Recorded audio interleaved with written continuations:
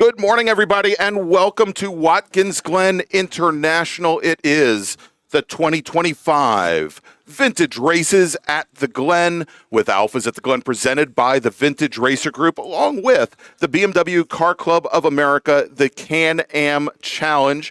I am Greg Ginsburg, along with... Who are you? Oh, yes, you're Brian Donati. Good morning, Brian. How are you today? That is my name. I am here. I'm ready to go. All right, and so we've got a great weekend of racing, vintage racing, and BMW Car Club of America racing coming up here at the Glen. Let's take a look at what we've got on tap here today, Brian. We are going to be starting off this morning with 2 Vintage Racer Group races. Then we head into this morning's sprint races for the BMW Car Club of America. And then today, it's just a stacked day of racing. We're going to have the BMW Car Club of America feature races in the afternoon as well. And today, Brian, we are here at Watkins Glen International. What a classic race course. And we're going to be running the long course today, which includes the boot section of the track. Of course, Watkins Glen International coming online in 1956 after a long history of street races here in the township of Watkins Glen. The boot area being added much later. But it's going to be this course here, the 3.3-mile long course. Tomorrow, we're going to be running what's known as the short course with the NASCAR course here. Yeah, and this track, Greg, has a lot of flow, has some, undulation up some hills, down some hills, right? So especially when you come down into turn number 1, you've got that right-hander. You've got to make sure you're able to get through turn 1 pretty quickly. That's going to set you up the hill to go up to turn 2. You're going to get a little bit of an incline there. You're going to climb up in through the S's, right? You're going to really make sure that you're going to get your car up through there. That's where throttle modulation is going to come into play here as we start to go. As we start to get down into the bus stop here, you're going to see drivers really trying to get deep into that braking zone to get through that bus stop there and then get through it. Exactly, so, and the bus stop added in when we showed on the map there with a change in 1992. That was the addition of the bus stop in order to slow things down. The bus stop is also known as the inner loop, and it was put in order to slow cars down coming here to the outer loop, Brian, which is a very difficult corner. Even when we're feeding cars down into the boot area, that there's a great tendency for the cars to understeer. You really have to watch the throttle modulation. Yeah. It becomes even more critical when we run the short course tomorrow. Yeah, and you're going to hear us talking a lot about that throttle modulation, Greg, because that's really going to be a big deal, especially with some of these older cars, right? Some of these older cars have got to be able to use that throttle modulation, and they've got to be able to keep up the throttle as much as we can as our cars are now starting to go out on course. So, Greg, why don't we go ahead and we'll run down our quick little rundown here of the starting grid here. We'll give you kind of the top 20 here in this group number 1, which is our small bore race. Starting on the pole in that 1962 Lotus, in that number 42, that's going to be Kurt Ertzbay.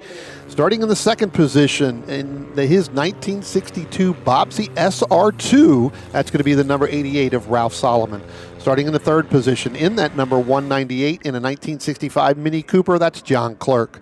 Starting in the fourth position in the number 111 in that 1967 Jannetta G4, that's Harvey Park.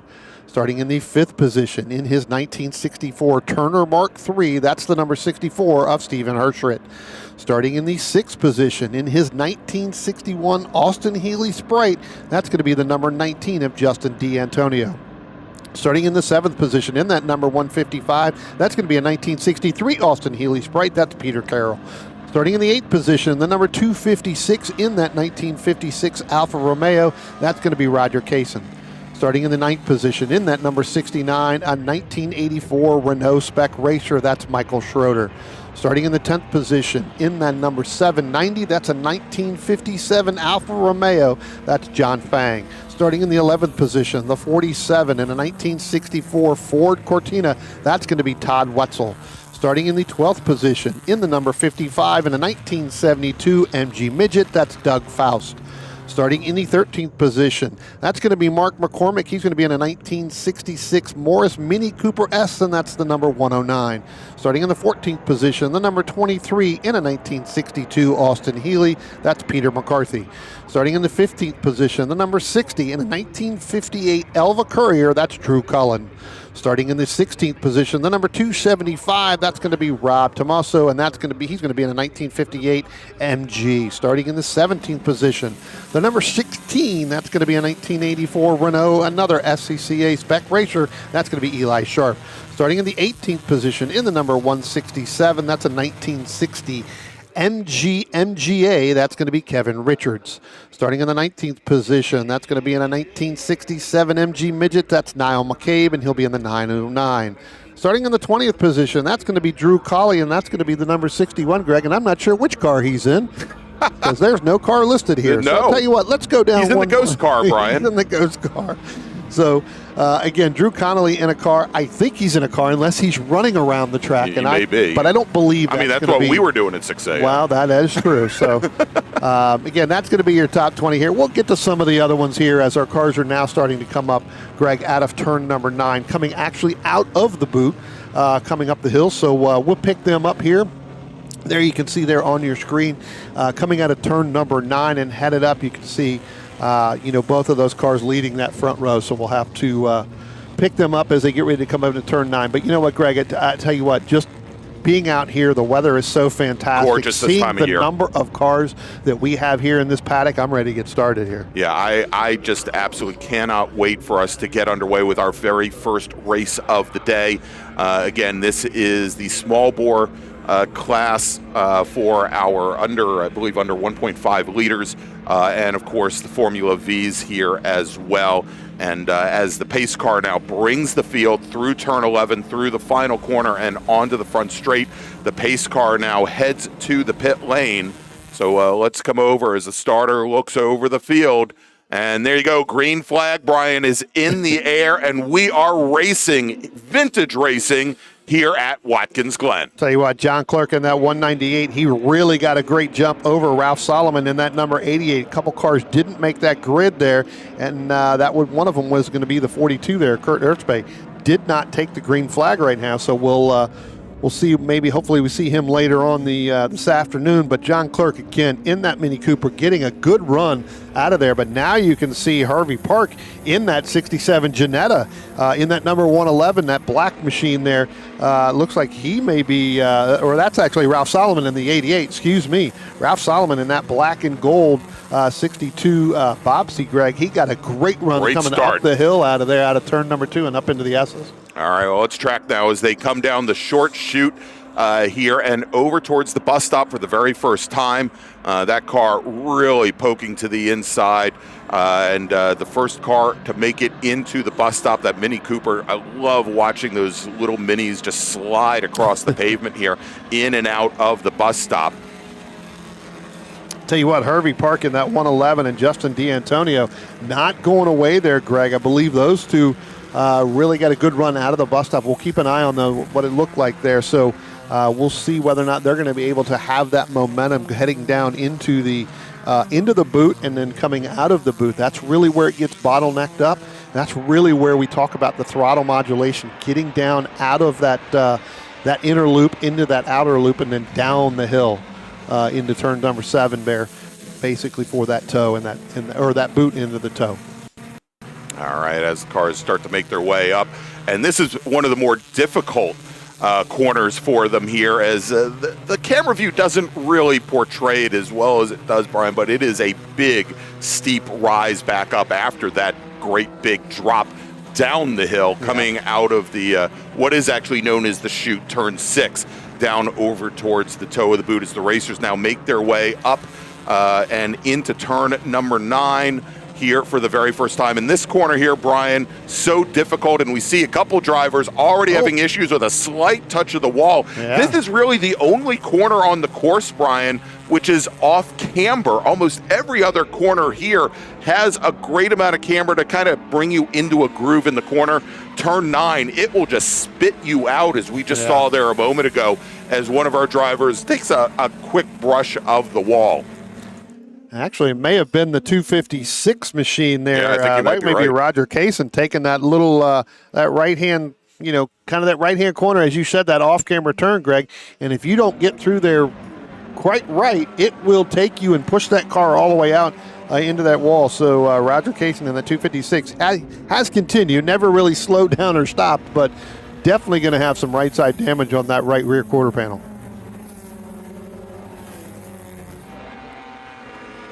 As they roll up the hill, and now the Mini Cooper, John Clerk, dropping back just a little bit behind Justin D'Antonio, who ends up picking up a position there. Let's bring up our timing screen here for everybody to see as the racers now make their way into the bus stop chicane, into the inner loop.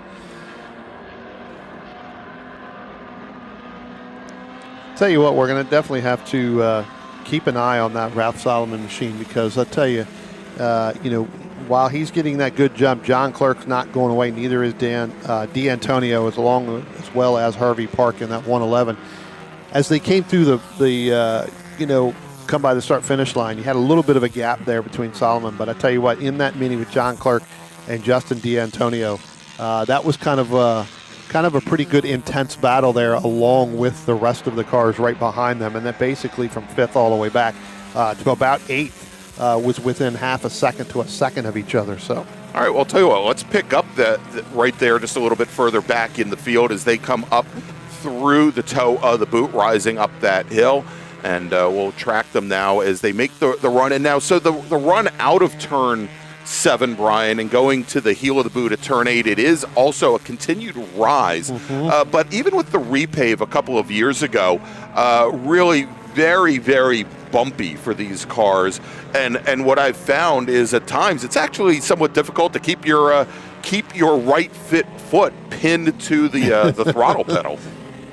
Yeah, because again, you can actually drive through some of the challenges you may end up having with that car, right? You can drive through it with a little bit of that gas pedal, but there's times you've got to be careful with that as well, because it may not be,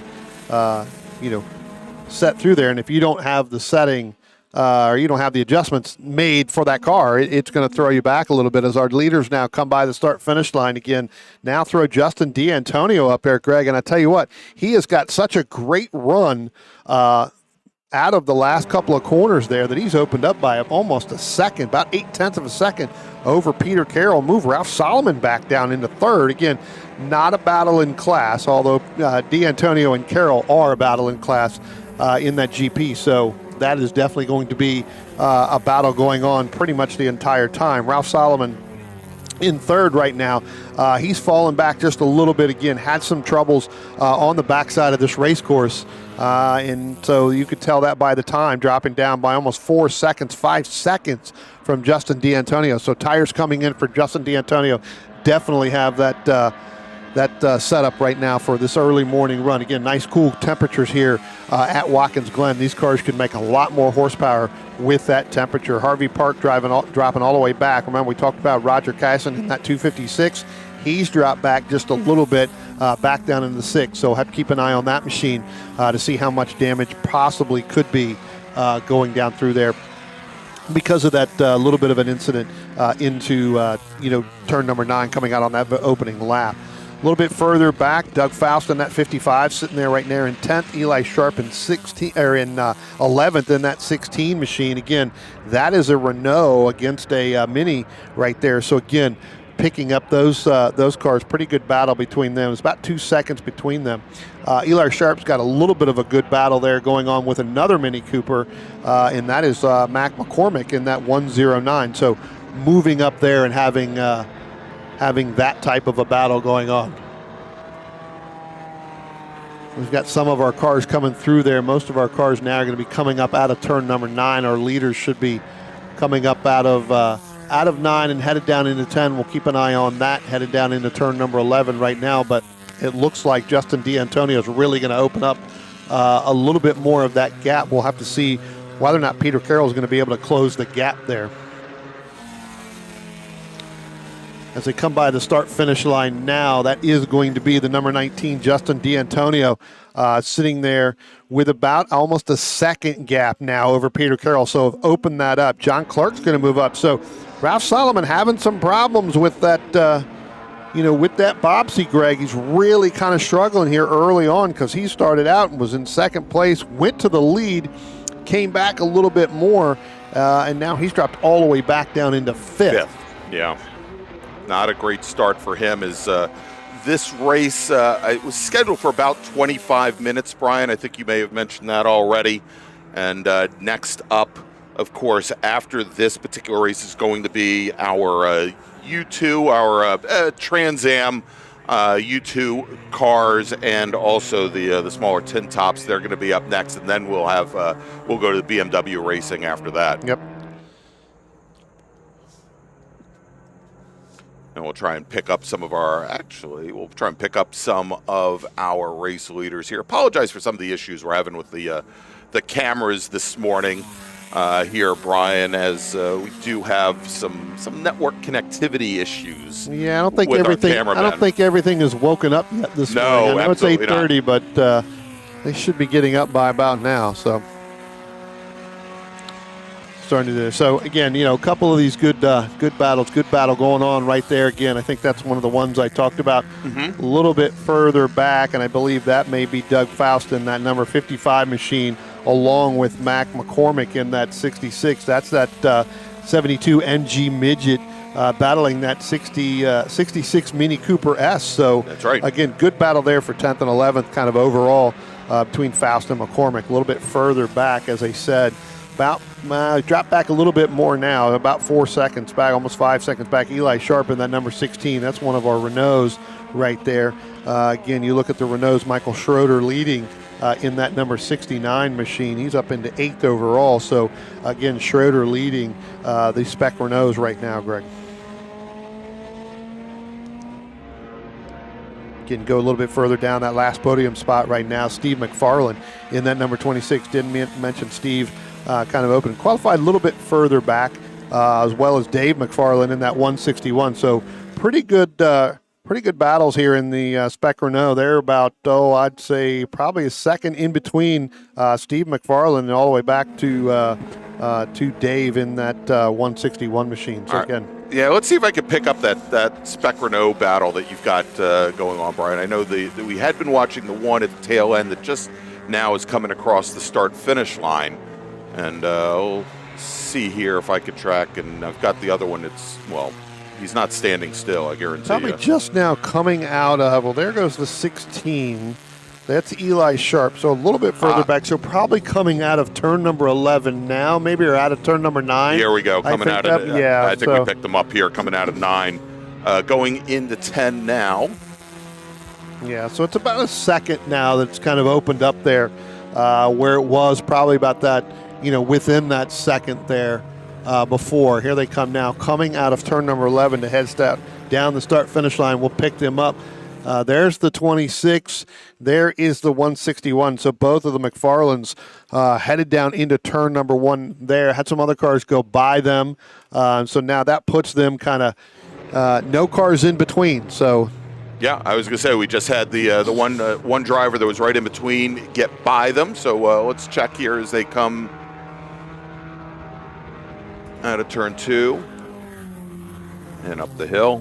Getting a word, Greg. John Fang in that number 79 machine up near kind of the inner loop there, the bus stop, kind of pulled off to the right-hand side. So looks like John Fang having a problem in that 790 machine. That again, that Alfa Romeo just didn't want to. You can see him right there on the screen. Yeah, right there he is. Just got a little bit of that barrier in between. Yeah, just past that access road.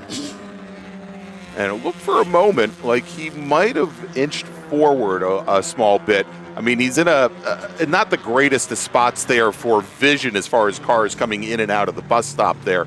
But he does have, and we can see that some of the emergency services workers are responding to him now. So, but as we see, we've got the local caution there, Brian, but it's not really affecting the racing around the majority of the track here. I mean, there are so many instances, and we saw a lot of times yesterday And this is, one of the things when you come to Watkins Glen and you have amateur racing where, let's just say you have fits and starts during the fits and stops during some of the sessions. And so it's good to see that they're able to keep this race underway. Yep. Tell you what, Greg, with about 14 minutes, give or take here, left to go in this race, probably we should make first call to the grid for our next group, which would be our Group 5. Which would be attention in the paddock. Trans Am U2 and Tin Tops, please head to the grid. Trans Am T2 and Tin Tops, please head to the grid. Gotta love those chimes. Oh, God. Yeah. Feels like I'm at the Narita Airport. Tell you what, though, Greg, big movement up front. Okay. Again, not for a battle in class, but John Clerk in that 198, in that Mini Cooper, that yellow one now, he has moved all the way up into second place. So move him back up ahead of Peter Carroll, who was sitting there in second. So, John Clerk making a move here. Coming in, they should be probably right now. There goes the Spec Renault battle that we were following earlier on as they come down now through the start-finish line. All right, well, let's see if we can pick up that battle. And I think nope, that is not the yellow Mini Cooper. No, it should be a little bit further ahead of that. I mean, Justin D'Antonio is going to open up by about 1.5 seconds over John Clerk in that Mini Cooper. So we'll look to see. Because I think there is our overall leader. I think right there is D'Antonio, just came out of turn 9, right? That's a pretty big gap for 1.5 seconds. Yeah, so definitely. They're probably down right now, probably coming out or maybe coming out of the boot. At that point, that's the 50 machine is our. I think. Yep, there they are. Yep. There we go. Oh, perfect. So there you go. There's Justin D'Antonio in that silver 1961 Austin Healey Sprite right there. Then you've got John Clark. Then Peter Carroll, who's dropped back. Hervey Park not going away, still sitting in there again. That's the battle for second place between Park and Carroll in that GP class, Greg. So again, he's trying to make a move up one more spot. Yeah, and interesting, Brian, we were talking about Peter Carroll in that Austin Healey Sprite. That car definitely has some provenance.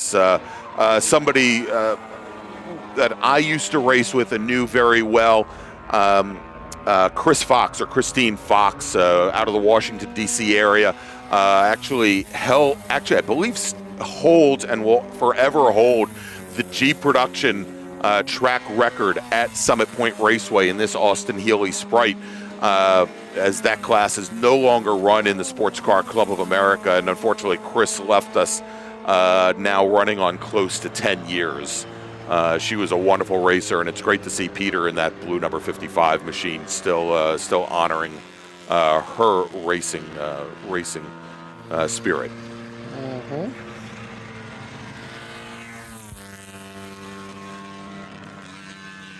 And we should see them coming down. Yeah, there we go, coming into the outer loop. Yeah, there they go. And I tell you what, Justin D'Antonio, GAT car just sliding right in there. That's a fantastic sight to see, right? I mean, if you go look through these and you see that Austin Healey and he comes down out of that inner loop and gets into that outer loop. Tell you what, Greg, that car seems to be very, very well hooked up, especially going through that section of the course. As they come out of turn number 7 now and start to head climb back up the hill. Tell you what, we may be looking here probably just a couple more laps to go here, Greg. I know it says about 10 minutes, but just trying to, if you think about it, with about 2.5 minutes per lap, you're probably looking at about 4 laps left to go total. So if Peter Carroll's going to try to move up, or if Park wants to try to get up to Carroll, it's going to be almost go time. Last time by, the driver we were talking about, kind of Solomon there, kind of dropped back all the way into 5th. He set the fastest lap of the race there, that 2:23.591 last time by. So he's definitely moving in on Hervey Park. Last time by was 1.1 seconds. So we'll see whether or not he's going to be able to close that gap a little bit further, as our leaders now are coming up over on our Spec Renaults. And Greg, I'm getting the 1 to go right now. So Justin D'Antonio working his last lap of this race. Has got about a 1.5 second lead over John Clerk in that 198, and then back to Peter Carroll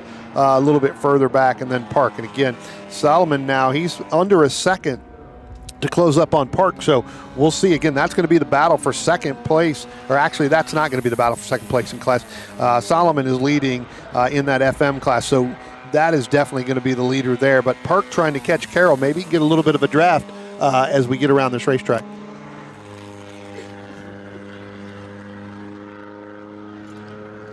All right, as the racers now working their very last lap here of the big course. Now, of course, we're going to see this race group again a little bit later today, Brian. They're going to be out again right around 11:30 this morning, I believe. Yeah. Lots of racing this weekend for both the Vintage Racer Group as well as the BMW Car Club of America. And we also have the two feature races this afternoon. We've got the Dave Panis Memorial Race, as well as a special race, our feature guest race, and that is with Alfas at the Glen, as they will be joining us this afternoon. And we've got a pretty stacked field of Alfa Romeos for that particular race. Yep. And again, we apologize. We know we're having some issues with the camera equipment this morning. We'll try during our commercial breaks to get some of those things figured out. Tell you what, Greg, looking back there in that John Clerk and Justin D'Antonio battle, I tell you what, it's been pretty much of a battle as our leaders now are headed up into turn number 9. They should be coming up on the screen here momentarily.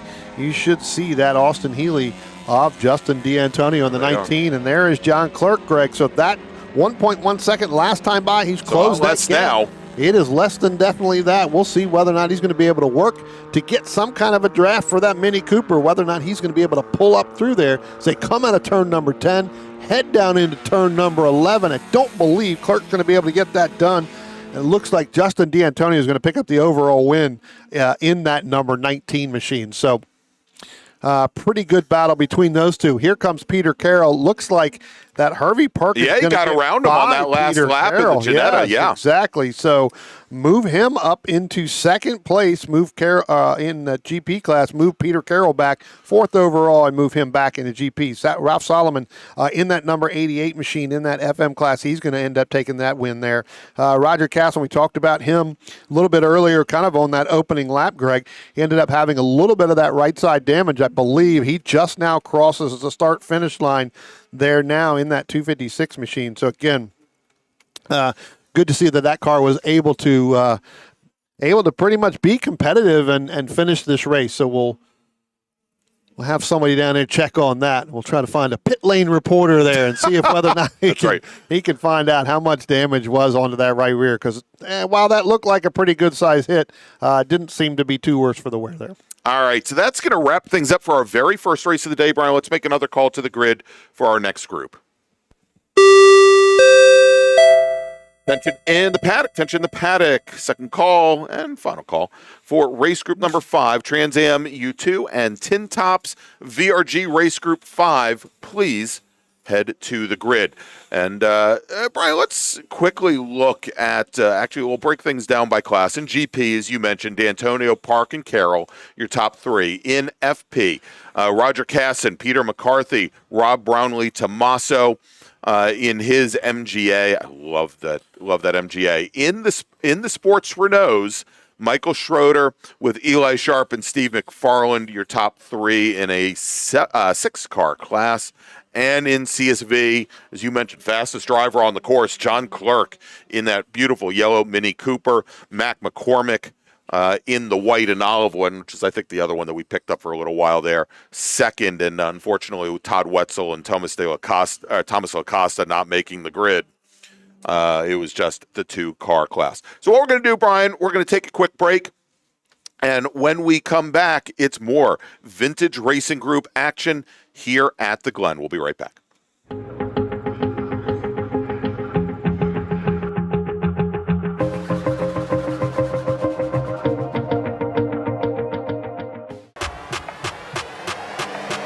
We aren't just selling it.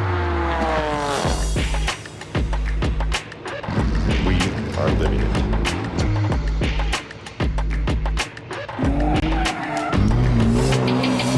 Your BMW solution providers. You have to fight to pull ahead, to find your edge, to do whatever it takes to make you 1/10 of a second faster, smarter, more committed than the other guy, because you've got the kind of passion that can overcome the impossible. And we've got the most powerful performance race fuel available to help you do it. Sunoco Race Fuels. Take the lead. From kart to car, the path to pro racing starts here. The Kart to Car program by Willie and Abel Racing, the Spec Racer 4 Gen 3 and Spec Miata rental specialists teams up with Low Key Racing, your trusted Sodi kart dealer and premier coaching team. With expert instruction, proven trackside support, and licensing guidance, we help karters 14 and up make the leap into pro racing. Learn more at WNARacing.com or lowkeyracing.com. You live for the ride, the road, and the track. Engineered precision-fit batteries that are track-tested and driver-trusted. Optima, the ultimate power source. Want to get started streaming your races? Or make your current live stream more captivating? We've helped hundreds of drivers create engaging live streams. It's simple. Create a new stream event, grab your camera, and start streaming. Head over to myraces.live to sign up for a free account. Or join us in our community Discord. Stream, share, engage. Hi, my name is Greg Wharton. I've been in the Club Racing Group for about 10 years now. My sons are both in this. I run in the Power 4 class, and we make it a family event and a party every weekend, so come join us. Cold Snap. Welcome to a new way to chill the most delicious ice cream and other frozen confections on demand. Perfect for offices, break rooms, cafeterias, and auto dealerships. Select your single-serve Cold Snap pod, then insert the pod into the Cold Snap machine. Wait about 2 minutes and then grab your treat and enjoy. The revolutionary system transforming the way frozen treats are produced and enjoyed.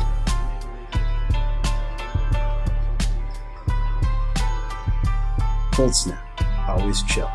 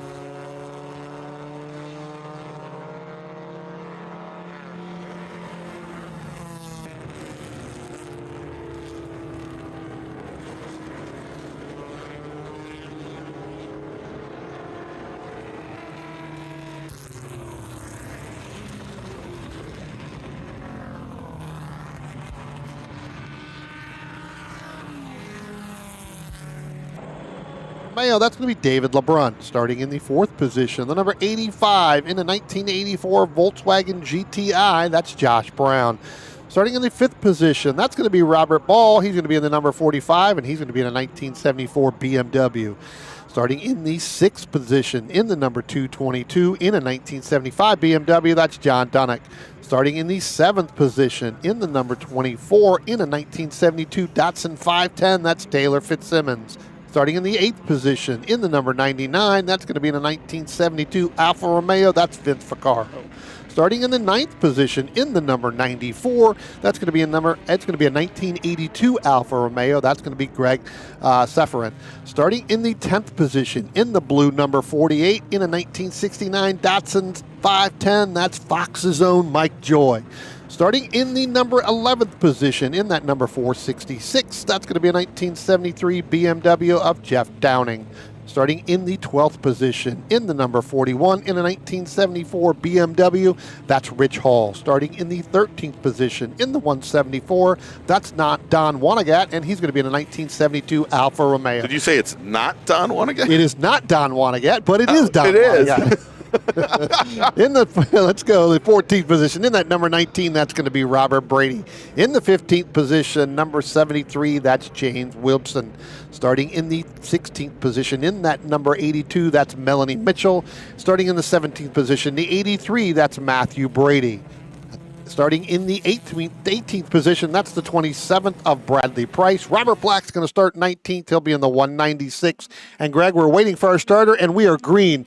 Our Greats Group number 5 is in the starting down. And I tell you what, a really, really good run there by David LeBrun in that white number 67 as he started to head down just past the start-finish line, made that move to go driver's left to try to get by Nick Fonte in that number 11, not able to make that stick down into turn number 1. Greg, Fonte's going to open up by about 3 or 4 car lengths. Then Ferragonio in that 14 is going to drop back just a little bit further from that. And then you've got a stack of cars with Josh Brown, Taylor Fitzsimmons, and Vince Ficarro, along with that blue 48 there of Mike Joy. They come out of turn number 2 and head up. There you go. You can see it. It becomes a little bit of a cluster, Greg, as they come up that hill there.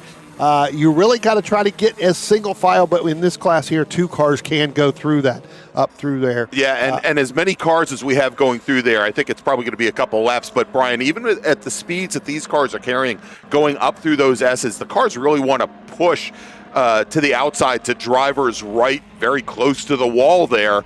And it's going to take a couple laps for these racers to get some heat in the tires here.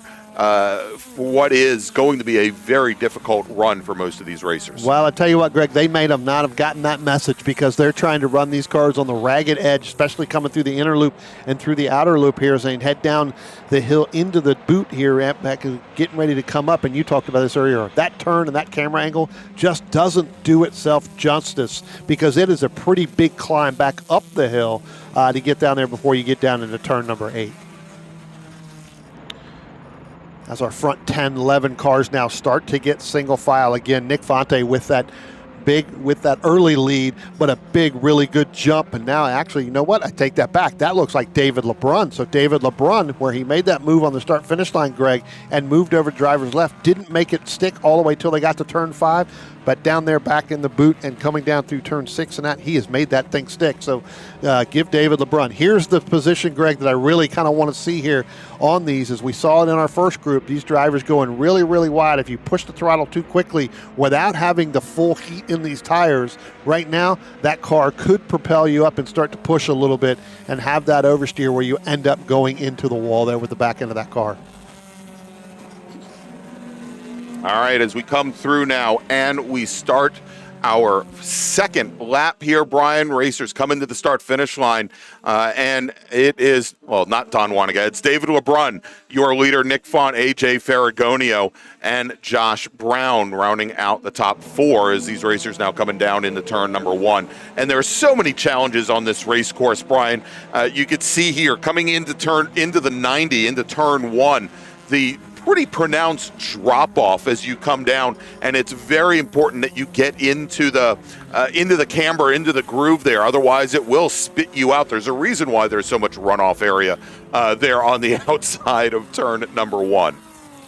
Yeah, you really got to, get the car through there. And again, this is where, as you come down, because you're actually, when you cross the start-finish line, you actually start to come downhill, right? So the car does pick up a little bit more speed down into turn number 1. So as you get through that turn, that car starts to kind of unload a little bit, and you've really got to get it settled in there. You can swing it a little bit too wide there where you end up going over the rumble strips, but remember, Watkins Glen has added those extra rumble strips and those ruts over to the left of that those to gator keep teeth, you from going that far out there, right? So you end up having to back that corner up. You'll see as we start to talk about this through the day, you will see cars back that corner up almost to the point where they will really need to get through that turn a little bit quicker. Hey, Brian, I wanted to, and you mentioned Fox's own Mike Joy for a moment. I'm going to try and track him as he comes in. I think he's in this. We're going to see him in the next group here in a few moments. Beautiful, not a baby blue, but a dark blue Datsun 510.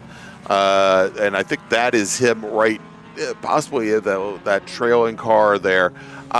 In what he's calling the Not Sharp Racing, I'm sure is an ode to Bob Sharp, but the Not Sharp Racing 510. And he had put in some very good times yesterday. I know he had some challenges towards the afternoon where that car was maybe running a little bit off the pace, but it looks like he's gotten it back up to speed now. Yeah, I think yesterday when we were watching a little bit, that may have been Scott in the car. Okay, I believe that's Mike's son. So right. I think Scott taking it out for a little bit. Greg, one of the things I want to keep an eye on, and it doesn't seem to be too much, but the 11 of Nick Fonte, there are kind of reports of possibly a fender, maybe a little bit loose. But I tell you what, he just went the fastest lap of the race, so maybe you want to leave that fender a little bit. Yeah, I was right going to say. Oh, let's take a look, because I think they may be coming out of the S's and towards the bus stop now. So we'll take a look here and see if we can pick it up. Because here comes the white Alfa. This is LeBrun, and then Font is... Font is right there. Yeah, the so second that's the car second in car. line. You can see it on the right front. So it is definitely the right front that kind of looking. So it looks like we're getting something with Robert Black as well. Yeah, it sounds like there are some fluids coming out of that car. Okay. Brian, and so they're going to continue to watch it, but I believe that they plan on showing him a furled black, let him know that there's something possibly wrong with that car. Something to come down and take attention, but you definitely don't want to put stuff on, and around this track especially. So we'll see. I believe, again, as we said, that is the Robert Black machine. So in that 196. All right, Brian, real quick, let's make a call to the grid for, we'll make a first call for the next race group and our first BMW race of the day. Attention in the paddock, first call for BMW Club of America Group 1, please head to the grid.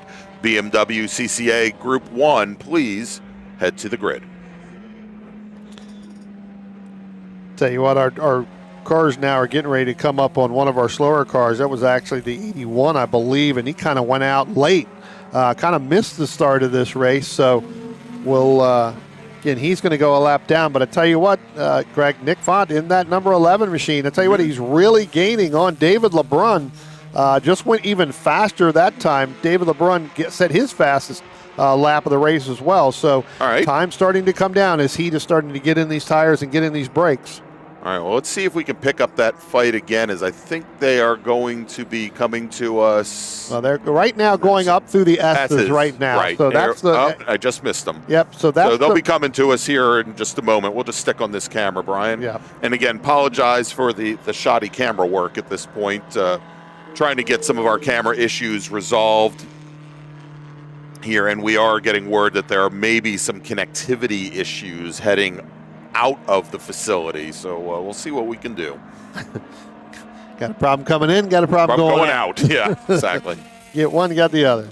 But yeah, I mean, look, that battle there, and again, that's in the TA2 class. That's one, our top 5 cars are that TA2. It's Taylor Fitzsimmons that kind of breaks up that TA2 class in that EP, in that number 24. So pretty good run by Taylor Fitzsimmons there, because then you've got another couple other cars all the way back down into ninth there with Mike Joy through there. So there's that battle. That's for the overall lead. That's for the battle for TA2 now as they come down turn number 7 out of the boot, head up that hill. Again, that camera, as you said, Greg, just doesn't do it justice.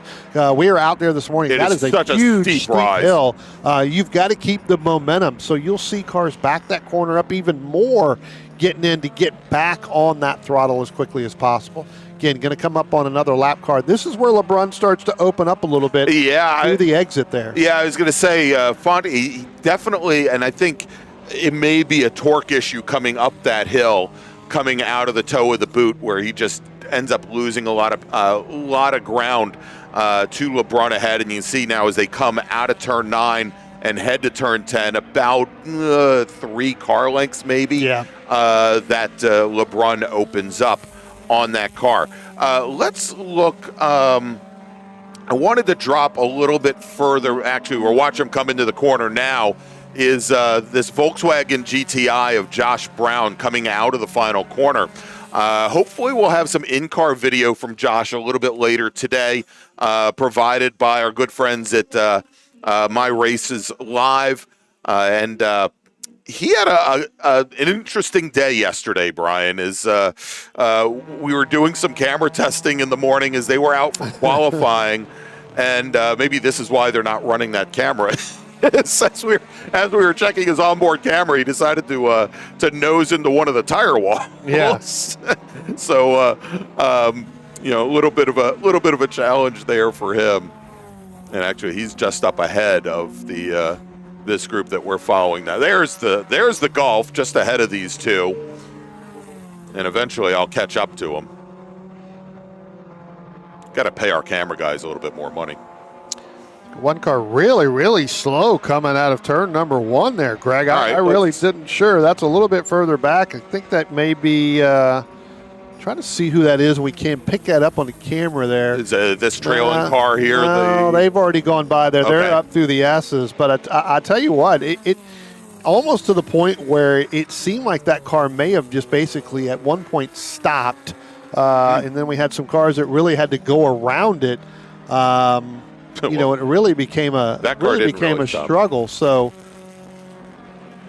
I believe it may be that the first red car right there going into the bus stop. Into the bus stop right there. Really had a problem. And it seemed to be back up to speed right now. I was going to say, he seems to be definitely did not have the speed. I think maybe that car really, really got loose going into 1, almost to the point where that if he didn't get on the brakes hard coming up over those rumble strips or in those gator teeth, that it was really going to cause a problem with the rest of the group there that was right behind him. And again, we'll see if we can resolve some of our camera problems here. Some of it may, Brian, end up having to wait for lunchtime, but we'll see what we can resolve here. Yeah. And again, I think when I was talking about Fitzsimmons there, I think I called him Taylor. It's actually Tyler, not Taylor. So I apologize for that. Mm-hmm. So going through there. Again, that car still running really, really strong. Kind of in that TA2 battle, Greg. I mean, he's still up in there trying to get that battle as some of the cars now going by through the start-finish line right now. And again, Tyler moving up into 5th overall. So now he has moved that car in that Datsun 510, that yellow and green one, just now coming down into turn 1. He's actually running right with the Josh Brown machine, the number 85, as they head up the hill right now through into the S's. So really good run through there. Yeah, and that 510 just looks so stable coming through turn 1. Again, a lot of that has to do with whether you drop into that groove or not, but also through the S's, especially in these lower displacement cars, you can get such a draft there. And we see there where the 510, and not only the 510 there, but the car trailing just behind, able to catch such a draft, the BMW 2002, able to get a good draft up the hill, almost able to sneak underneath as they came up under braking into the bus stop. I think Vaccaro in the 99, Vince Vaccaro in that 99 was able to get back around Fitzsimmons, whereas they went down into turn number 1. Tyler was able to get around him. Yeah. I think Vince may have gone around him in that 99, so definitely keep an eye on that. There is the Josh Brown machine. Here comes, I believe, that is the Vaccaro, and then you've got John Dunnock in that 222 machine. He is right there with Fitzsimmons and Vaccaro as well, so pretty good battle again. That all three of those, except for Fitzsimmons, so Vaccaro and Dunnock, they're both in that TA2 class, so that's a battle for position on the racetrack within that class. That's a battle between 5th and 6th. Looking a little bit further back, see if we can find some other pretty decent battles within class. Is our overall leader now, crosses the start-finish line, and that is David LeBrun still. He's kind of opened that up by about 2.6 seconds over Nick Font in that number 11, so Font falling back a little bit. AJ Ferragonio in that number 14 machine, just now getting ready to cross the start-finish line. So AJ falling back about 14 seconds. The next car should be Josh Brown. There goes Josh Brown. There. Here comes the battle we've been watching, kind of all three of them. And Vaccaro has gotten around Fitzsimmons, and now Tyler has fallen all the way back into 7th, back behind that 222. So having some struggles there as this race goes on, Greg, in the back half of this racetrack. All right, Brian, let's make another call to the grid for our next group. Attention in the paddock, attention in the paddock. Second call for BMW CCA Group 1. Please head to the grid. BMW CCA Group 1, please head to the grid. Again, got about 12 minutes left to go, maybe a little bit shorter than that. Again, these were supposed to be, I believe, 25 minutes, maybe about 20 minutes, I think, overall. So give or take a couple minutes here and there. Looks like we've got one car coming through. There's the Josh Brown machine. Here's that battle we've been following pretty much. It looks like it maybe is that the 94 there. Greg Zephyrin in that in that Alfa Romeo now has gotten around Tyler Fitzsimmons as well. So Fitzsimmons machine having a little bit of a struggle as this race goes on. Well, and I was going to say here that when you're looking at the GTV6 of Safarian, Brian, a little bit more aerodynamic car than the boxy 510. And, if you get a good run out of the S's, I think it probably can work the draft fairly well off those the 510. I mean, you're talking about cars that were produced in the early 70s. Yes, some of them look a little swoopy. The 510, certainly not. I think it's a gorgeous, iconic little 3-box design, but it is certainly not the most aerodynamic of cars. So a little bit on the boxy side. And again, coming out of turn number 8, Fitzsimmons losing a little bit more ground there, Greg, really going wide, coming through there. And again, when you come out of turn number 8 and you come up the hill, getting ready to go into turn number 9, what ends up happening is that car really gets wide like that. You're really having to pull the car back to the right to get back online. And it looks like we've got one of our racers bringing his car down the pit lane, Brian, and that is the yellow 510. And we'll get the number on that car. And I mean, that's the Fitzsimmons car, I think, that just came down the pit lane. No, that's the 18. So that's the number 18. That car's been having some problems. That's Joe Telebitz in that 18. He would have some problems earlier on. A little bit of smoke coming out of it last time by. And they've been calling that, kind of keeping an eye on him. And evidently that was just way too much. Too much. Thought he would bring it back. Thought he brought it in. So. Again, you were following that battle there as we were talking about when they went by the start-finish line. Tell you what, give Greg Zephyrin in that 94 another position, Greg. He's moved up to 6th right now overall, but he's moved up to 6th within that TA2 class. But he is starting to run down Vaccaro as he started to make a move. We'll have to keep and see if he got in front of him, and it looks like he clearly did, because there he is. That's the red, the yellow, and the green right there. So opening up that gap. So that 94 machine really, really getting it done here in the last half of this race. But I tell you what, that's going to move him up into 5th in that TA2 class. So again, Greg in that 94 really making a charge right here.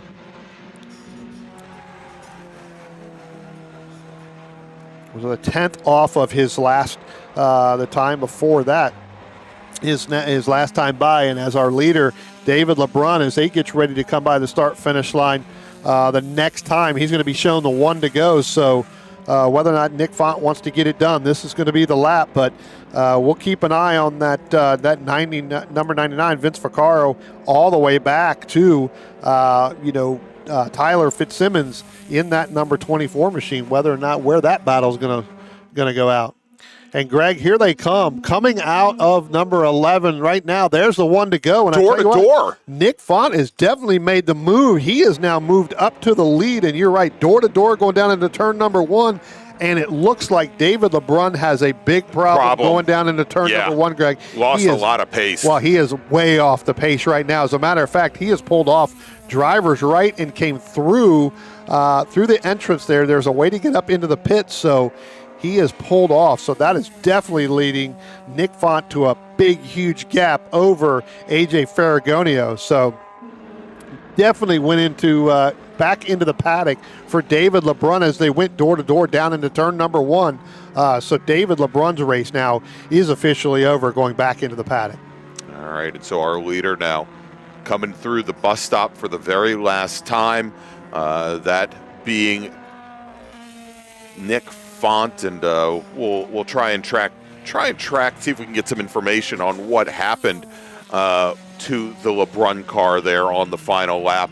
Hopefully we'll get some word out of the paddock. Somebody will pass that off and along to us here as we work the last lap, and we'll be going again to BMW CCA Racing here in just a few moments. Yeah, I tell you what, when he came up through there, went right back to the trailer. So I saw him come around through there. And Brian, we've got a local caution over at the exit of 9. If you look, there is a car right up against the tire wall. Yeah, which is now getting covered. And it looks like he's getting back underway.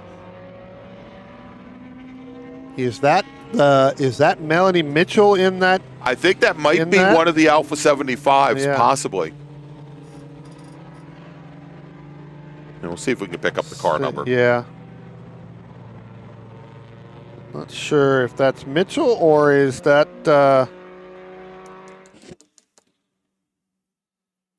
that's got to be definitely not the 94. Definitely not Greg Seferian in that 94. So it's either I think it is going to be Melanie Mitchell in that. I believe that's the 82 right there, just now coming out of turn number 10, heading down into turn number 11. We'll keep an eye on that. We'll look. Everybody getting the 1 to go. Here comes Nick Font. He's going to pick up the win right there. So, again, that battle that he had with David LeBrun just, unfortunately 1 lap too short for that. So, Nick Font's going to pick up the TA2 win.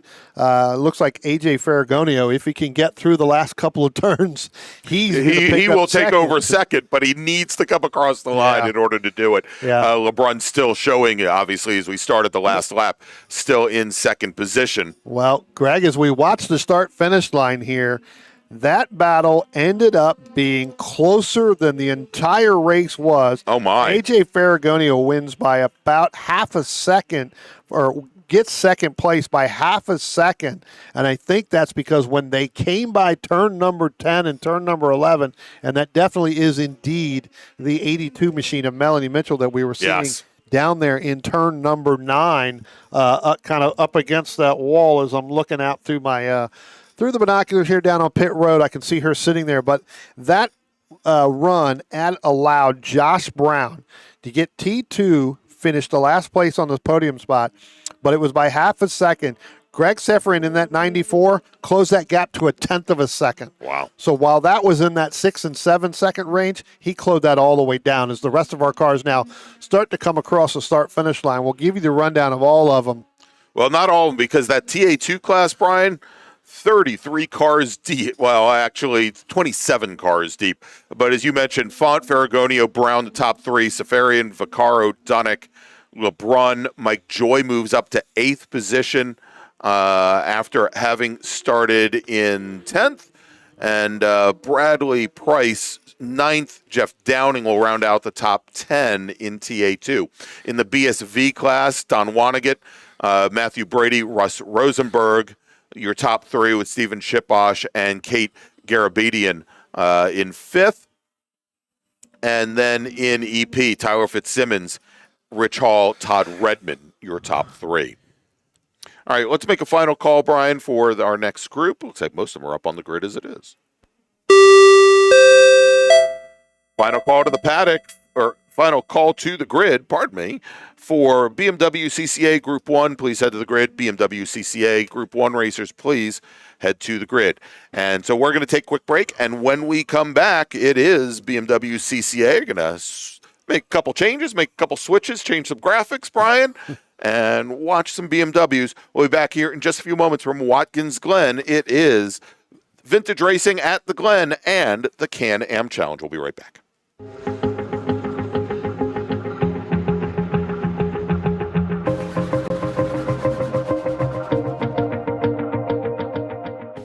We're Tire Rack. We test tires to provide you with truth, transparency, and unbiased recommendations. We're Tire Rack. We stock over 1 million tires to ensure we have what you need. We're Tire Rack. We work hard to ship your tires fast and free. We're Tire Rack. We offer convenient installation options to keep you moving forward. We do all this for one reason. Tires matter. TireRack.com. The way tire buying should be. Combining the art and science of going fast, Peter Krause provides professional, private coaching and analysis for sports car drivers at many East Coast tracks, including Virginia International Raceway, as well as remotely via Zoom. A multi-time championship-winning race car driver, award-winning mechanic and automotive historian, Krause can communicate effectively both the psychology and methodology of going fast, pioneering the use of GPS data and video logging technology to advance driver performance in club-level, historic, and entry-level professional series since 2001. Peter relies on data-driven objective measures, creating successful strategies to make his drivers faster. An expert in AIM, VBOX, Motec, and Garmin, as well as other systems. If you have questions on how to get more out of your data, schedule a consultation either in person or remotely to leverage the power of your tools to improve your driving. For more information, call 919-740-1871 or visit www.peterkrause.net today. Redline Oil, formulated to win, proven by me. Redline Oil, formulated to win. Formulated to win. Formulated to win, proven by me.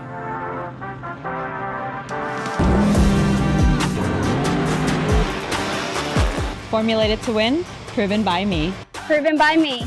Proven by me. Redline Oil, formulated to win, proven by me. Willing and Able Racing offers top-quality spec race car rentals with full setup and repair services, including trackside support for SCCA, NASA, VRG, and other organizations' road race time trials and track day events. Their Spec Racer Ford specialists and each of their Gen 3 machines sports a SATAV sequential transmission and a data acquisition system. Also offering Spec Miata rentals, Willing and Able is currently taking reservations for the remainder of the Mid-Atlantic Road Racing Series season. For more information, email Willing and Able at rent@WNARacing.com, see them on Instagram at WNA Racing, or visit their website at WNARacing.com. Willing and Able would like to thank all the volunteers this weekend who've graciously donated their time so that we may race.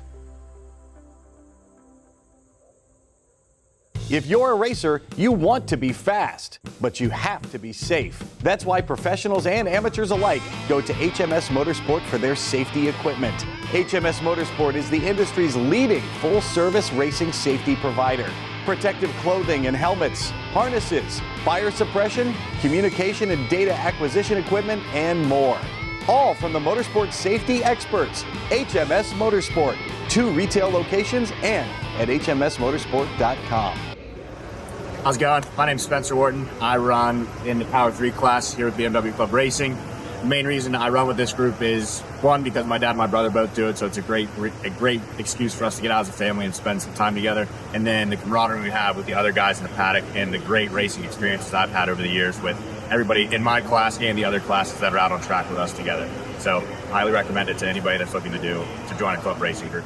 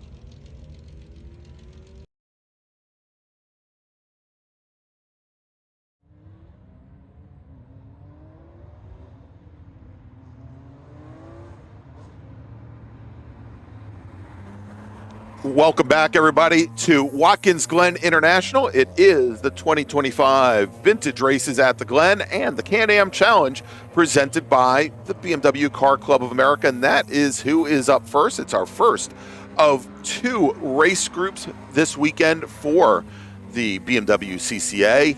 And Brian, these are their sprint races. We're going to have their feature races this afternoon. Why don't we run down the starting order for this split group, as we've got a very large Spec E46 contingent here today. Yeah, I tell you what, we'll give you the top 10 in each group so that we can make sure we can get them in, and then we'll cover some of the other ones as we move along. So in our first group here, starting in the 101, that's Emmerich Steller. In the number 828, starting second, that's Greg Maselli. Starting in the third, that's Andrew Palumbo, and he'll be in the 24. Starting in the fourth position, the 072, that's Keith Promazic. Starting in the fifth position, the 068, that's Gregory Papazanen. Starting in the sixth position, the 758, that's going to be James B. Starting in the seventh position in our first group, that's the 323, that's Merrill McMullen. Starting in the eighth position, the 376, that's Tim Ripley. Starting in the ninth position in our first group, that's going to be the 67 of Mark Thomas. And starting in the 10th position, that's going to be the 210 of John Lucas. Moving back to our second group here in our E46, on the pole there is going to be the 77 of Jesse Clark. Starting in the second position in that E46 in that second group, that's going to be the 296 of Ben Hostetler. Starting in the third position, that's going to be the 126 of Turner Hilliard. Starting in the fourth position, that's going to be the 02 of Robert McIerney. Starting in the fifth position, that's the 171 of Joe Funch. Starting in the sixth position, that's going to be the 746 of Eric Liu. Starting in the seventh position, the 080 of David Pan. Starting in the eighth position, that's the 290 of Owner Kara. Starting in the ninth position, that's the 745 of Greg Hartman. And starting in the 10th position, that is going to be the 482 of Mike Whitman. And again, we'll get to some of the other ones, but you know what, Greg, with this split start there, kind of opens up where we end up with 2 green flags. You've got to make sure that first group gets away cleanly so that we don't run up on the back of that second group. All right, we've got the first safety car, first pace car now bringing our front pack into turn 8 now. As you saw, a pretty big gap between the 2 groups. I don't think that there's going to be an issue with our first group catching the back of the Spec E46 field for quite some time. But we'll track the first portion of the lap for this first group, and then we'll come back and try and get that second start as well, as they are now coming out of turn number 9. It looks a lot easier to negotiate turn 9 when you're behind the pace car, Brian, rather than at speed. Well, again, it's that throttle that we've talked about kind of going up through there. I mean, that is a tricky corner all the way around. It doesn't matter what type of race car you're in. It's pretty tricky there with that, and it can be pretty scary because that guardrail comes right out to you. And again, we want to apologize. We realize that there are not only some issues with our cameras today, but also affecting our ability to actually send the stream out to YouTube, that there may be some stuttering. We're trying to get that resolved right now. As the green flag is in the air, Brian, for our very first group as they come to the line. And nice big pack here.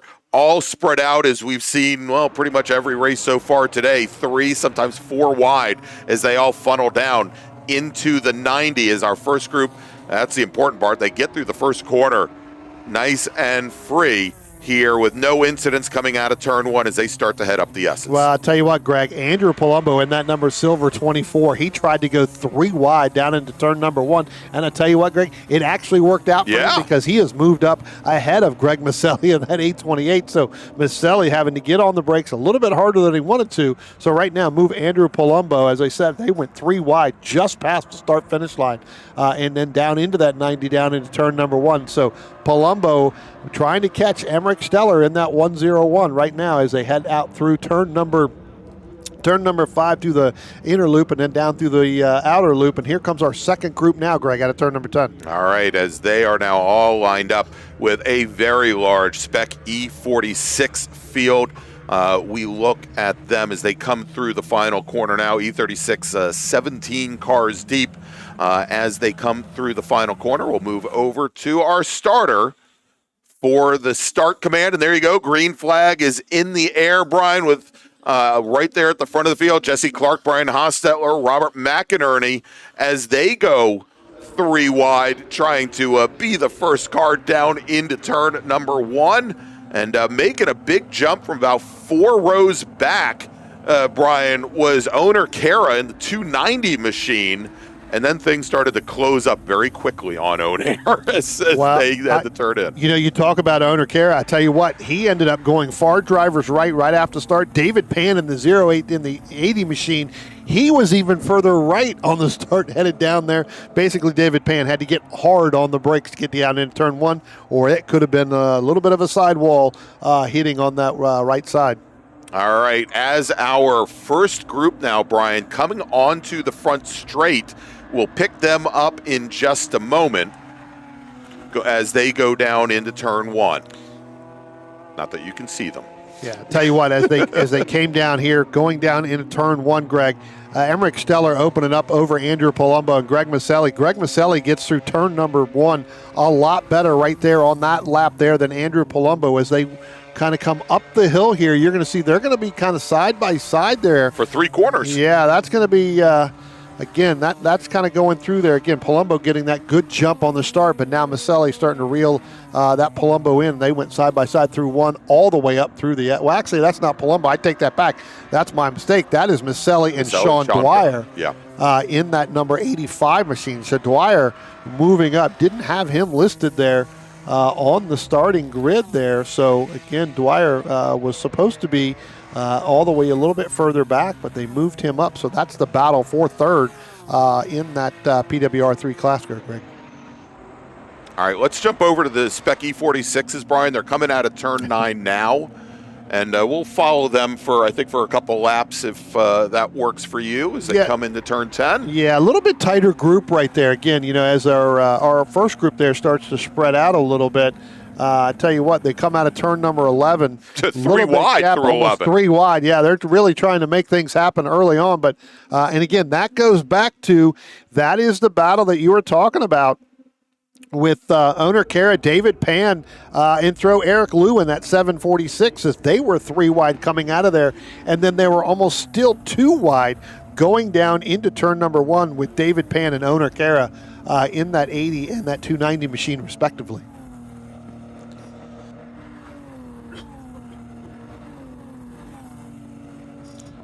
Able to make that stick, able to make that work through there. So, again, really, really tight battles coming off of turn number 11 between those group. And, again, that's what I was talking about, Greg, on the start. They, again, trying to make the track wider than it actually is. And see one car there, that may be Owner Kara getting over that rumble strip right there, coming out of the bus stop, out of the inner loop, getting up on over the curbing. So, trying to do everything he can to make that car as wide as he can and get through those turns pretty quickly. And again, we know, and believe me, we are seeing the comments in the chat here, Brian. We understand that, again, we are having some technical issues, and we're trying to work through them as best we can. A lot of them, I hate to say it, are a bit out of our control here, but again, we will try and get this resolved as much as we can here today, and we definitely realize that this is affecting the quality of the broadcast. Yeah, I think we may be having some of the issues here at the track as well, which is causing part of that to drop off. So we're trying to get somebody to work on that as well as us work behind the scenes back for what it is. So again, apologize for that. We'll do the best we can. But you know what? We'll call the action here with the voice. Yeah. Because I tell you what, you know, when we look at this, you know, pretty much trying to stay in line as much as possible, and that seemed to be a little bit exit here of our E46 group coming out of there now with Eric Liu, David Pan, Owner Kara, and now throw Joe Funches in that 171 machine again. They were actually single file coming out of turn 11, which was basically the first lap that's happened as they went down into turn number 1 there. Again, David Pan, Eric Liu trying to go 2 wide a little bit further back. So we watch him come up the hill. That is Eric Liu in that blue and white. I believe that 746 David Pan in the 80 owner Kara a little bit further back from that. We move back up into our first group, Greg, here, and Sean Dwyer sets the fastest lap of the race right here with that 2:04. So he is starting to close that gap on Palumbo and Stellar as they head out of turn number 2 and head up into the S's right now. Dwyer's closed that gap to under a second to Palumbo in that silver number 24 heading up there. So, again, Dwyer, who ended up having some problems, I guess, during the race yesterday, was scheduled to start all the way back kind of in the 14th position. Right. Ended up moving a little bit further up in the starting order and ended up right now sitting in third, but now that car's really starting to come into play here for that battle for second place. Yeah, starting to clearly get a little bit more grip in the rear tires and starting to make a pace. And they are definitely now, Brian, starting to come up a little bit sooner than I expected towards the back of that Spec E46 pack. And it may only be another lap or so before they get there. Yeah.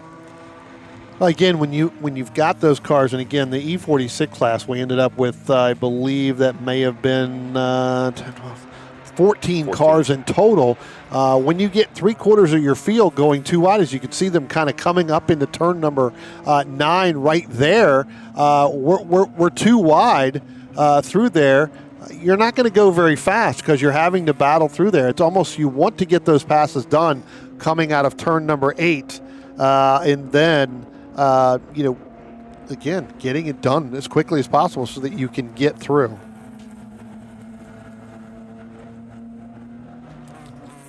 Go back to that E46 class. Again, I was watching the David Pan Eric Liu battle. Again, David Pan got a little bit further ahead, got a great run out of turn number 11, Greg. Kind of opened that up. I'm sure he can breathe a little bit sigh of relief going through there. Last time not to get into that Eric Liu and Onakara battle. Again, that's a little bit further back in that group right there. That's the battle really for 4th all the way back to 6th as Jesse Clark and Ben Hostetler in that 296 machine kind of pulling away a little bit by about 5 seconds over that group.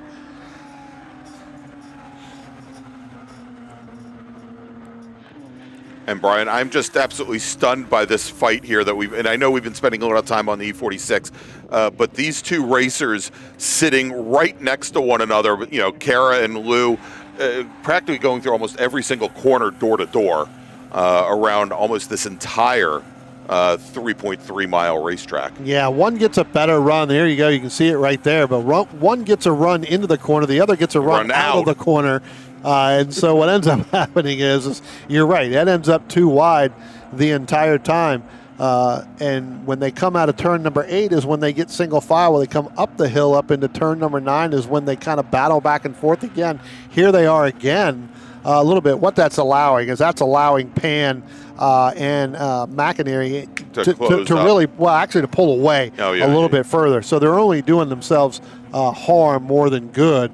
Is it now one of them looks like they're going to go all the way back. And again, you can see the ability of not being able to get out of turn 9 when you're that too wide through the entire corner. Yeah, you saw where he had to basically get into the brakes to scrub off speed even mid-corner, which here at the Glen, not necessarily the greatest of techniques because you run the risk of, as you transfer weight to the front of the car, have the rear end step out on you right at that off-camber corner with that tire wall just so close. Yeah. Yeah, no, totally get it. I mean, you almost got to set yourself up of where I am and in whether or not I'm going to be able to get through that corner. I know where I'm faster and I know where he's not, and so that's where that driver really has to think hard about it, whether or not they're going to be able to make that pass. Again, these guys had a lot of track time yesterday too, kind of in and throughout the day. So again, these races here going to really take its toll as the weekend goes along. There's the battle right there coming through. That is actually the battle there with, I believe, David Pan through there, and Ona Kara starting to move up a little bit more. So Kara trying to get away from Patrick Harris, Joe Frunch. Now move Eric Liu all the way back a little bit further, back into 8th place in that E46 class, Greg. And again, that is a product of going too wide for quite a bit of the racetrack. Yeah. Just putting so much pressure on those outside tire, on those right side tires as hard as you can, getting through there. And you can see right here where he's dropped all the way back, almost into the clutches now of Greg Hartman in that 745 starting to move up. So Lou having some difficulties with the setup on that car. Yeah, and you could see there, and again here, because these corners are so heavily cambered, one, if you don't get the car into the groove, it's going to be such a challenge to go through corners quickly. But we're seeing where the rear end of that car, it just appears to be so, I don't want to call it evil, but it is a very loose car. And so he's having trouble, even if he gets the nose into the groove, he's not able to keep the rear end in there as well. He's having to dial in a lot of opposite lock into the car. These cars here in that Spec E46 class, Greg, they're all pretty much evenly matched. It's about the driver at this point and who's got the better setup. One of the cars we were following earlier on, Greg, Andrew Palumbo, well, he's definitely pulled off because he's definitely falling all the way back through the field. So Andrew Palumbo race is done a little bit earlier, and I believe I see down here, looking down, I believe that is him sitting on pit lane there, coming to the attention of the crew. So Andrew Palumbo race is done a little bit earlier than expected after only 4 laps.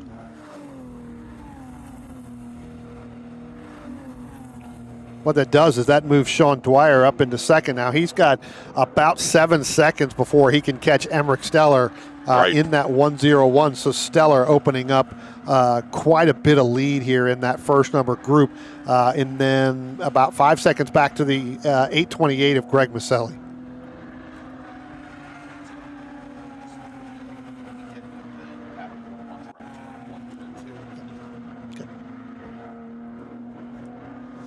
One car went off a little bit there, Greg. Had some brake lock up going down through the inner loop there, the bus stop.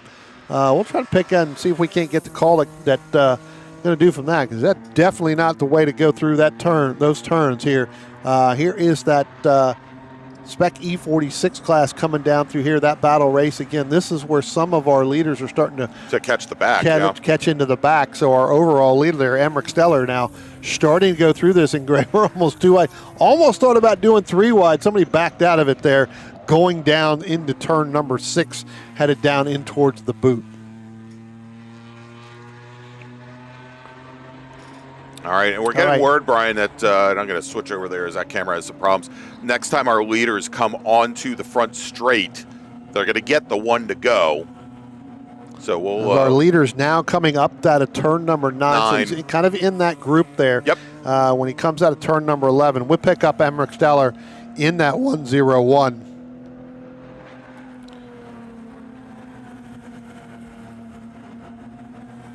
We'll keep an eye on that. Yeah, and there he is with the big wing in the back as he comes through the final corner. And if we jump over to the front straight, we're going to see the starter.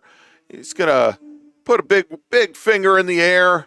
I asked one of the the folks on the flag and communications team this morning if that was the New Jersey finger or the New York finger, Brian. I guess that is true. Depends on who it is that is the starter. I tell you what, Greg, I know we were just watching Emmerich Steller and everybody's going to get that 1 to go, but I'm being told Jesse Clark and Ben Hostetler have broken the Spec E46 track record. Oh, wow. We'll try to find out what that, if Rich Brainerd, if you can hear, if you're still here, tell us what that track record was, because I don't have a record of it.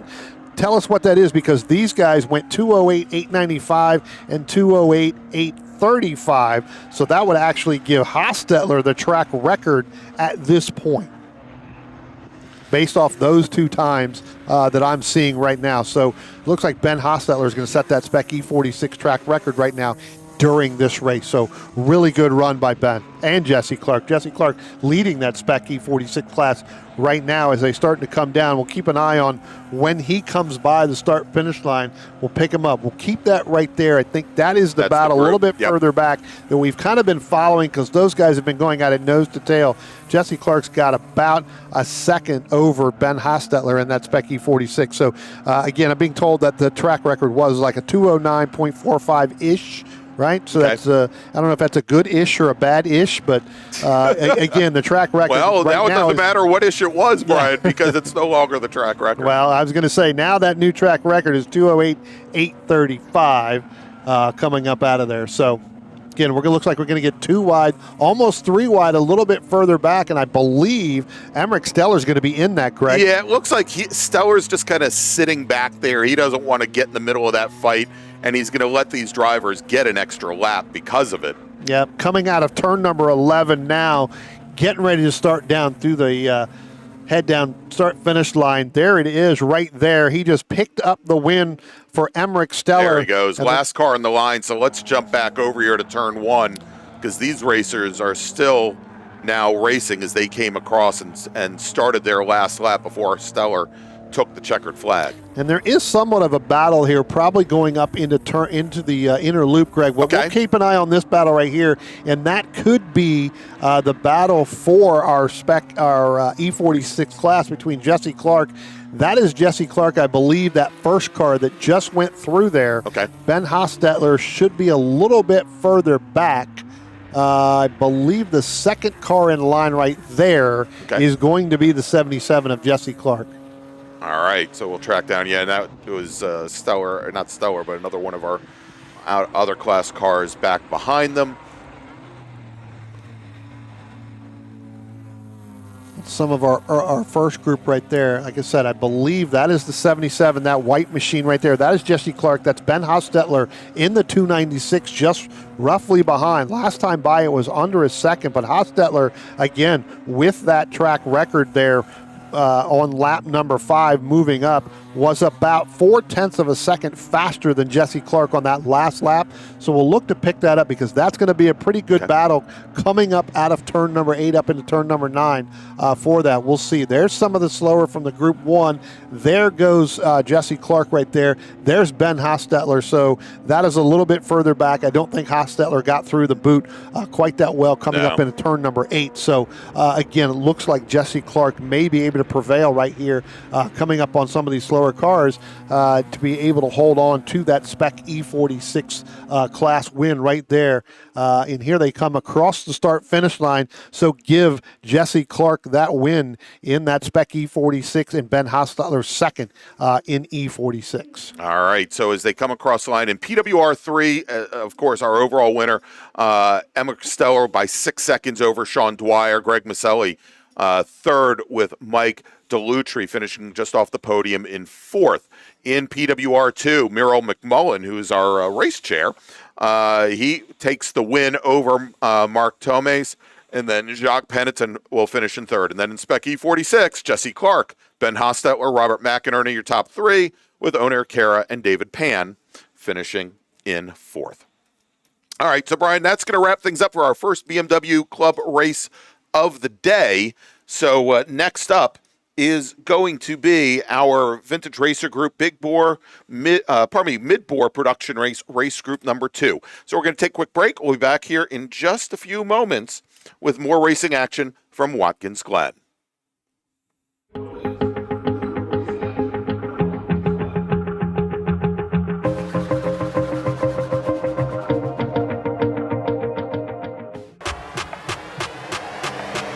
We aren't just selling it. We are living it.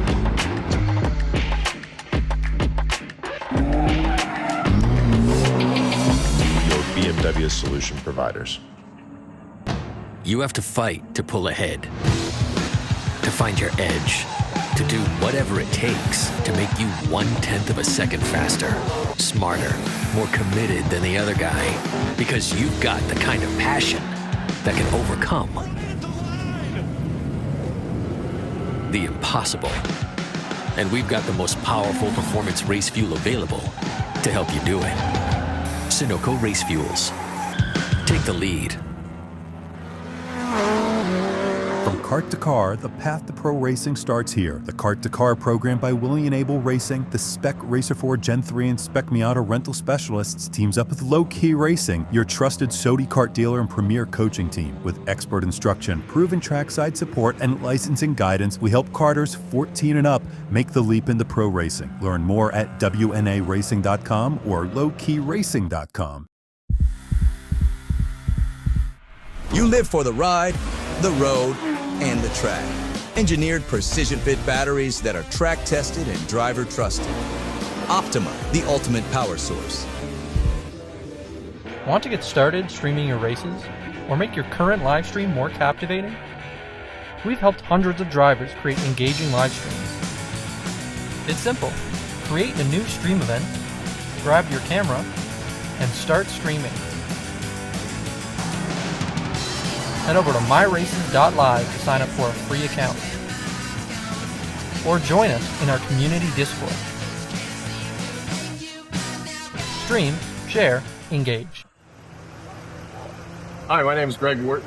I've been in the Club Racing Group for about 10 years now. My sons are both in this. I run in the Power 4 class, and we make it a family event and a party every weekend, so come join us.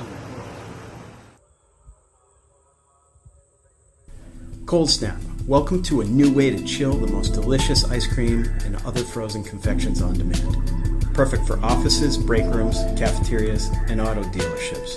Select your single-serve Cold Snap pod, then insert the pod into the Cold Snap machine. Wait about 2 minutes and then grab your treat and enjoy. The revolutionary system transforming the way frozen treats are produced and enjoyed.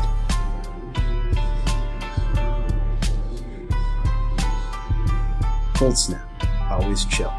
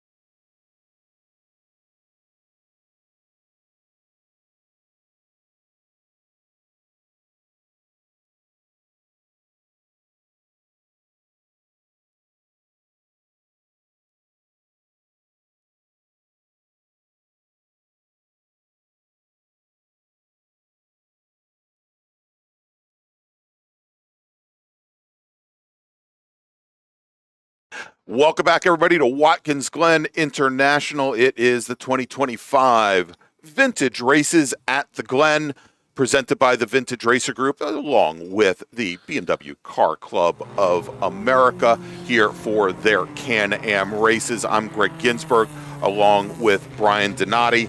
And again, we are trying to work through some of the technical issues that we are seeing and we are having here today, and hopefully we can get those resolved for you. Please bear with us as we are challenging both some issues here at the track itself as well as some of our own equipment. I'm sure tomorrow will be much better, and hopefully we can get things, some of the technical issues squared away between the different race groups here and during lunch as well. But Brian, next up is our mid-bore group here for the Vintage Racer Group. Let's start to run down the starting order if we can. Yeah, I'll tell you what, let's go ahead and do that. So we'll give you again the top 20 here as our cars are just now starting to come up through turn number 7. Starting on the pole in the number 60 in the 1962 Lotus Super 7, that's Andrew Moore. Starting in second place, that's the 194 in that 1966 Ginetta G4, that's Thomas Krudovich. Starting in the third position in the number 7 in the 1992 Lotus Super 7, that's Todd Reed. Starting in the fourth position, the number 41 of Tom Upshur, and he's also in a 1962 Lotus Super 7. Starting in the fifth position, the number 33 of Jim Lanahan, and he is in a 1976 Porsche 914. Starting in the sixth position, the number 28 of Eric Wood in a 1971 Alfa Romeo Spider. Starting in the seventh position, the number 27 of Kenny Williamson, and he's going to be in a 1961 Elva Courier. Starting in the eighth position, the number 17 of Jordan Bell in a 1970 Porsche 914. In the ninth position, the number 22 is Scott Kruger, and again another 1972 Porsche 914. Starting in the 10th position, the 42 of Kirk Ertzbay, and we saw him earlier. He's in a 1962 Lotus. As our group starts to come out of turn number 9 and head up into turn number 10, we'll get some of these down as quickly as possible. Into number 31, that's going to be William Bartlett. Starting in the 12th position, the 894 of Lenny Stan. Starting in the 13th position, the 80 there of David Gott. Starting in the 14th position, in the number 68, that's Steve Grabowski. Starting in the 15th position, the 47 of Rob Hurley. And we'll get to the rest here, Greg, as our drivers now are taking the green flag, starting to go out again. That is going to be Andrew Moore in that 60, starting to open up in that Lotus Super 7, headed down into turn number 1. It looks like it is going to be Thomas Krudovich in that number 194 in that Ginetta. Comes in down through turn number 1 through second place, Greg. And I tell you what, Krudovich's got a great run as he started to move up ahead and start to put some pressure on Andrew Moore in that number 60 machine. Yeah, we see there the two open-top cars, the Lotus 7 with those big exposed fenders, Brian, the bicycle fenders, the much more swoopy Ginetta directly behind. And we'll see here, the Ginetta should have been able to get a nice little draft off the 7, but the 7 a little bit more grunt. A little bit more motor than the Ginetta as they come into the bus stop. And we've got the won't matter now is both those cars at the front, both Moore and Gradovich, had issues in the bus stop, and that car goes off into the tire wall, Brian. Yeah, pretty much driving there. I think they may have had a little bit of contact here. That was definitely not something you wanted to see, as everybody was able to work their way through that. Pretty through there, and it looks like we may have had some other vehicles car as well trying to get through there as they tried to battle around that entire battle. All right, Brian, and so we are going to be going to a full course caution here at Watkins Glen as our leaders now coming out of the toe of the boot, heading over now towards the heel. There we go, sitting up at the front, and I believe that's Tom Upshur in the 41 machine, who is your new race leader. See whether or not Andrew Moore was able to put. That's Andrew Moore there in that 60, so he was able to continue through there. Then you got to go a little bit further back. I think that is Upshur there. Blue, who's running in second. Yeah, in that black and gray. Or I mean, he may be in the blue, but that red and silver one, that is definitely Andrew Moore in that 60.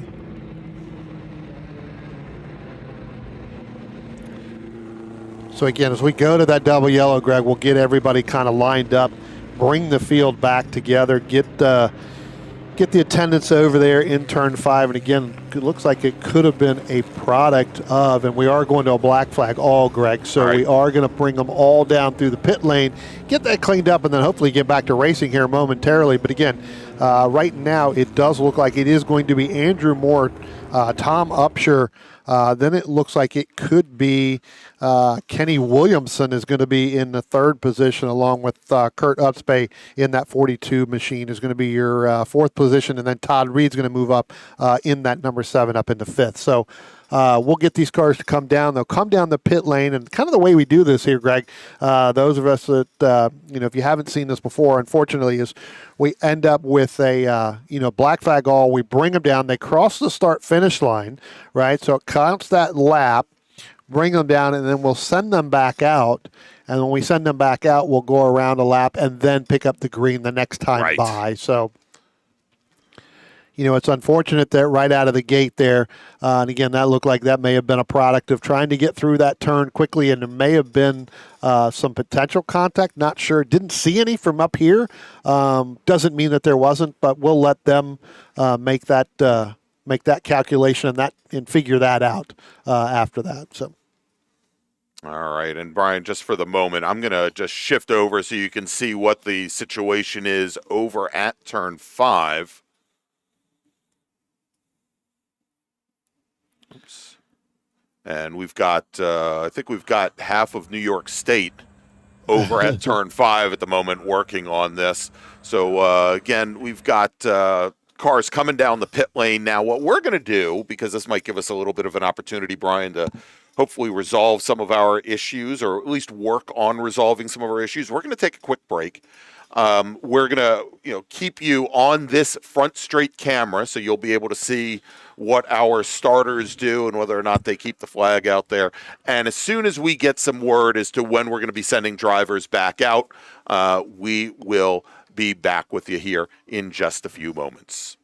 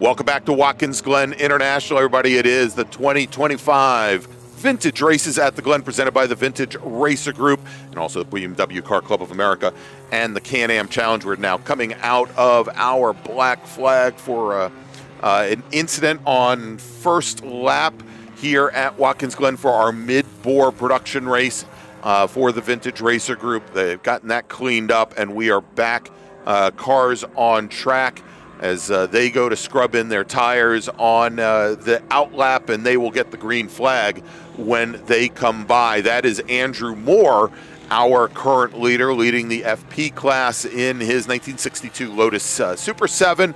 Tom Upshur running in second. And what they're going to do, Brian, is rather than waiting until the racers, I think, get all the way to start-finish, I believe they're actually dropping the yellow flags around this area here at the outer loop, and I think they're going to start racing. We'll take a look here and see if that is the case. You know, if you can see it through the pink. Good color. Yeah, very, very, very. No, it looks like they're still doing it. I think what they're doing is that once they pass those stations, then they will drop that. Right. So it's essentially They're just telling the corner workers, once all the cars are by, drop the double yellows, because the next time you see race cars, they're going to be racing. Yeah. And again, it looks like we had two cars that came, from that incident. That's the 194 there of Thomas Krudovich in that Ginetta, and then I believe that was Jordan Beal in the red Porsche. That 1970 Porsche 914. So we'll have to take a look at that through there. I did see them bringing both of those cars back towards the garage. Doesn't look like there's too much damage. I just think it was just a collection of drivers trying to get through that with that early spin. All right, as the front of the field now coming up towards turn number 9 brings them onto that short chute used by the NASCAR. We're going to have racers coming all the way down this short chute tomorrow, as we're going to switch over from the long course to the short course. One of the interesting aspects of this weekend each year, Brian, and what'll happen is tomorrow morning we'll have a little bit later start. I believe we're coming on somewhere around 10:20 tomorrow morning, and that's because the racers from both Vintage Racer Group and BMW CCA, they are going to have some morning qualifying sessions because of the different course layout. Yeah, and we are back to racing. And with going back to racing, Greg, we are 3 wide, almost 4 wide going down into turn number 1. Kenny Williamson getting a great jump on Tom Upshur and Andrew Moore, as Upshur was able to beat Moore back to the start-finish line once that green flag came out, Greg. And I tell you what, Kenny Williamson in that Elva Courier, in that number 27 machine, he has moved out to front, coming up through the hill gear, getting ready to go through the S's.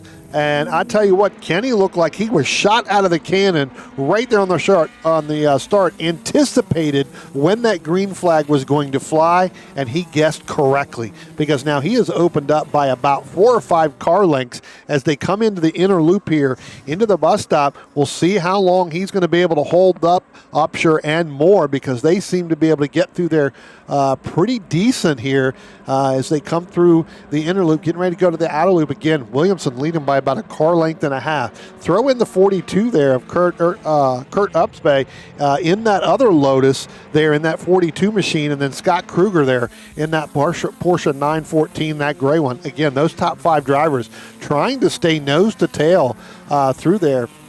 All right.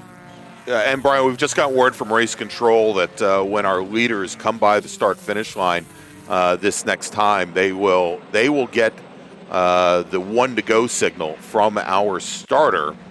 Things being cut down. Very, very compressed, very tight schedule here at the Glen, Brian. And fortunately for some of these racers, this is one of the challenges of racing at the Glen. It's an impetus to stay clean. Yeah, I mean, when you get to, you're talking 3.7 miles here, I think it is, around this facility in this racetrack. So it doesn't take long. And if you have something like an incident like that, as you said, Greg, the racing kind of gets put kind of on the back burner here. But as we pull up through here now, here it comes, Greg. They're going to come out of turn number 9. We'll have to see that. I'm not sure which car seemed to get out in front of the lead back there. There may have been some some kind of a little mix-up there between our top 4 or 5 cars as they come out of turn number 11 through here.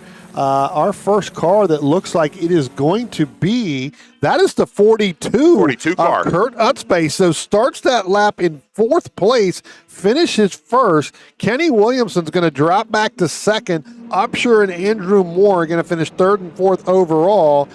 Kenny Williams is going to pick up the EP class win over Upshur. Andrew Moore is going to pick up the FP there. Brian, one more lap. Oh, so we are going one more. Yes. I apologize that. So I thought that was going to be the finish. I thought they were already working there last lap. No. So again, Utspace going to go ahead and take that lead now. He just set his fastest lap, 2:24.294. Yeah, and and I think Utspace may have actually, we'll take a look. No, he did jump to the lead. I was just going to say that Williamson, certainly as he came out of turn 1, had dropped back, did not get a very good restart. But look at how big a gap Utspace has taken now on this drop of the green flag now is on the last lap. He's got almost 5 car lengths on Williamson, Upshur, Moore, and Reed. Yeah, again, apologize. I thought they were already on their last lap when they got by there. So again, that battle still, and you saw that car sitting there over on driver's right, coming up through the inner loop there on your screen, sitting there, trying to figure out what car that is and what the number is. We've been hearing it, but we're not able to see what that number is. But yeah, Greg, Kurt Utspace, I tell you what, when he came out of turn number 11 last time, he was flat getting it down the front stretch, and that enabled Williamson and Upshur. They were almost side by side going down into turn 1, which enabled Utspace to get that big lead. So you see him coming out of turn number 8 now, heading up the hill going into turn 9. And Greg, that's about at least 15 to 20 car length lead. So that car really coming in into its own, unfortunately, towards the end of this race. Well, not unfortunately for him. Fortunately for him, great fight now as the Elva of Williamson may have just lost another position, Brian, coming into turn number 9. We'll see here as they come into the final corner, coming out of turn 10, going into turn 11. And Williamson's going to go door-to-door with Upshur through the final corner.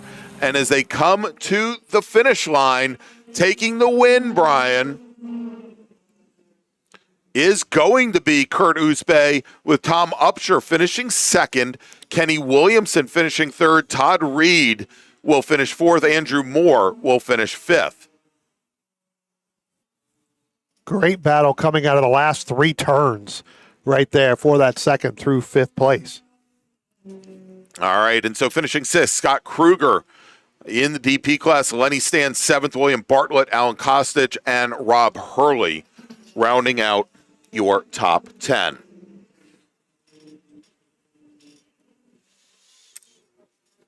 Sounds like we had a couple of drivers have some issues on the last lap. The 89 of James Molnar, I think the 46 machine as well.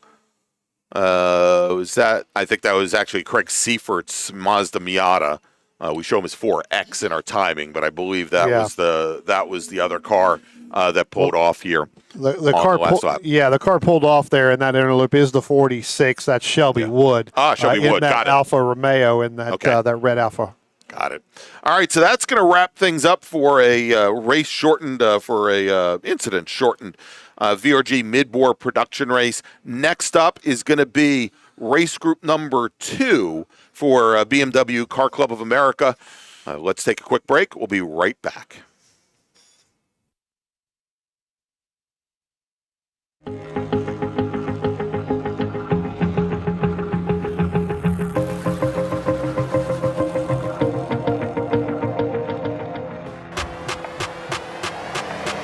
We aren't just selling it. We are living it.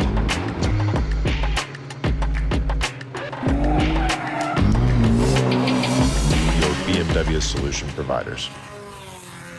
You have to fight to pull ahead, to find your edge, to do whatever it takes to make you 1/10 of a second faster, smarter, more committed than the other guy, because you've got the kind of passion that can overcome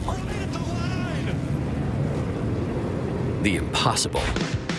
And we've got the most powerful performance race fuel available to help you do it. Sunoco Race Fuels. Take the lead.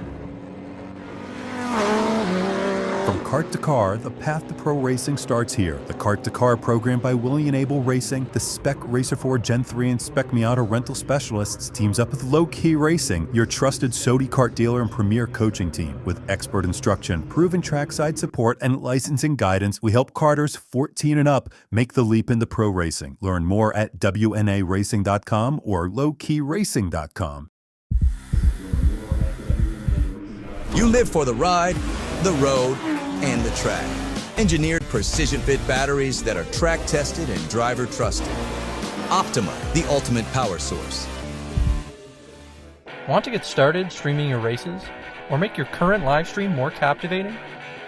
We've helped hundreds of drivers create engaging live streams. It's simple.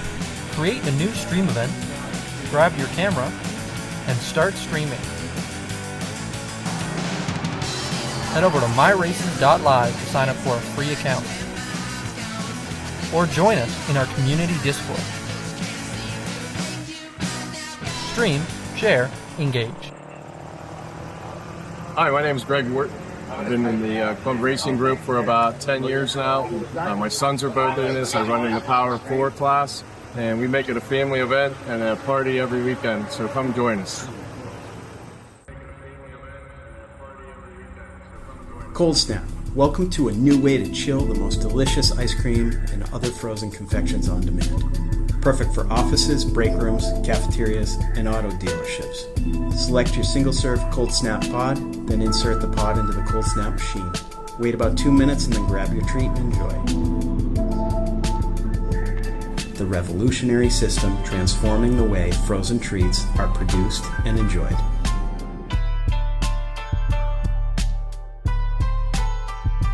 Cold Snap, always chill.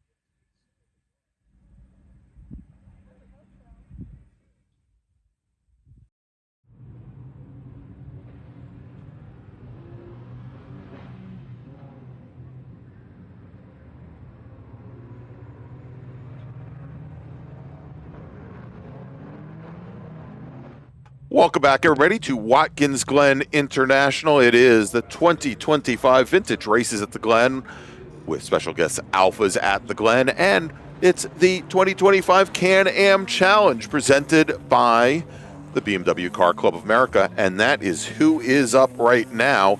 I'm Greg Ginsburg, along with Brian Donati, and again, we apologize. We're trying to work through some technical issues here at the Glen. No, it's certainly not up to our standards and not what you expect, but the racing so far, Brian, has been wonderful. Yeah, I tell you what, each of the groups that have gone out, including the, with the BMW group that we saw, the Group 1, came down to, basically in both of those classes, came down to pretty much the last lap. So I'm expecting to see the same thing here with this other group of BMWs going out as well. I'll tell you what, Greg, why don't we go ahead and let's give at least the top 20 for the rundown here. Sounds good. Starting on the pole in the number 846, that's going to be Todd Brown. Starting in the second position in the 014, that's Brooks Friedman. Starting in the third position in the 226, that's Will Vanderjack. Starting in the fourth position in the 672, that's going to be Brant Stover. Starting in the fifth position, the number 50 of Ryan White. Starting in the sixth position, the 07 of Robert Chang. Starting in the seventh position, the number 288, and that's going to be Peter I'm going to mispronounce this, Peter. You are. Definitely apologize. Agapalu. Starting in the eighth position, in the number 399, that's going to be Scott Glennie. Starting in the ninth position, the number 29 of Jason Alexander. Starting in the 10th position, that's going to be the 417 of Kurt Olson. Starting in the 11th position, the number 96 of Jared Randall. Starting in the 12th position, in the 173, that's Adrian Popsicue. Starting in the 13th position, the 013, that's Richard Diasis. Starting in the 14th position, the 703 of Chris Wally. Starting in the 15th position, that's the 32 of David DeJesus. Starting in the 16th position, the 88 of Michael Wetzel. Starting in the 17th position, that's the 888 of Job Neiman. Starting in the 19th position, this is the 247 of Eric Plapachuk. Starting in the 19th position, the number 70 of Matthew Noonan. Starting in the 20th position, the 271 of John Alexander. Starting 21st in the field, the 487 of Ryan Agnew. Starting in the 22nd position, the 27 of John Newman. Starting in the 23rd position, the 152 of J.P. Tracy. Starting in the 24th position is the 595 of Michael Saul. Starting in the 25th position, the number 36 of Corey Wagner. Starting in the 26th position, the 124 of Michelle Herron. Starting in the 27th position, the 067 of Gregory Teese. Starting in the 28th position, the 514 of Francois Metvir. Starting in the 29th position, the 003 of Charles Benoit. Starting in the 30th, in the 051, that's Greg Martin. Starting 31st on the field is the 392 of Warren Wolff. And we'll get the rest of those in a couple of minutes. We've got a couple DNFs, so I'm not sure where they're going to start. We'll pick them up as they cross the start-finish line. But again, Greg, I do believe we are going to be 33-car field here to start out our second group in our BMW. Yeah, and I believe, Brian, when you said that there are a couple of DNFs, that was from yesterday's races. Both the Vintage Racer Group and BMW CCA were here yesterday racing. And as you mentioned, a couple of the racers did not finish in this group, finish their initial race yesterday afternoon.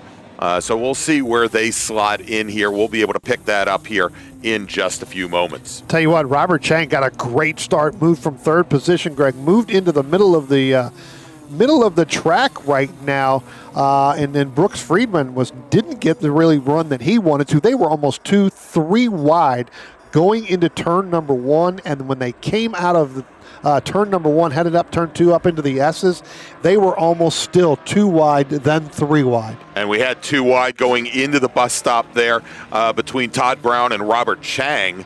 And they finally got it figured out right on exit, but I thought we were going to have a replay of our last race, Brian. Yeah, kind of trying to get through there. We saw some instances yesterday when we were kind of, watching some of these cars, they ended up going, having some challenges getting through that inner loop down into the outer loop. So good to see that both of our groups were able to make it through there quite effectively these last two races there. We didn't have any incidents moving through that inner and outer loop.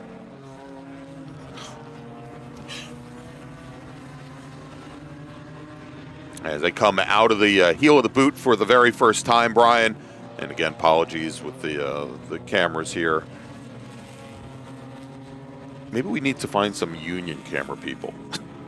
That's what we get for being strike busters. Tell you, as we get single file here, and again, Greg, we talked about this in our earlier groups, and this is definitely the group that you want to be single file coming up out of from turn 8 into turn 9. You don't want to make that two moves between that little short chute. That will definitely scrub up a lot of speed. And I tell you what, Brooks Freeman, Todd Brown, and then even Robert Chang, they did it effectively through there. They were able to get through that quite well there. As you also got the 226 there, Will, in that third position right now. And I tell you what, these guys really starting to get strung out here a little bit, with the top of the lead. We also have that exhibition class, Greg,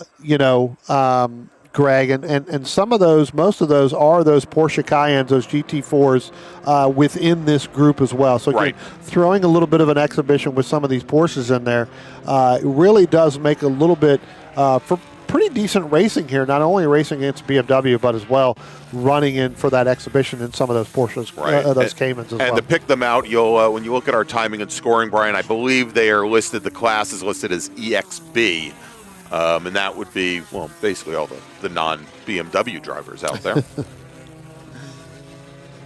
Yeah. There's a car that that our corner workers are watching, Brian, that they believe that I'm having flashbacks to like the mid '80s with my Nissan Maxima, where it would tell me that a door is ajar. A door is ajar, and it turns out that yes, a door might be ajar with one of our racers. We'll try and get the number on that in just a moment, as our leader's now coming through turn 9. Yeah, I tell you what, when they came out of turn number 8, Brooks Freeman really getting really wide coming down through there, but he was able to help extend that lead a little bit as he got through turn 9. So he definitely got through turn 9 a lot better than Todd Brown in that 846 machine. It looks like we may have one car, Greg, that may have slowed down quite considerably and dropping some fuel or some kind of fluid, and then or maybe oil, is Brian. He comes right to us there, and you'd see that maybe it might be coolant, given the way that the smoke is coming under the hood there. Yeah. And that car slid around. That there had just been a call from race control about it, and we saw it very clearly as he crossed the start-finish line. Yeah. I was going to say that's kind of what they call self-cleaning, but I don't know for sure. It looks like, again, there was a lot of fluid put down on the surface. Well, we'll see if he's definitely going to continue down. He may end up making that quick right-hand turn and come up the hill, and that's exactly what he's doing, making that turn. I believe going to come back up through there. We'll try to get what that number is. Definitely come back through the into the paddock area. And we'll see, but I think what we're going to end up getting is kind of that surface debris flag out from our start all the way down through there. So yeah, and the word is from the corners is that it looked like it from down there that it was coolant and that the car was overheating. Yeah. We'll definitely keep an eye on who that was, and the next time they go by, Greg, because I didn't catch the number over the radio, but that was one of our front leading cars. Yes. I think there, and I'm wondering if that was, and unfortunately, we don't have in our timing system the colors like we do with VRG. But I think, and as they come through, because where there were 3, there are now 2. Well, and I tell you what, I think Freeman and Todd Brown, they're putting on the thing right here. So it might have been Vanajak in the 226 machine. as he was the third car to come across the line. And so let's see here. Is these racers? No, actually. Definitely not Vanacek. It might be Todd Brown then. Yeah, it could be Todd Brown in the 846. Yeah, I think as Vanacek for the second lap in a row sets the fast lap, and we'd show him here if we could see through the pink. Yeah. So it definitely was Todd Brown as the rest of the cars come through. So Todd Brown in the 846, having that overheating problem, was able to pull off down in turn one and then able to continue back through to get himself off the racetrack, and then ended up coming back up the kind of the access road there right off of turn number one. So don't think there's anything down. Again, our starter, put out that, that surface flag, debris flag, just for that one little instance there, but I think don't think there's anything down there on the racetrack. So we look a little bit further back. I'm going to try to pick this up, Greg. It's a good battle between the 07 of Robert Chang, the 399 of Scott Glennie, and they should be right now. Probably we'll look for our leaders. This is I was going to say that wasn't the sixth. I was going to say I thought we just saw. I think we just caught the tail end of them coming through the outer loop right now, Brian. We'll have to. Let's take a look. Jason Alexander is going to be about another 5/10 behind them. That is the battle in that CM class there. I think that's it right there. Yeah, that's going to be the battle. We'll see here real quick. That's going to be the battle actually for fourth. The last time they went by, it looked like that Glennie was going to try to make a move on Chang. Just wasn't able to get it done. It may be right there. Right. Those are the three that I think we've been watching. They just happen to get to turn 8 a little bit faster than some of our mid-bore vintage cars. And then we got one car coming through there. It looks like that, again, our overall leader just now going through. So we'll look up that chain. Looks like that one car got really, really loose coming out of turn number 9. So we'll see. Get that number there. That car just looked very, very unstable. So there goes. So Alexander has moved ahead. So Glennie, so Robert Chang has actually moved. So where that battle was, again, and that could have been a product of, it was that 399 car that I was talking about, Greg, that just was very, very loose coming through there. It's lost a ton of positions in terms of, on the racetrack, giving up to Jason Alexander in that exhibition in one of those Porsche Caymans.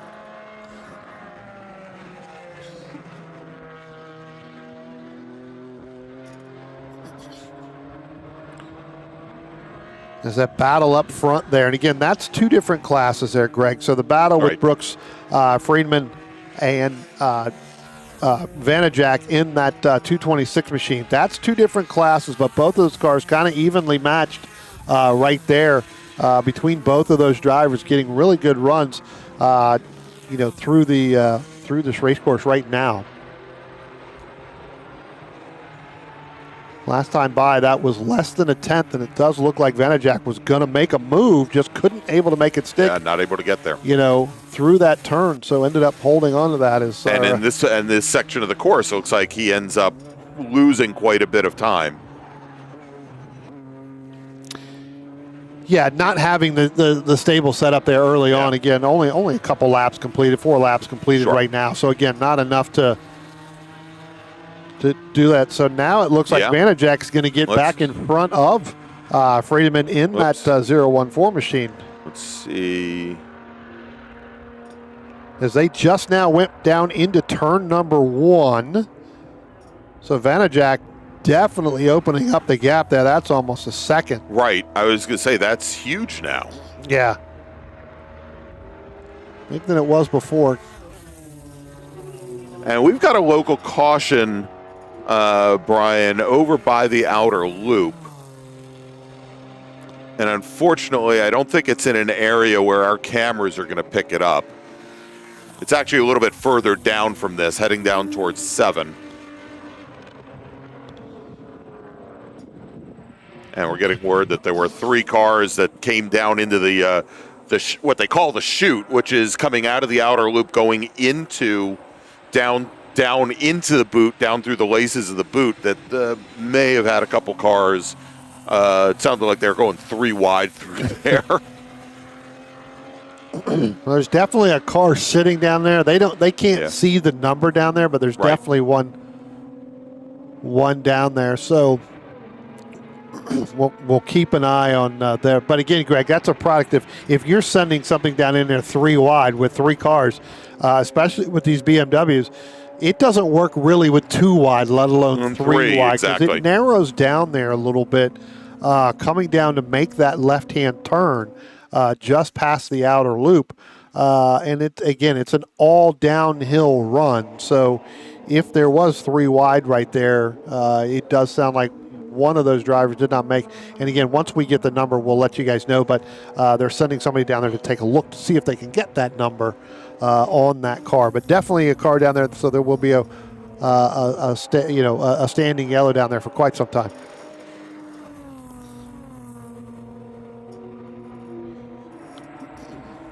Looks like we're getting the Brooks Friedman machine. I was just going to say, over at turn 10, and I think he continued. I think he just ended up, as they called him, 4 off. I think this area here, Brian, as you come out of turn 10, is one of those areas where they extended out the concrete or the asphalt primarily for NASCAR to come through, because it's a very high-speed corner there. And I think simply that car may have just gone full 4 wheels over beyond the actual kind of the yellow, red, and blue curbing. Yeah.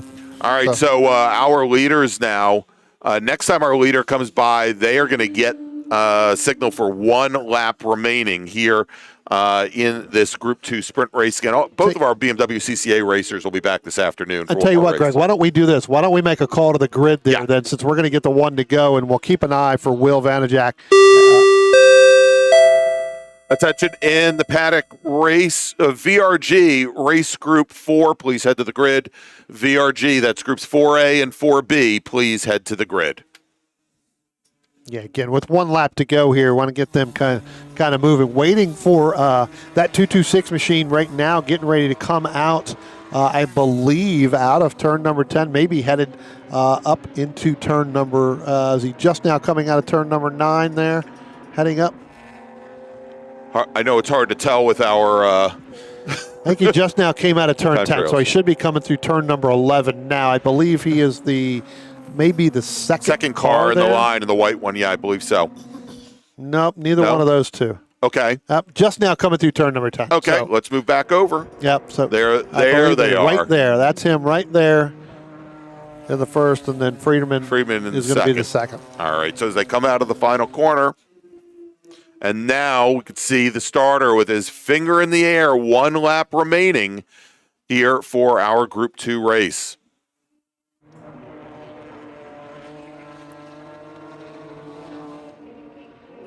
Again, you're going to get the rest of these. I'll tell you what, Jason Alexander in that Porsche came in, Greg. I mean, he started back a little bit further back than I think he wanted to. He was almost in 9th place, and he has worked all the way up into 5th right now.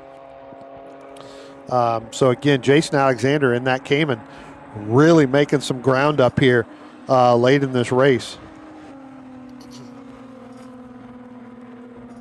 Getting a good run really on the second half of this course. Really, once they get through turn number 5 down there through the bus stop and through the back out, that's, it seems, where he really starting to make some ground. He is about 1.1 seconds back behind Robert Chang in that 07. Again, not a battle for in class, but a battle on the racetrack between those. So Jason Alexander really getting through this course pretty quickly.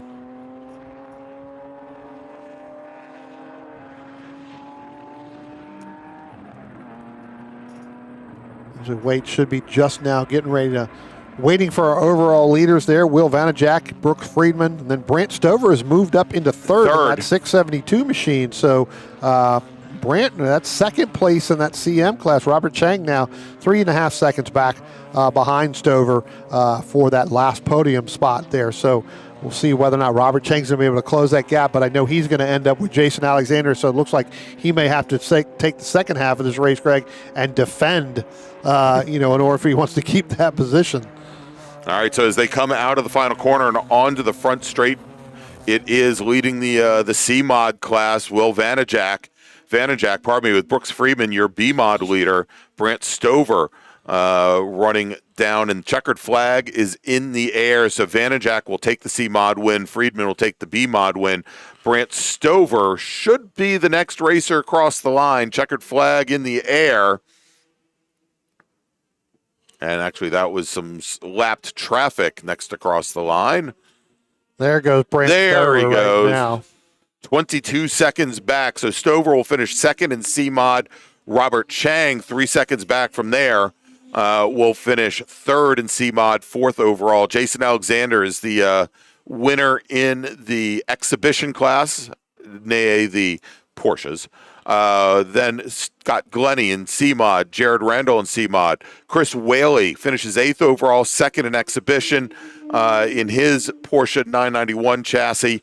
And then John Alexander in his Porsche GT4 Club Sport will finish ninth overall, third in exhibition. And then we've got Kirk Olson in C-Mod in his E36 328, rounding out your top 10.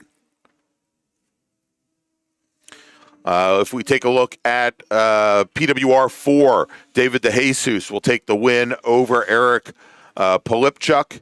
And our sole racer today in M2 Spec is Michael Wetzel.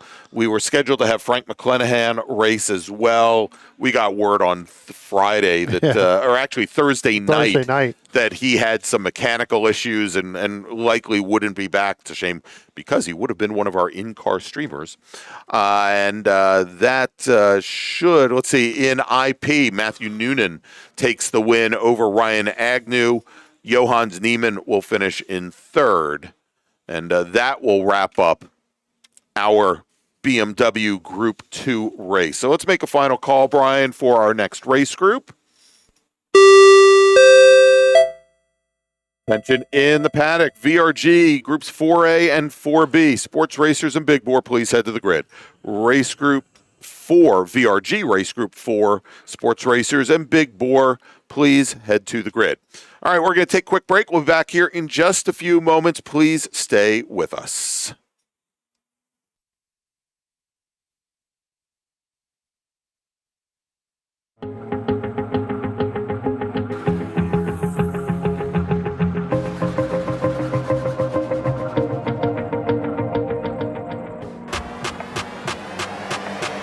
We aren't just selling it.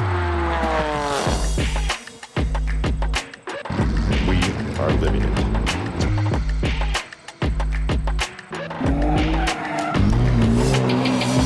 Your BMW solution providers. You have to fight to pull ahead, to find your edge, to do whatever it takes to make you 1/10 of a second faster, smarter, more committed than the other guy, because you've got the kind of passion that can overcome the impossible. And we've got the most powerful performance race fuel available to help you do it. Sunoco Race Fuels. Take the lead. From kart to car, the path to pro racing starts here. The Kart to Car program by William Able Racing, the Spec Racer 4 Gen 3 and Spec Miata rental specialists teams up with Low Key Racing, your trusted Sodi kart dealer and premier coaching team. With expert instruction, proven trackside support, and licensing guidance, we help karters 14 and up make the leap into pro racing. Learn more at WNARacing.com or lowkeyracing.com.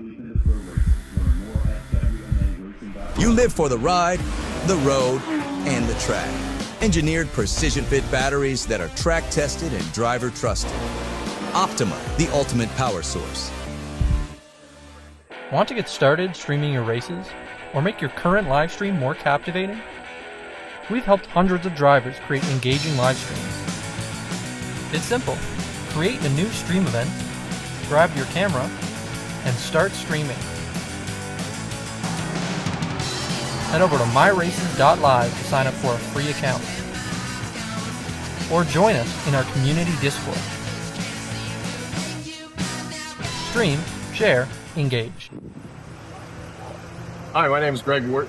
I've been in the Club Racing Group for about 10 years now. My sons are both in this. I run in the Power 4 class, and we make it a family event and a party every weekend, so come join us.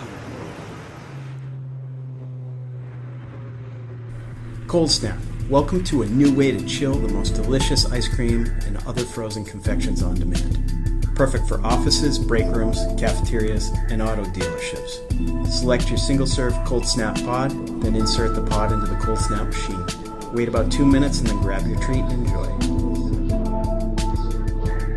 The revolutionary system transforming the way frozen treats are produced and enjoyed.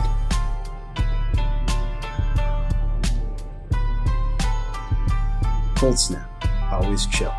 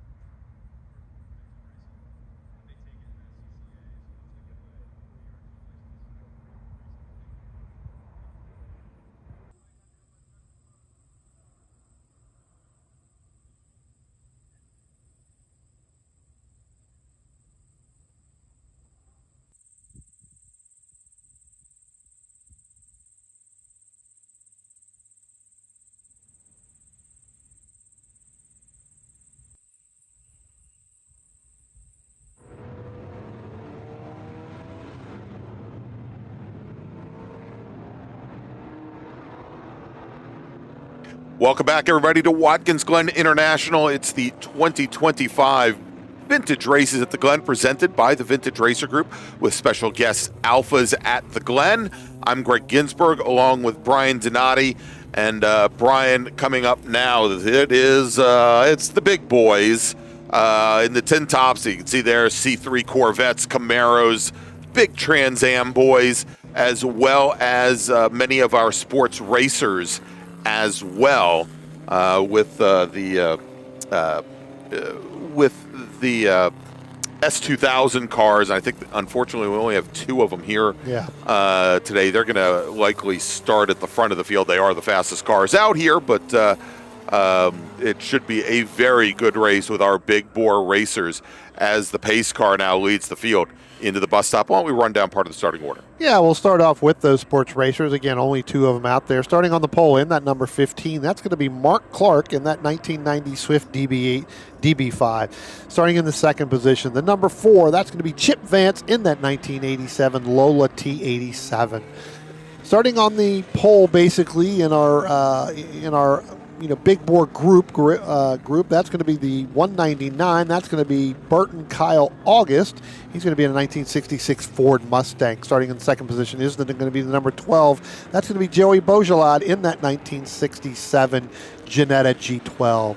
Starting in the third position, fifth overall, is going to be the 137 of Kevin Farnham in that 1967 Pontiac Firebird. Starting in sixth overall, he's the number 68 in a Chevrolet Camaro. That's going to be Michael Dubé. Starting in the seventh position is the number 16 in that 1971 Chevron B19. That's Joseph Buzetta.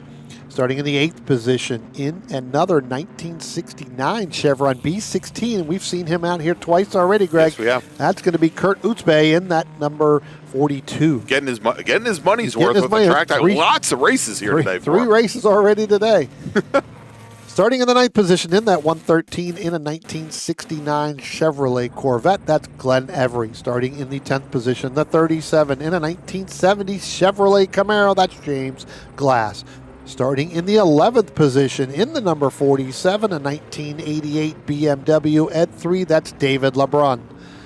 Starting in the 12th position in the 121 in a 2002 Van Diemen RFS2, that's Mark Adler. Starting in the 13th position, the number 22 in a 1973 Datsun 240Z, that's Martin Hanshy. Starting in the 14th position, the number 43, that's Stephen LeBrun, and he's in a 1970 Datsun 240Z. Starting in the 15th position, the 122 in a 1965 Ford Mustang, that's Gilbert Grable. Starting in the 16th position in the number 11 in a 1972 Datsun 240Z, that's Peter Raganetti. Starting in the 17th position in the number 83 in a 1988 Alfa Romero, that's Alvin Mitchell. Starting in the 18th position in that number 66 in a 1966 Ford Mustang, that's Greg Smith. Starting 19th in the 27B in a 1979 Datsun is Adam Bork. And we'll get to the rest of the group, Greg, as our green flag is now out. Again, somewhat of a split start between our sports racers with Mark Clark and Chip Vance. But I tell you what, Burton Kyle August, that ended up getting a great run on the start there. But I tell you what, it's going to be Joey Beaujolad, Greg, in that number 12 in that 1967 Ginetta. Almost got a great run. Well, actually did get a great run. Not almost, but it looked like it almost shot out of a cannon there because he got a great run through turn 1. He's actually coming up onto the very top of Chip Vance and Mark Clark. And Brian, it sounds like we may have had a car go off actually going down on the pace lap, pulled off on the pace lap down going into the boot. That car is going to be heading back to the pits. Sounds like it's back underway now. But all I can tell you is from race controls, we've got the race control in our ears. And when the green flag came out, all we heard from race control was, "Oh my gosh!" Well, I'll tell you what, Greg. The actual call is Joey Beaujolad, who came out of turn number 1. So it wasn't on the pace lap. It was right after the start. He is just now getting ready to come up through the S's and start to go into the inner loop there. So Joey Beaujolad again, and maybe that's the announcer's curse because I said that it looked like he got shot out of a cannon. Almost got too quickly down through turn number 1. because he ended up going off down there up against the guardrail, but again, has continued through there. So Joey Beaujolais having that early problems there. We'll see whether or not he's going to be able to continue through the entire race, or will he pull it down into pit road. I'm not sure if there was any contact with any of the guardrail. I think just pulled off driver's right, having that problem. Car may have shut off on him.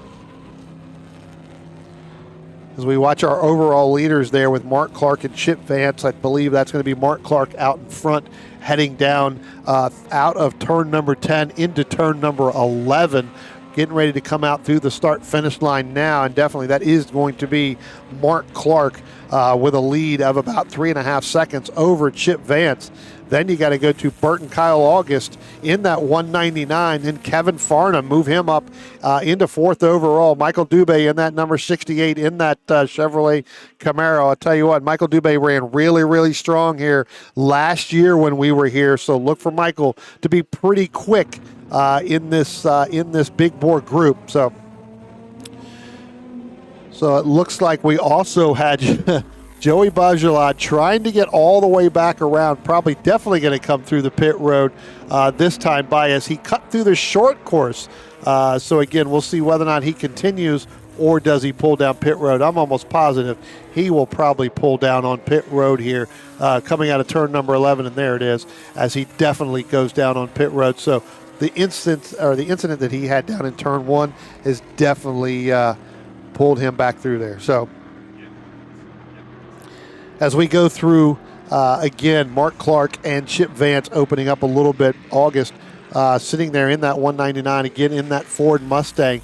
Watching practice here yesterday, Burton Kyle August seemed pretty quick here, so look for him to be right up at the top of the charts there. Kevin Farnham, again, moving up as well. We go a little bit further back. Kurt Utzbe, again, we talked about him right off the start. We saw him 3 times already today, so definitely getting out here in getting some track time. James Glass, pretty quick out here last year, I believe, in that yellow Camaro, or in that red and white, or excuse me, again, that yellow Chevrolet Camaro, that 1970. So again, pretty quickly through there as well.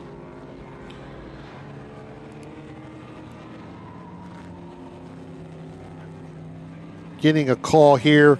It looks like we may have the 21 machine may have pulled off down into pulled off right down near the tire wall, and I believe that may be the 121. That may be Mark Adler in that Van Diemen that may have pulled out through there. And what corner, Brian, did you say? Well, I didn't hear the corner number, okay, but it does look like that may be the 121. Okay. Or it could be George Ladyman in the 21 in that Chevrolet Corvette. And so, right, Greg, it looks like we are going. Sorry, it looks like we are going to a double yellow. All right, we're going to try to pick up the leader here, which is, I believe, nope, not there. No. We'll pick that up. So I believe should be getting ready, coming up to station number 9 here momentarily. Yep. So looks like he's just now getting ready to come out of turn 9, or getting ready to come into turn number 9. We're waiting to see when Mark Clark is going to come up through there. So I was just looking at our turn 8 cameras and didn't see them, Brian. Is that possibly coming through the outer loop now? It's definitely going to be one of our sports racers, so we'll definitely be able to tell. And we apologize, we're jumping around. That may be, I think they're going to be just in front of there, so they're probably just now getting ready to come into turn number 8. The leaders are probably down in turn number 8 right there. So there's Mark Clark. Right. Again, and then Chip Vance will be there. So.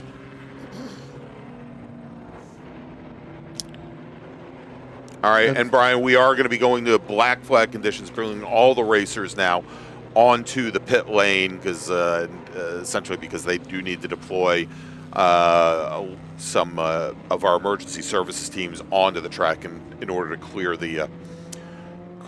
the incident, and that's kind of the house rules at Watkins Glen International. If we do have to deploy emergency services teams onto the track, you're going to go to a black flag condition here to take drivers off of the track surface and onto the pit lane.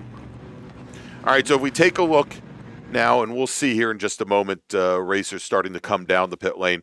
It is Mark Clark in the number 15 machine, and there you go. You see him crossing over the start-finish line from the pit lane. He's your leader in the S2 class. Chip Vance in a vintage Sport 2000 car, running second. Burton August in his BP 1966 Ford Mustang, third. Kevin Farnham in a 67 Firebird. And Brian, I remember last year here at the Glen, those two racers all weekend long, in those first-gen Camaro and Firebirds had a blast. Yeah, and that's what I was talking about there. I mean, Michael Dubé is pretty quick. Kevin Farnham in that 137, that yellow machine, have been very, very quick in that class all year long. All right, so, and you said Michael Dubé fifth. Adler in his Van Diemen RF S2, Sport 2000 car, sixth. Glenn Every in his BP 1969 C3 Chevy Corvette. That's the red and white machine we were tracking.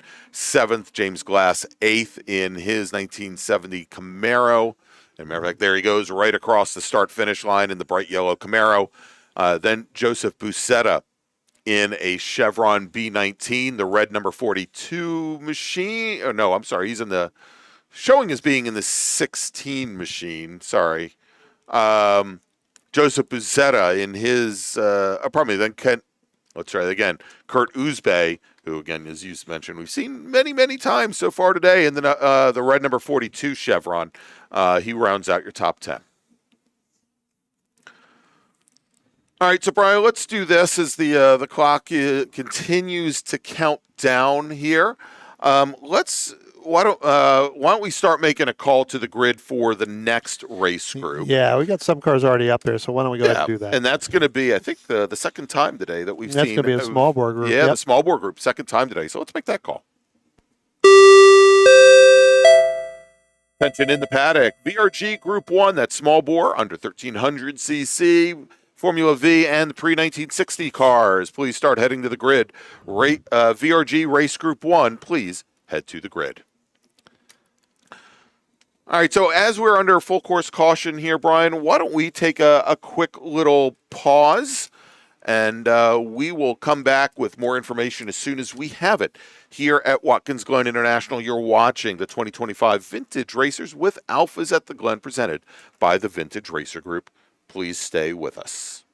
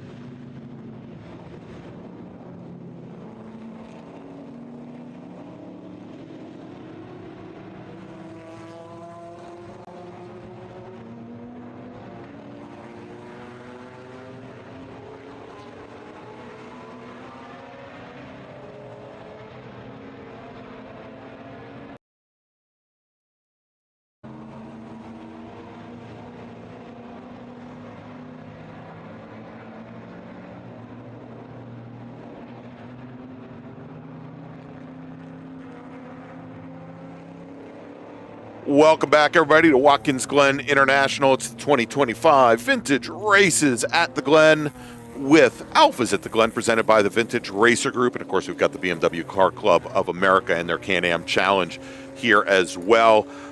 We haven't said it for the last couple of minutes, so I'm going to say it again. We apologize for the quality of the video that we're handing out to you right now, having a lot of technical issues here at Watkins Glen that we are having to contend with.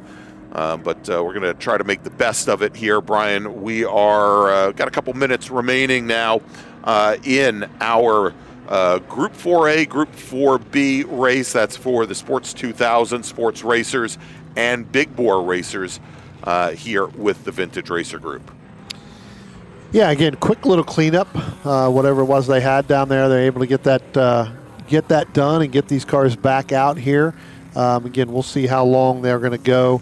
Now kind of running up on that time. I wouldn't be surprised if we get probably 2 laps in, do this. Next time they come by, they'll get the green kind of at that start-finish line here and back into it. Again, we were talking about Kevin Farnham along with Michael Dubé. Again, there's a slower car, I think, in between both of them. So it ends up being where, Michael's going to have to work hard to get around if he wants to run down that yellow Pontiac Firebird in that Camaro. So we'll have to see whether or not Michael can do it. Again, we talked about this last year. Those two kind of battled the entire event both days, not only on the long course here, but even on the short course, coming through here at Watkins Glen. So it should be a really good battle for that.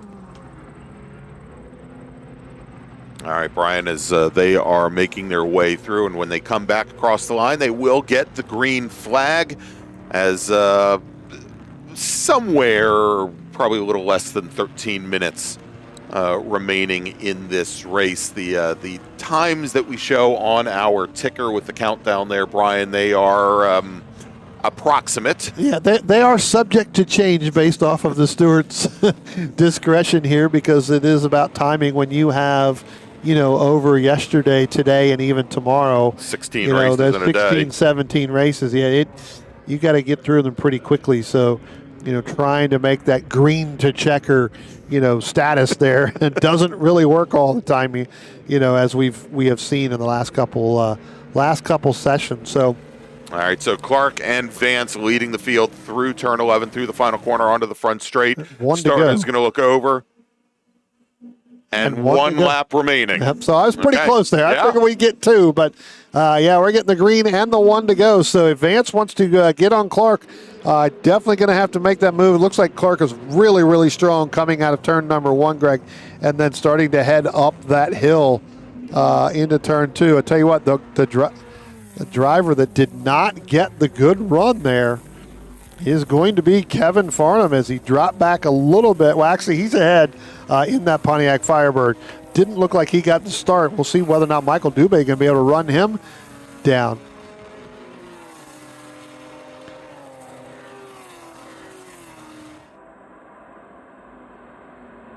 All right, it sounds like we've got coming up the S's, another driver off course. Of course, with this being the final lap, likely not going to cause much of an issue, except on the cool-down lap, Ryan. Yeah. Yeah, as it now looks like Kevin Farnham going to try to get by Chip Vance in that number 4 as it came through the outer loop, Greg. That was a sports racer in a Pontiac Firebird. Never thought you'd hear me say that as they're racing. The Firebird had almost as much grip going through there. Yeah, well, not really. Kind of lost a little bit. Yeah, again, I'd be sarcastic. Yeah. Yeah, and it looks like we may have had where Farnham may have dropped back a little bit further. We'll have to see. There goes Mark Clark right now. There goes Chip Vance. With about and then now you have, that looks like that's the Van Diemen of Mark Adler in the 121 that has moved all the way up into 3rd place. So we have to keep an eye on where Burton, Kyle August, Kevin Farnham, and Michael Dubé just went to. I believe there goes Farnham. There's Dubé. That's where they went to. Yeah. All right, well, let's check as our leaders are going to be coming out of the final corner here. And it is Mark Clark, Chip Vance, and Kevin and Michael Dubé. And then as we look at the big bore cars, they are going to be coming to the line here. We swear. There they are.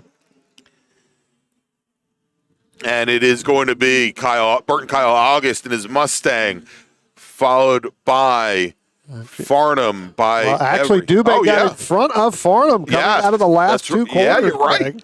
So give it to Dubé in the red Camaro. Gets across the line ahead of the Firebird. Then we got Glenn Every in his 1969 Chevy Corvette. James Glass in his 70 Camaro. Then we've got the two Chevrons of Buzetta and Uzbey coming across the line. They were separated by a little bit less than 2 seconds. Stephen LeBrun in his the red and white Datsun 240Z, followed by the white 280Z of Martin Hanshaw, and then Peter Raganetti in the red Datsun 240Z. And those Datsun, by the way, the two Datsuns, Brian, as they came across the line, LeBron and Hanshaw separated by 5/100ths of a second. Yeah, they're a pretty good battle coming off that last turn. I was able to look out the window here and see, the battle they had. So pretty good battle there. All right.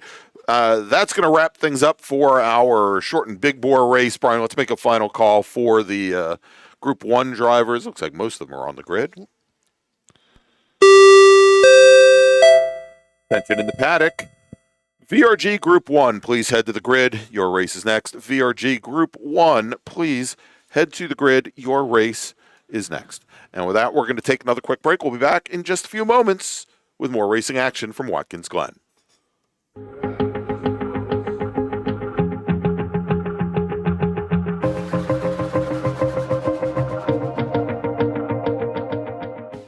We're Tire Rack. We test tires to provide you with truth, transparency, and unbiased recommendations. We're Tire Rack. We stock over 1 million tires to ensure we have what you need. We're Tire Rack. We work hard to ship your tires fast and free. We're Tire Rack. We offer convenient installation options to keep you moving forward. We do all this for one reason. Tires matter. TireRack.com. The way tire buying should be. Combining the art and science of going fast, Peter Krause provides professional, private coaching and analysis for sports car drivers at many East Coast tracks, including Virginia International Raceway, as well as remotely via Zoom. A multi-time championship-winning race car driver, award-winning mechanic and automotive historian, Krause can communicate effectively both the psychology and methodology of going fast, pioneering the use of GPS data and video logging technology to advance driver performance in club-level, historic, and entry-level professional series since 2001. Peter relies on data-driven objective measures, creating successful strategies to make his drivers faster. An expert in AIM, VBOX, Motec, and Garmin, as well as other systems. If you have questions on how to get more out of your data, schedule a consultation either in person or remotely to leverage the power of your tools to improve your driving. For more information, call 919-740-1871 or visit www.peterkrause.net today. Redline Oil, formulated to win, proven by me. Redline Oil, formulated to win. Formulated to win. Formulated to win, proven by me.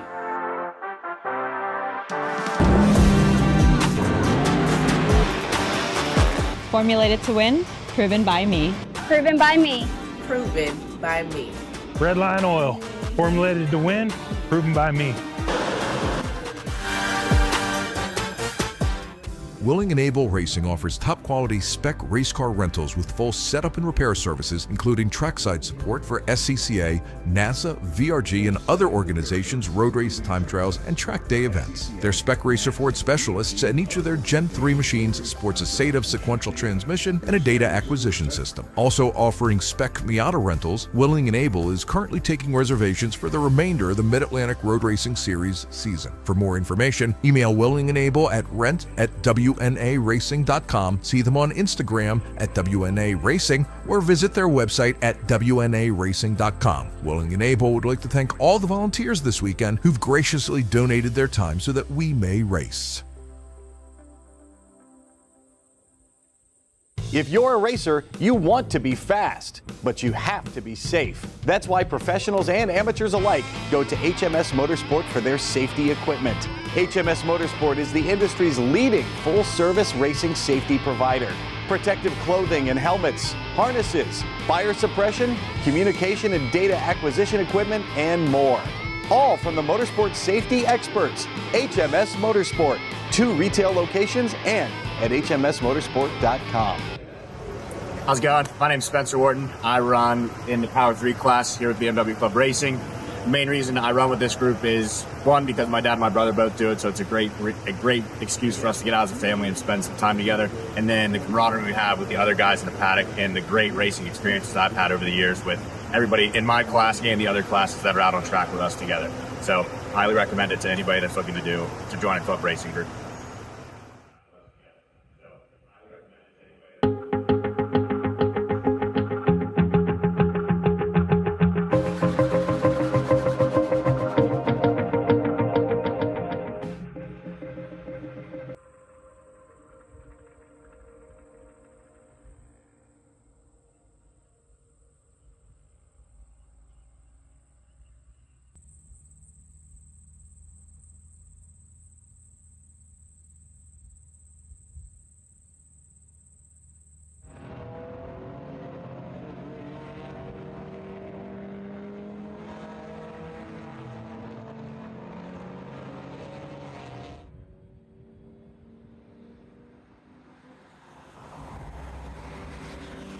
Welcome back to Watkins Glen International. It is the 2025 Vintage Races at the Glen with the Alfas at the Glen presented by the Vintage Racer Group. We also have our good guests, the BMW Car Club of America with the 2025 Can-Am Challenge. I'm Greg Ginsburg along with Brian Donati, and we are winding things down, Brian, before we break for lunch. We've got this one last race before we head to lunch, and should be at lunch around noon and hopefully back around 1 o'clock or thereabouts. And for those of you at the track, we'll certainly let you know over the PA system where we stand. But this is for this group, Brian, for our small bore racers under 1300 cc, Formula Vs, and the pre-1960 machines. Not only is it their second race today, I believe, because they also raced multiple times yesterday. I think this is their fourth race of the weekend so far. Getting, like I said, great track time opportunities here at Watkins Glen when there's green flag racing, of course. Yeah, I'll tell you what, well, a lot of track time. Let's go ahead and run through some of these some of the starters here for this. And again, for the fourth time today already in that Lotus 23B, that 1962, that's going to be the number 42 of Kurt Utzbay. Starting in the second place in that 1965 Mini Cooper, that's the yellow number 198 of John Clark.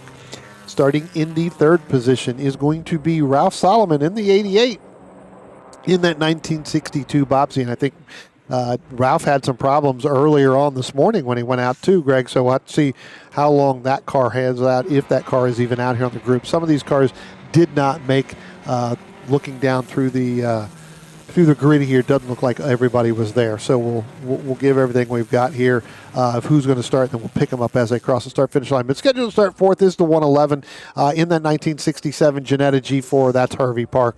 Starting in the fifth position, the 19 in that 1961 Austin Healey Sprite. That's Justin D'Antonio. Starting in the sixth position in that 155 in a 1963 Austin Healey Sprite as well. That's Peter Carroll. Starting in the seventh position in the number 64 in that 1964 Turner Mark III. That's Stephen Herstritt. Starting in the eighth position in the 256, we talked about him earlier this morning, that's going to be Roger Kaysen in that 1956 Alfa Romeo. Starting in the number 9th position is going to be the 69, and this is one of our first Spec Renault racers. Greg, this is going to be Michael Schroeder.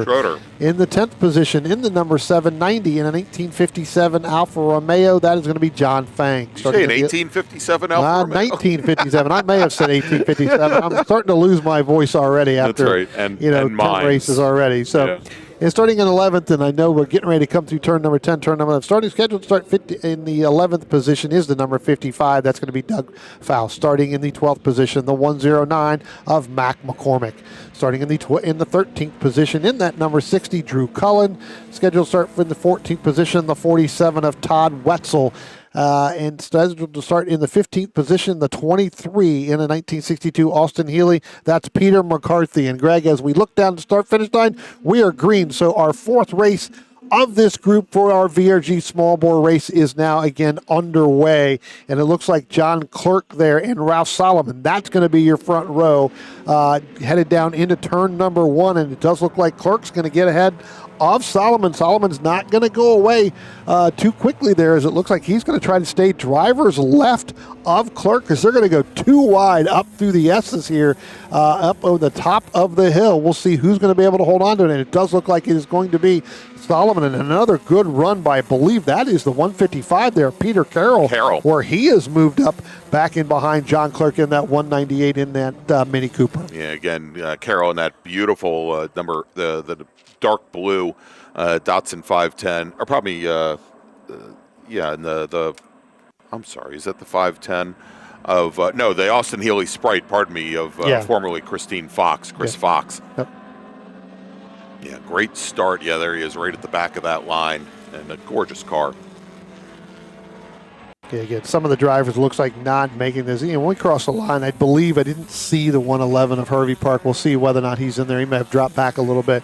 Or that silver 19 of Justin D'Antonio. I don't believe they came out. Again, this is their fourth race of the weekend already, Greg, through yesterday. Had 2 races, had one earlier this morning, right around that 8:30 time frame. So, again, 4 races here this weekend so far for this first group, and then tomorrow they've got one group where they're going to race, and that's going to be on the short course. So 5 races in total for pretty much, I believe, each of our race groups. So again, as you talked about, a lot of track time out here. Indeed. On this in this facility here.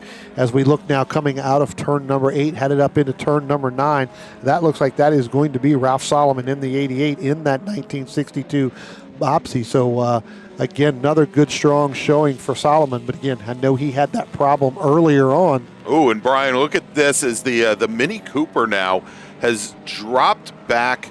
The yellow Mini Cooper dropping back a number of position. Michael Schrader with a nice move coming underneath the Mini Cooper going into turn 9 to pick up a position, and now moving up into, looks like in the 5th position, but the Mini Cooper gets him back coming out of turn 10. Yeah, looks like he's going to sit there and hang on to it, and it does look like Hervey Park did make it, so it was kind of hard to see that green. So he's in second. Justin D'Antonio, again, another Austin Healey. That Mini Cooper going through turn number 9, Greg, was almost to the point where it became top-heavy with all of the cars that were there, between the Janettas and the Austin Healeys and the Bopsies. You're talking about top-heavy for a whole bunch of open-top cars, Brian. Yeah, absolutely. So, yeah, it becomes, exactly. So not getting the run that he wanted through there. As you can see there, he's going to drop all the way back to 5th. But again, John Clark fell back earlier on in the first race that we called early this morning, and was able to work his way back up and had that pretty heavy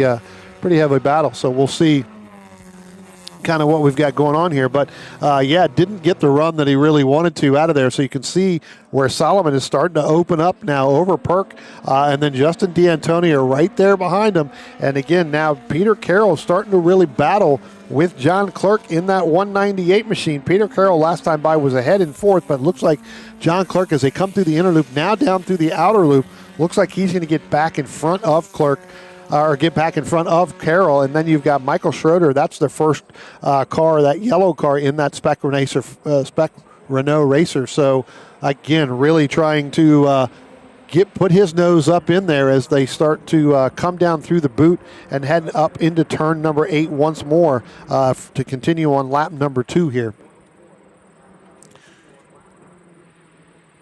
So again, another good battles all the way back. Drew Cullen, Mac McCormick, Peter McCarthy there. They were within half a second of each other right there. That's 7th, 8th, and 9th. And again, not for a battle in class, but a battle for position on the racetrack.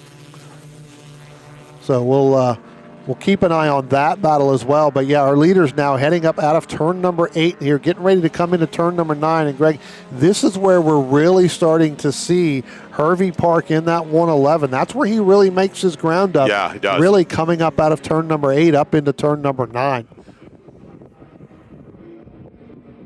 Again, these two guys went at it earlier this morning before I believe Solomon had that problem and fell back. I think he may have fallen all the way back into like that 6th and 7th place after that race this morning. So getting that fixed up here. And then you've got Justin D'Antonio in that Austin Healy in that 61. And it does look like John Clerk is now going to open that back up, that lead over Peter Carroll. That's for 4th and 5th overall. Yeah, so that's Carroll in 5th, and then Schrader in the yellow Sports Racer, or at Sports Renault. Yeah. Is what they go by. It's essentially the first generation of what is still run today in the SCCA is Spec Racer Ford. Of course, when it first started out in the mid-'80s, when Renault had American Motors here and the Alliance and the Encore, that's where those engines were coming from. Yeah, tell you what, Greg, let's keep this shot right here for a couple seconds here. I want to pick up the battle between Peter McCarthy and the number 23 in the green Austin Healy, as well as the 55 of Doug Faust in the MG Midget, the white and the blue one. Yeah, so I think the second and third cars in the line coming to the bus stop now. Is that... Well, there's the green. Yeah, right there. Right in Mm-hmm. there. So, those two, when they went by the start-finish line last time, Doug Faust in that white and that blue 55 tried to make a move, tried to pull over drivers right. Not sure if he was trying to get air to the car, or was he just trying to figure out where Peter McCarthy was going to go? Because when Peter McCarthy came out of turn number 11 down the front stretch, kind of moved to the center of the racetrack and then moved back to the left. So kind of made that double move there, and I'm not sure if that caught Faust by surprise. But when they went down into turn 1, he kind of stuck in behind him, down into turn number 1. So, again, not sure if Faust was trying to figure out where McCarthy was going, but he kind of stuck with him through there and then up through the hill through the S's. So we'll see how much further Peter McCarthy's either going to open up that gap there in that 9th and 10th place battle, but a pretty good move coming out of turn number 11 down the front stretch. Yeah, well, I mean, it was interesting there on that last lap, and you said it, McCarthy was almost 2 seconds, actually 2.5 seconds off of his normal pace, and off of Faust and Brownlee Tomaso's pace behind. Brownlee Tomaso being the third car in that line, the trailing car in his MG Midget, and he was, I think, the fastest of the three. Certainly, as we'll see them. Hopefully, we'll see them coming up into turn 8 here in just a moment. Now we'll watch them to come back through here again. We'll see. There's the 60 machine. Here comes the and you know what? I got to give it to Peter McCarthy there, because so his tires, he's got the white wall tires, right? Yes. So if you look down in the turn, you look down through there just now going down into turn number 1. He's got them white walls going on. And it does look like, he's out on a Saturday drive here at beautiful Watkins Glen, out in his scenery. He's got there you go, right there. You can see the white walls. If you look at it, they look kind of, it makes the rims look kind of clean, but they're not. But there, you can pick up just the white walls. So good little showing right there for Peter McCarthy. So good little one. All right, let's stay on this shot. Well, I was going to say stay on this shot for a moment here and pick up this fight in Sports Renault just a little bit further back. This is Eli Sharp and Steve McFarland in those two yellow machines as they're making the run down to the bus stop right now. They've got, I believe they've got Niall McCabe trailing along with them as well. And the gray car directly in front, that is Rob Brownlee Tomaso in the gray MGA. Yeah. And Greg, I'm getting word that the next time Ralph Solomon in that 88, in that 62 Bobsey there, the next time he comes by the start-finish line, they're going to have 1 lap to go in this race. So, again, working to get about between 4 and 5 laps. I think we're only going to get really 5 laps in this race overall. But yes, next time that Solomon comes by, he'll have 1 lap to go. He's opened up over Harvey Park by 1.1 seconds last time by on lap 3. So where that was a nose-to-tail battle has opened up a little bit. Right. John Clark in that Mini Cooper sitting back and forth. He started to open up that gap where he had that battle with Peter Carroll. So again, your top 5 starting to spread out along with Michael Schroeder, again, our first driver in that Spec Renault Racer group right there. So again, we're getting 1 to go here. Ralph Solomon now down into turn number 1, getting ready to head up the hill through the S's. And I tell you what, Justin D'Antonio starting to gain a little bit on Harvey Park in that 111 when they went by the start-finish line last time, Greg. So we'll have to see, as well as Schroeder is starting to gain on Peter Carroll. So where Peter Carroll was actually making a bid for the lead early on, Greg, he's starting to fall back a little bit. Schroeder's getting pretty quick there in that Renault Spec Racer. Yeah, I would say is he's now, as he comes up the hill, and those Spec Racers, they are, those sports Renaults, they are very, very slippery, at least compared to an open-top Austin Healey Sprite, whether it be the Bug Eye or whether it be the later Sprigget. Right. And he is definitely starting to show some of that pace. I think where he gets let down a little bit is, as far as the setup of that car goes. And the setup, again, as we were saying, that being the first generation of the what are now Spec Racer Fords, the shock package is actually shockingly similar to what is in use today in current SCCA racing. But it looks as though that car has a little bit of trouble on turn-in, Brian, and he definitely, with especially a corner like turn 10, where you have to have a lot of bite at the nose in order to get the car tucked in and make that run through the final corner. That car just doesn't look like it has it as we watch it coming through the toe of the boot.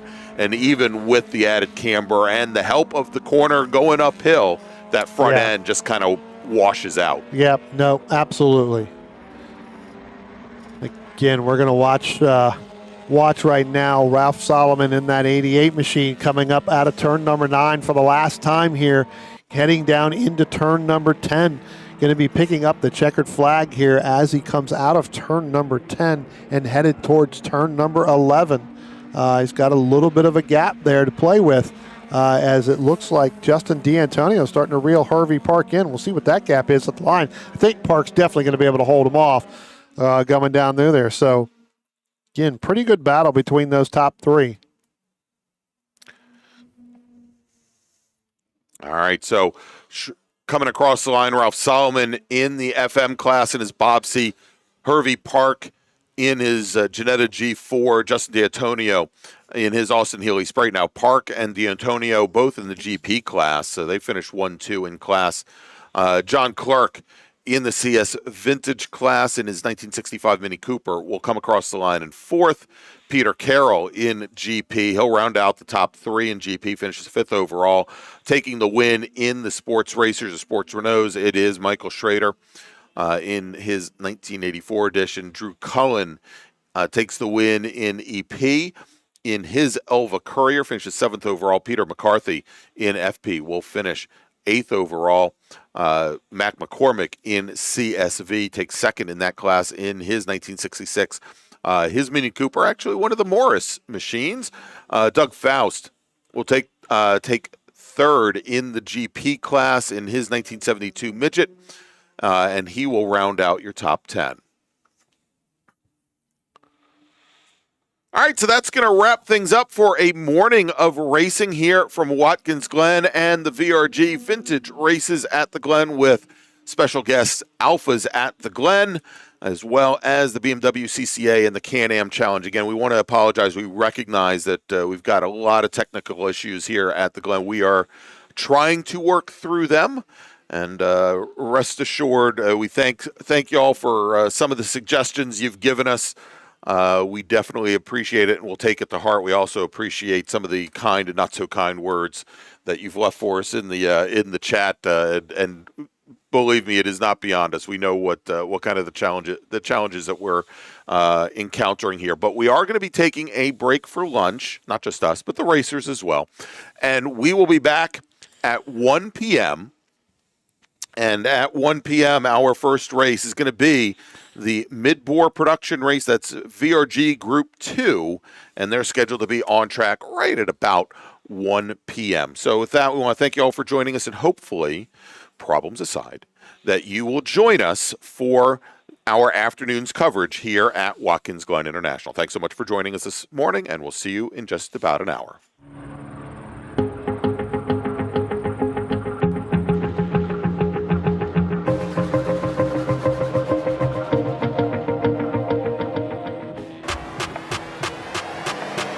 We aren't just selling it. We are living it.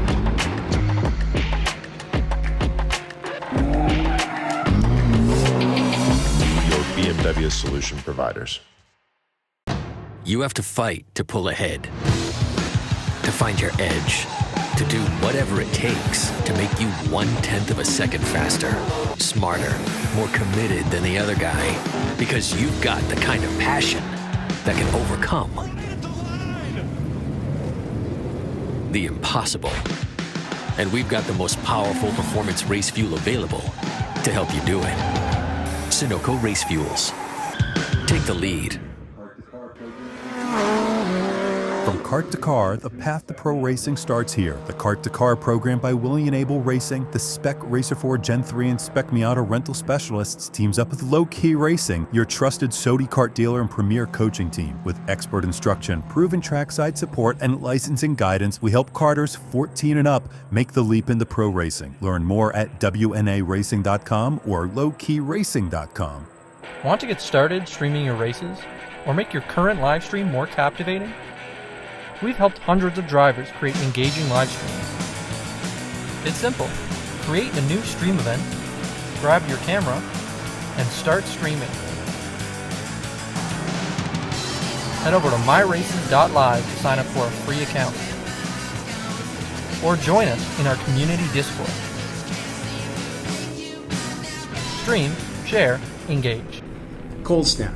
Welcome to a new way to chill the most delicious ice cream and other frozen confections on demand. Perfect for offices, break rooms, cafeterias, and auto dealerships. Select your single-serve Cold Snap pod, then insert the pod into the Cold Snap machine. Wait about 2 minutes and then grab your treat and enjoy. The revolutionary system transforming the way frozen treats are produced and enjoyed.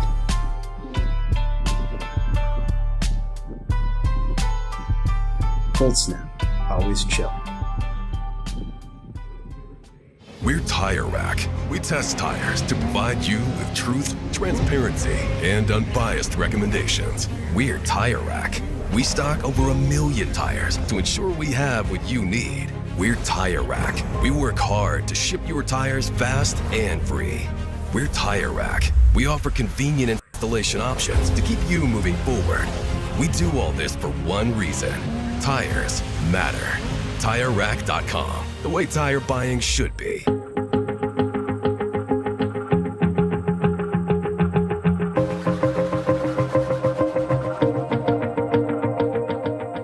Combining the art and science of going fast, Peter Kraus provides professional, private coaching and analysis for sports car drivers at many East Coast tracks, including Virginia International Raceway, as well as remotely via Zoom. A multi-time championship-winning race car driver, award-winning mechanic, and automotive historian, Kraus can communicate effectively both the psychology and methodology of going fast. Pioneering the use of GPS data and video logging technology to advance driver performance in club-level, historic, and entry-level professional series since 2001, Peter relies on data-driven objective measures, creating successful strategies to make his drivers faster. An expert in AIM, VBox, Motec, and Garmin, as well as other systems. If you have questions on how to get more out of your data, schedule a consultation either in person or remotely to leverage the power of your tools to improve your driving. For more information, call 919-740-1871 or visit www.peterkraus.net today. Redline Oil, formulated to win, proven by me. Redline Oil, formulated to win. Formulated to win. Formulated to win, proven by me.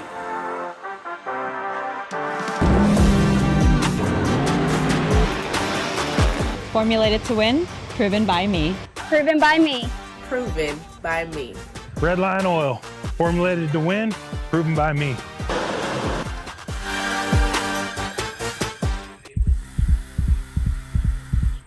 You live for the ride, the road, and the track. Engineered precision fit batteries that are track tested and driver trusted. Optima, the ultimate power source. Willing and Able Racing offers top-quality spec race car rentals with full setup and repair services, including trackside support for SCCA, NASA, VRG, and other organizations' road race, time trials, and track day events. Their Spec Racer Ford specialists and each of their Gen 3 machines sports a SATAV sequential transmission and a data acquisition system. Also offering Spec Miata rentals, Willing and Able is currently taking reservations for the remainder of the Mid-Atlantic Road Racing Series season. For more information, email Willing and Able at rent@WNARacing.com, see them on Instagram at WNA Racing, or visit their website at WNARacing.com. Willing and Able would like to thank all the volunteers this weekend who've graciously donated their time so that we may race.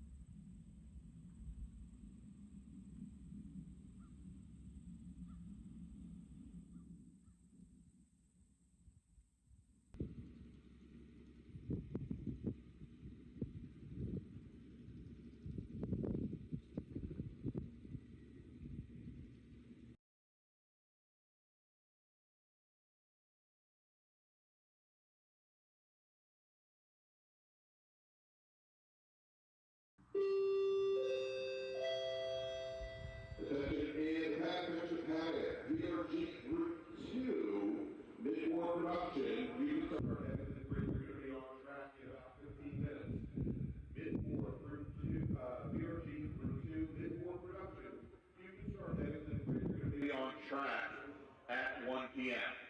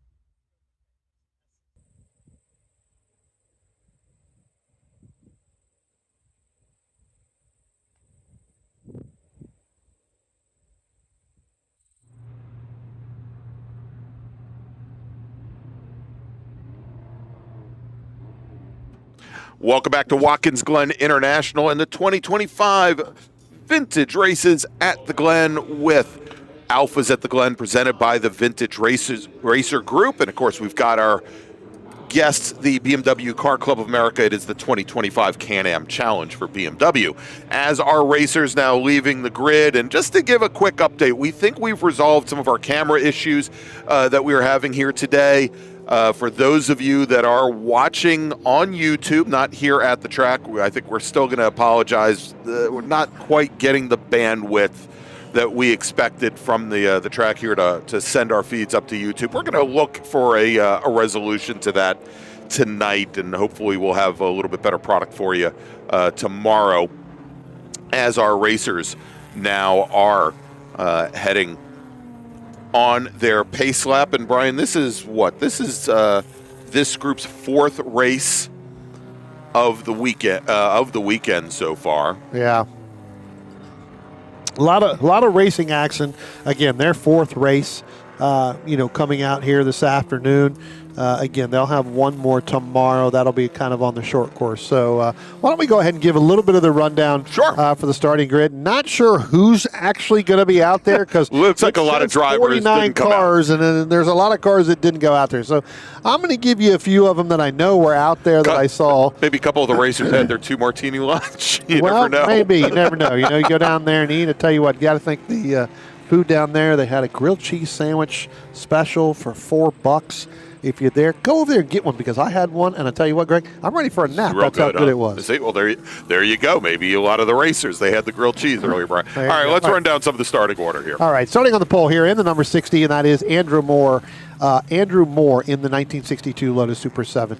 Scheduled to start in the second position, the 194 of Thomas Grudovich. I did not see him down there on the grid in that Ginetta G4, so we'll have to see whether or not he did. I may have missed him down there. I know he was the one who had that incident earlier on. Starting third in the number 7, that is Todd Reed. Starting in the fourth position, the 41 of Tom Upshur. Starting in the fifth position, the 33 of Jim Lanahan. Starting in the sixth position, the number 28 in a 1971 Alfa Romeo Spido, that's Eric Wood. Starting in the seventh position, the 27 in that 1961 Elva Courier, that's Kenny Williamson.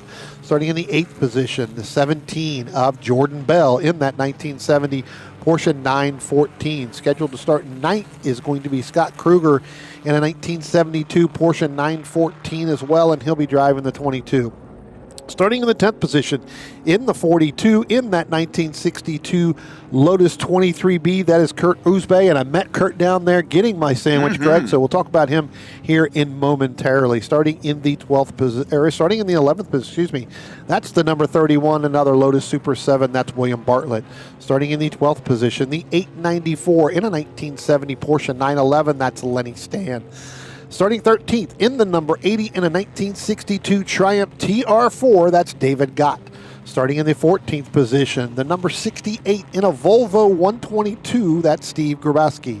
Starting in the 15th position, the number 47 in a 1970 Porsche 911S, that's Rob Hurley. And our pace car now is bring the field down through turns 10 and turn 11. Greg, I tell you what, we'll get through the rest of them because we've got some pretty good drivers out here in this as well. All of them are pretty good, but we got some national champions out here running here this afternoon. So we'll pick them up as we go as our group now starting to come out of turn number 11, and we are now green. Green flag is in the air, and I tell you what, great start there by Andrew Moore going down in there. And then Todd Reed in that number 7, in that red machine, in that other Lotus Super 7. I tell you what, another good start by there. And again, a little bit further back, that is Tom Upshur. We saw those three battle pretty much the entire first race here, Greg, through there. But really, it was Upchurch and Reed who had that pretty good battle pretty much for second place. Yeah, and as all of our drivers make it successfully through the 90 through turn 1 and make their way up the hill. And taking a quick look to the outside there, that was the Porsche 911 there of actually, was that the 911? Yeah, I think it was I'll get the number. Most of the Porsches I'm showing are 914s. Oh, there we go. Lenny Stan in the white DP car. As he took a look to the outside driver's right coming up through the S's, and it looks like he may have picked up a couple of positions there as he now slots in behind the Porsche 914 as Scott Kruger, the number 22 machine. Yeah. Again, pretty good battles here going on. We talked about it early on, especially up front. We'll drop back here a little bit again. I don't think all of these drivers, we're scheduled to have 49 drivers in this group, Greg. I don't believe a lot of them came out for this afternoon race. I can look down there on the grid right before they went out. I did not see any of these Renault Spec racers out here for this group as we saw them earlier this morning with some of the battles that they had there. So, again, we got Michael Lawton supposed to be out here in the red number 4. I think I did see that Alfa Romeo out there on track as well. So, and he may have. Michael Lawton, who is the race director here this weekend, he's got a lot on his shoulders, and I think he might have made it to the grid a little bit late. Brian, matter of fact, I think I just saw him on head. I believe it was Michael heading through the outer loop. So a little bit behind the rest of the field right now with some ground to make up. Yeah, top 3 now coming out of turn number 10, headed down into turn number 11 right now. Another good battle on the racetrack, Greg. That is with Kenny Williamson, and I believe that is Scott Kruger in the gray Porsche black. We'll have to see a little bit further back. Okay. So you got Kenny Williamson, you got Eric Wood, and then you got Scott Kruger in that grayish black. Kind of distinctive, 2 different colors there, but it looks definitely black from up here in the tower. But good run by Scott Kruger there, moving up into 6th overall right now, but definitely going to start putting the pressure on Eric Wood in that number 28 in that Alfa Romeo Spider, along with Kenny Williamson in that Elva Courier. So, and we saw Kenny earlier this morning here when we, unfortunately had that incident, where we went under that double yellow full course caution, that when we went back to the restart, Kenny got a great jump out to get right up and challenge Andrew Moore early on, but then fell back as the race went on, and that allowed, I believe that would have been Todd Reed and Todd Upshur to get back by him as well. So, struggling to catch both of those as it looks like coming out of the outer loop there, Greg. That was Todd Reed, Todd Upshur in the 7 and the 41. They were going to go side by side, as well as Eric Wood and Kenny Williamson coming out there. So a lot of movement, a lot of activity, a lot of action coming out of the outer loop, headed down in towards turn number 6 and to get ready to go into the boot. Yeah, and still those two, Reed and Upshur. Reed in the red number 7, Upshur alongside as they are fighting out corner by corner, and that is allowing Andrew Moore to open up a bit of a gap there back to them. It was a half second after the first lap, and I would suspect that it's probably going to be closer to a second and a half now, as we see they've now finally got in line as Tom Upshur gets the pass made on Todd Reed, dropping back to second. Back in that second pack now. And let's follow that second pack for a little while, Brian, if you don't mind. Yeah. With Williamson, Wood, Kruger, Bartlett. And it looks like Lenny Stan has maybe fallen off the pace a little bit. He is falling back behind Kurt Uzbe, who I think is running his 17th race today. Right now. And also, as you mentioned, some national champions in the field, one of them being Craig Kima in the 05, the gray 1962 Lotus Super 7. I think he's running just ahead of Lenny Stan's Porsche. And Craig Kima may be bringing that car down the pit lane, possibly. Brian Kima, former SCCA national champion in, I believe, F production, right? Yeah, it's got several different class championships there. But, he was running all the way up to 9th. So, again, if all the starters had started, he was scheduled to start 17th, but then moved up into 9th. And I do believe that he may have brought that back because he has not crossed that start-finish line. So, Greg Kima going to drop down. You talked about Kurt Uzbe in that number 42 machine. Again, he was part of that battle that we were watching there momentarily with the Eric Wood, Scott Kruger, and the Kenny Williamson battle that Kurt ended up getting through there a little bit cleanly, kind of separated himself. Does look like he is going to be the third one in line right there. It looks like Eric Wood may have gotten around. We'll keep an eye on that, but I'm not sure if that's Eric Wood that gotten around Williamson or not, so we'll have to see kind of how that plays out when they come out of the outer loop and head down. I can tell you that Scott Kruger's fallen back just a little bit, dropped all the way back down into 7th. And now Todd Reed taking a look once again on Upshur as they go down into the toe of the boot, and he gets that pass done. We'll park ourselves over at turn 8, Brian, over at the heel of the boot here, and we'll see how things look as they come in there. Now, as we mentioned, Andrew Moore continuing to stretch that lead out. And what did I say? When they completed lap number 2, he was a second and a half up on the duo, battling it out for second place. Yep. Again, you see there's the Andrew Moore. There's that battle for second and third right there. Let's sit right here, Greg. Let's see if we can't pick up this next pack that's coming in. There's that's not Williamson, so no. I believe that may be. We'll keep an eye on. There's Williamson there in the fourth place car. So can't make out the number on that. I'm not sure if that is the 42 or if that's the 28 of Eric Wood. That would have moved around Williamson. We'll see here as they come out through there. That does look like that is going to be, that is Kurt Utzbay, that in the 42. So that's that Lotus, right. That 23B, then Williamson, then Wood, then Kruger. Kruger is the last one in line in his that gray Porsche 914 6-cylinder. Yeah, so Utzbay's starting to stretch his legs a little bit over that battle. Once he got through Williamson and Wood, started to stretch that out. So that battle there is going to be pretty much solidly in fourth place there for that 42 machine. Again, that's not a battle for position in class, just a battle on the racetrack right here. Here's the battle that's actually really starting to shape up. This is an EP. This is for basically going to be for the last podium spot, I believe, in that group, Greg. And that's definitely going to be between Williamson and Wood here. Between both of those drivers. So again, all right. So yeah, I'll pick them up in a second. I just wanted to look here as Reed and Upshur once again coming out of the bus stop door to door. But let's park here for a moment as Kurt Utzbay in his 23 now has opened up a nice little gap back to Kenny Williamson, to Eric Wood and Scott Kruger, and then this is the battle coming up that you wanted to. Yeah, well, that battle's already passed there, so they're already down probably into the boot right now. The EP battle. Yeah, right. That's the EP battle that I'm looking at. So there's Utzbay right there. Right. This is the battle. So it looks like Wood's going to get. Yep, Wood's going to get around Williamson right there. So again, right now, currently move Wood up into that that last podium spot in that EP class. They're in here, and that's actually going to be for 5th and 6th overall. So Wood getting down through turn 6, down through the chute there.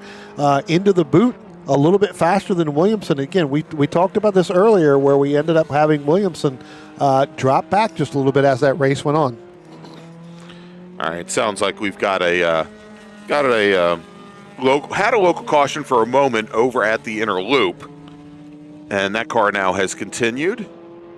It sounds like the 2-4 machine had some issues over there, and he's now gotten back underway. Paul Molnar in that 24 machine having some issues. Again, drop back, like you said, but able to continue. That's in that that's in the Mazda Miata there. That's in that 1990 Mazda Miata. So should be used to going through and pulling through and continuing. So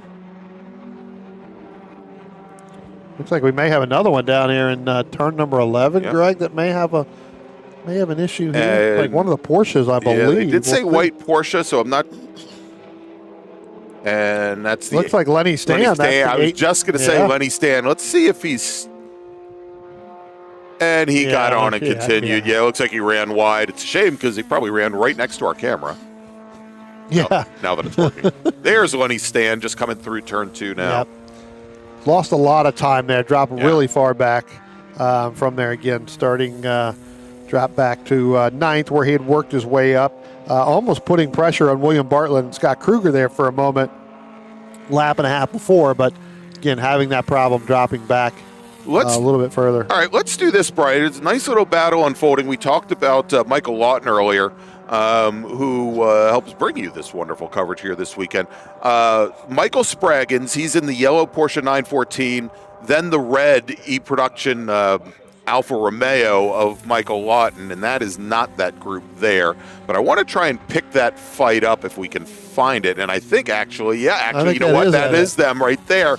And so we'll track them in just a moment. The lead car in the group, that will be Spraggins. He's in his 1970 Porsche 914. Then Michael Lawton, who has now worked his way up to 17th overall in the red Alfa, then the yellow Triumph TR6. And it looks like the TR6 has got the Triumph of Vic Schuster directly behind. That's that light blue machine there. So let's move on.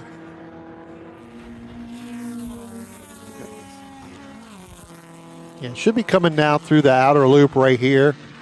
I believe they just went through, so this is the group behind them. Okay. Right. Yeah, so definitely down here should be coming in to the picture momentarily that you were just talking about. There's the first two cars, and then here comes Michael Lawton, and it now looks like is that Kurt? Kurt's taking a look underneath Michael Lawton and makes the pass. So that's going to move Kurtz now up in the 17th. Yeah. Tell you what, good run right there by Kurtz, because he took that that entry in there, Greg, and that was a product of really getting on the brakes hard and really working to back the corner up. Really took a nosedive in there underneath Lawton to be able to nosedive. A dive bomb there, not a nosedive, a dive bomb. And it looks like Lawton may have, wrong corner. I'm sorry. It looks like Lawton may have given up another position there to Vic Schuster as well. Yeah, so we'll have to. But let's actually stick here. We're going to watch this next battle, Brian. It's Kristen Poole in that tangerine and silver colored Porsche 914. Kristen actually heads up the marketing department at the Sports Car Club of America. We saw her at the Jefferson 500 earlier this spring. She's got John Studyar in the red TR3, and also David Bain along with her as well. And yeah, it looks like Michael Lawton has brought his car down the pit lane. Brian, his race unfortunately coming to an early end. Yeah. Christian Poole running really, really strong there at the Jefferson 500 there at Summit Point Motorsports Park earlier in the year. I believe that was back in May. So again, it looks like another good, strong run for Kristen in that number 77 machine in that Porsche 914 as well. So again, continuing on with and a Brian, couple strong actually, runs. real quick, because I figure we'll bring it, see if I can bring it on board here. Is we do have an in-car video actually, and it just came up, and this is the number 6 machine. At least we think it's the number 6 machine, but he is on track. Kevin Michael. Yep, Kevin Michael. There we go. As maybe Kevin Michael's son. Exactly. I'm going to go by what's on the screen here. He is now out on track. You get a nice view of what it is to actually drive this 3+ mile Watkins Glen International course, at least until his camera freezes. And that is where Michael is having the cellular connections, as we did momentarily earlier this morning, I should say. So, yep, and there you go, and his camera has frozen. So let's jump back, and there is again Kristen Poole with that group bringing the field through turn 7, and Poole now up into where did she's sitting in 20th place with Studyar, Bain, Paul Ma in the yellow, show that the yellow Sports Renault is out there. And then also we saw this car in the paddock, absolutely gorgeous car, 1967 Volvo 1800, and there they are coming out of turn 8. We'll try I want to see if we can get, there's the 1800 now just coming through turn 8, so falling a little bit off the pace there, but absolutely a beautiful well-proportioned sports coupe. And taking a look now underneath the Mazda Miata David Bain is Paul Ma in his machine, which, as you said, is not a Sports Renault. No, it is not. And it's not yellow, it's red. Yeah, well, I think that is actually, we had 262 listed in there, but yeah, that is definitely not a Sports Renault, and I think the other one was moved up as well. But, you were talking about, we've been mentioning this with David Bain, coming out of turn 8 last time, really went wide. Drivers left over there, and that enabled, a couple of those other cars. And I think one of them was Paul Mata you were talking about. Right. Definitely to get up underneath him and and gain that position. So we'll have to see whether or not David can go ahead and bring that back to that in that field during that race.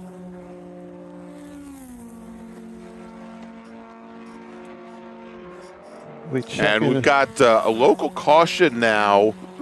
We'll see. Let's come over to the bus stop there. You notice there's a car off on our right-hand side on driver's left.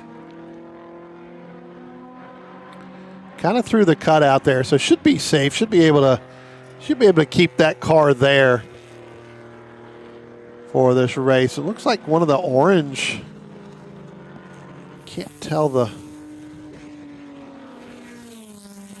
Looks like he is going to be able to. Yeah, it looks like he's getting that car back underway, Brian. Yeah, it looks like that car's moving now. So yeah, that's one of our Porsche 914s. Definitely one of our Porsches. Yeah. So we'll see. Again, going to stay really wide there, knowing the other car had that. I believe that may have been one of our Miatas that we just went by him. So, let's see if we can pick up, if we can, Greg. Let's try to find up.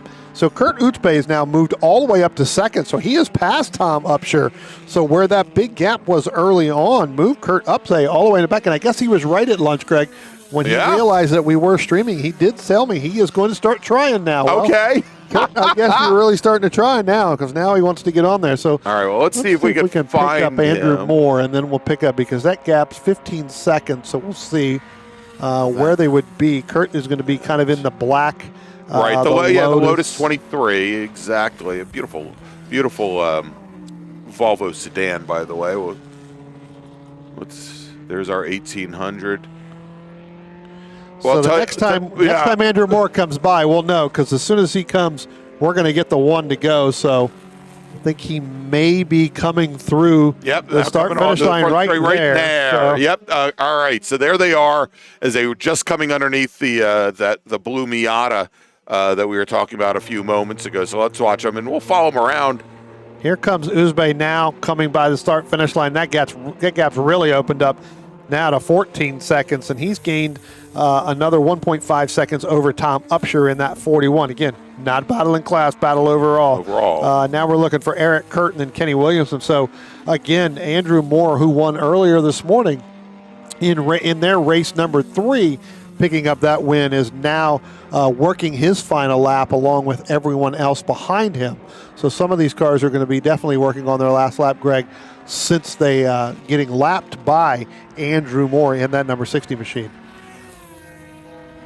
There goes Scott Kruger, so a little bit further back, that's your 6th place. So we should be seeing Andrew Moore now coming out of maybe the outer loop, headed down the hill, down into turn number 7, I believe. I know that's the camera you're on. I think he's definitely coming through there momentarily. I think he's behind this group.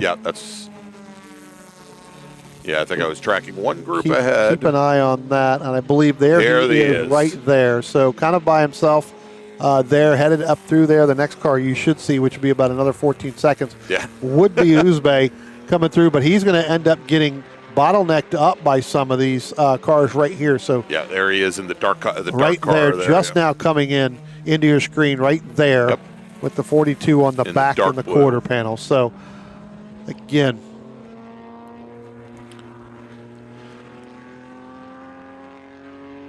I believe that is going to be Andrew Moore just now coming up out of turn number 9, headed up. And the pack is going to be right behind him. Again, Greg, they're going to end up with one lap shorter than everyone else just from being lapped by him. So we'll keep an eye on that. But it does look like Andrew Moore looks like he is going to pick up another win here today. It's the second race of today here in that FP class, waiting for Kurt Uzbek. And again, he was going to get bottlenecked up because of all of the other different cars and classes that are coming through there. So We got to see what we've got going on. All right. It sounds like we had coming down to the bus stop, Brian, as the rest of our cars are filtering across. So I'm going to take a look to see, and I believe it's unfortunately just past our camera, as we did have a car apparently push wide, understeer off the track. And we'll see if we can get the number on that here in just a few moments.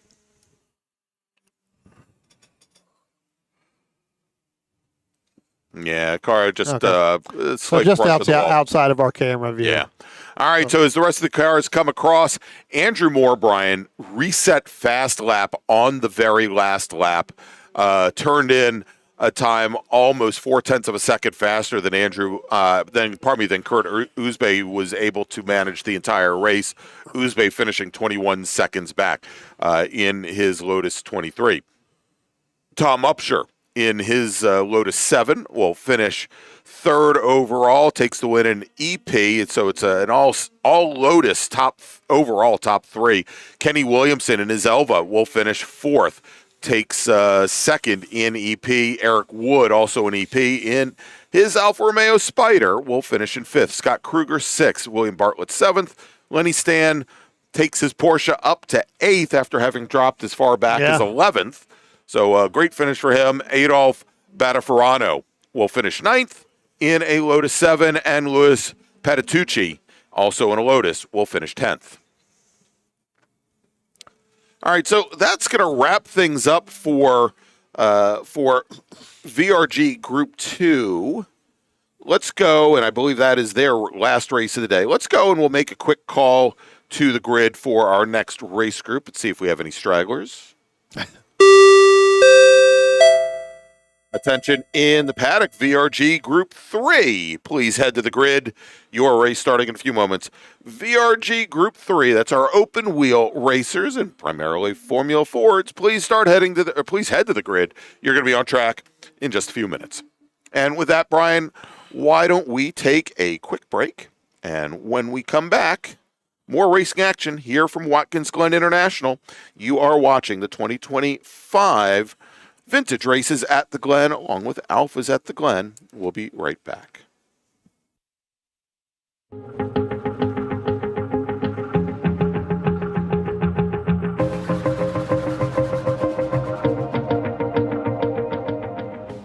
We're Tire Rack. We test tires to provide you with truth, transparency, and unbiased recommendations. We're Tire Rack. We stock over 1 million tires to ensure we have what you need. We're Tire Rack. We work hard to ship your tires fast and free. We're Tire Rack. We offer convenient installation options to keep you moving forward. We do all this for one reason. Tires matter. TireRack.com. The way tire buying should be. Combining the art and science of going fast, Peter Krause provides professional, private coaching and analysis for sports car drivers at many East Coast tracks, including Virginia International Raceway, as well as remotely via Zoom. A multi-time championship-winning race car driver, award-winning mechanic, and automotive historian, Krause can communicate effectively both the psychology and methodology of going fast, pioneering the use of GPS data and video logging technology to advance driver performance in club-level, historic, and entry-level professional series since 2001. Peter relies on data-driven objective measures, creating successful strategies to make his drivers faster. An expert in AIM, VBox, Motec, and Garmin, as well as other systems. If you have questions on how to get more out of your data, schedule a consultation either in person or remotely to leverage the power of your tools to improve your driving. For more information, call 919-740-1871 or visit www.peterkrause.net today. Redline Oil, formulated to win, proven by me. Redline Oil, formulated to win. Formulated to win. Formulated to win, proven by me.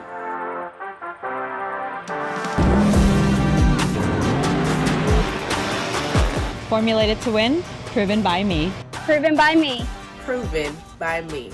Redline Oil, formulated to win, proven by me. Willing and Able Racing offers top-quality spec race car rentals with full setup and repair services, including trackside support for SCCA, NASA, VRG, and other organizations' road race, time trials, and track day events. Their Spec Racer Ford specialists and each of their Gen 3 machines sports a SATA sequential transmission and a data acquisition system. Also offering Spec Miata rentals, Willing and Able is currently taking reservations for the remainder of the Mid-Atlantic Road Racing Series season. For more information, email Willing and Able at rent@wnaracing.com, see them on Instagram at WNA Racing, or visit their website at WNARacing.com. Willing and Able would like to thank all the volunteers this weekend who've graciously donated their time so that we may race. If you're a racer, you want to be fast, but you have to be safe. That's why professionals and amateurs alike go to HMS Motorsport for their safety equipment. HMS Motorsport is the industry's leading full-service racing safety provider.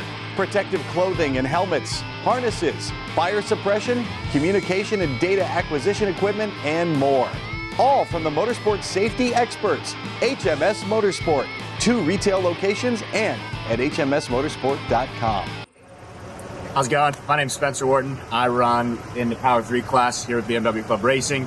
The main reason I run with this group is, one, because my dad and my brother both do it, so it's a great excuse for us to get out as a family and spend some time together. And then the camaraderie we have with the other guys in the paddock and the great racing experiences I've had over the years with everybody in my class and the other classes that are out on track with us together. So highly recommend it to anybody that's looking to join a club racing group.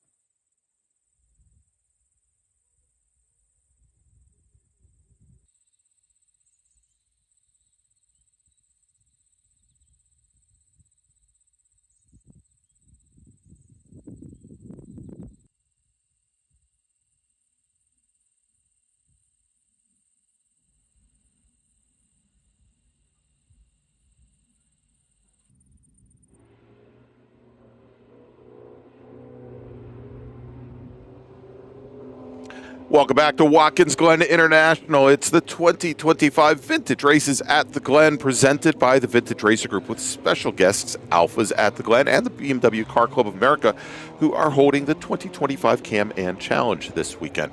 Next up, it is the feature race for our open wheel racers, including the Formula 4 Challenge Series. I got the name right. And to help us, Brian, to work through that, it is Denny Austin and Frank Del Vecchio. Good afternoon, gentlemen. Good afternoon. Good afternoon to you guys.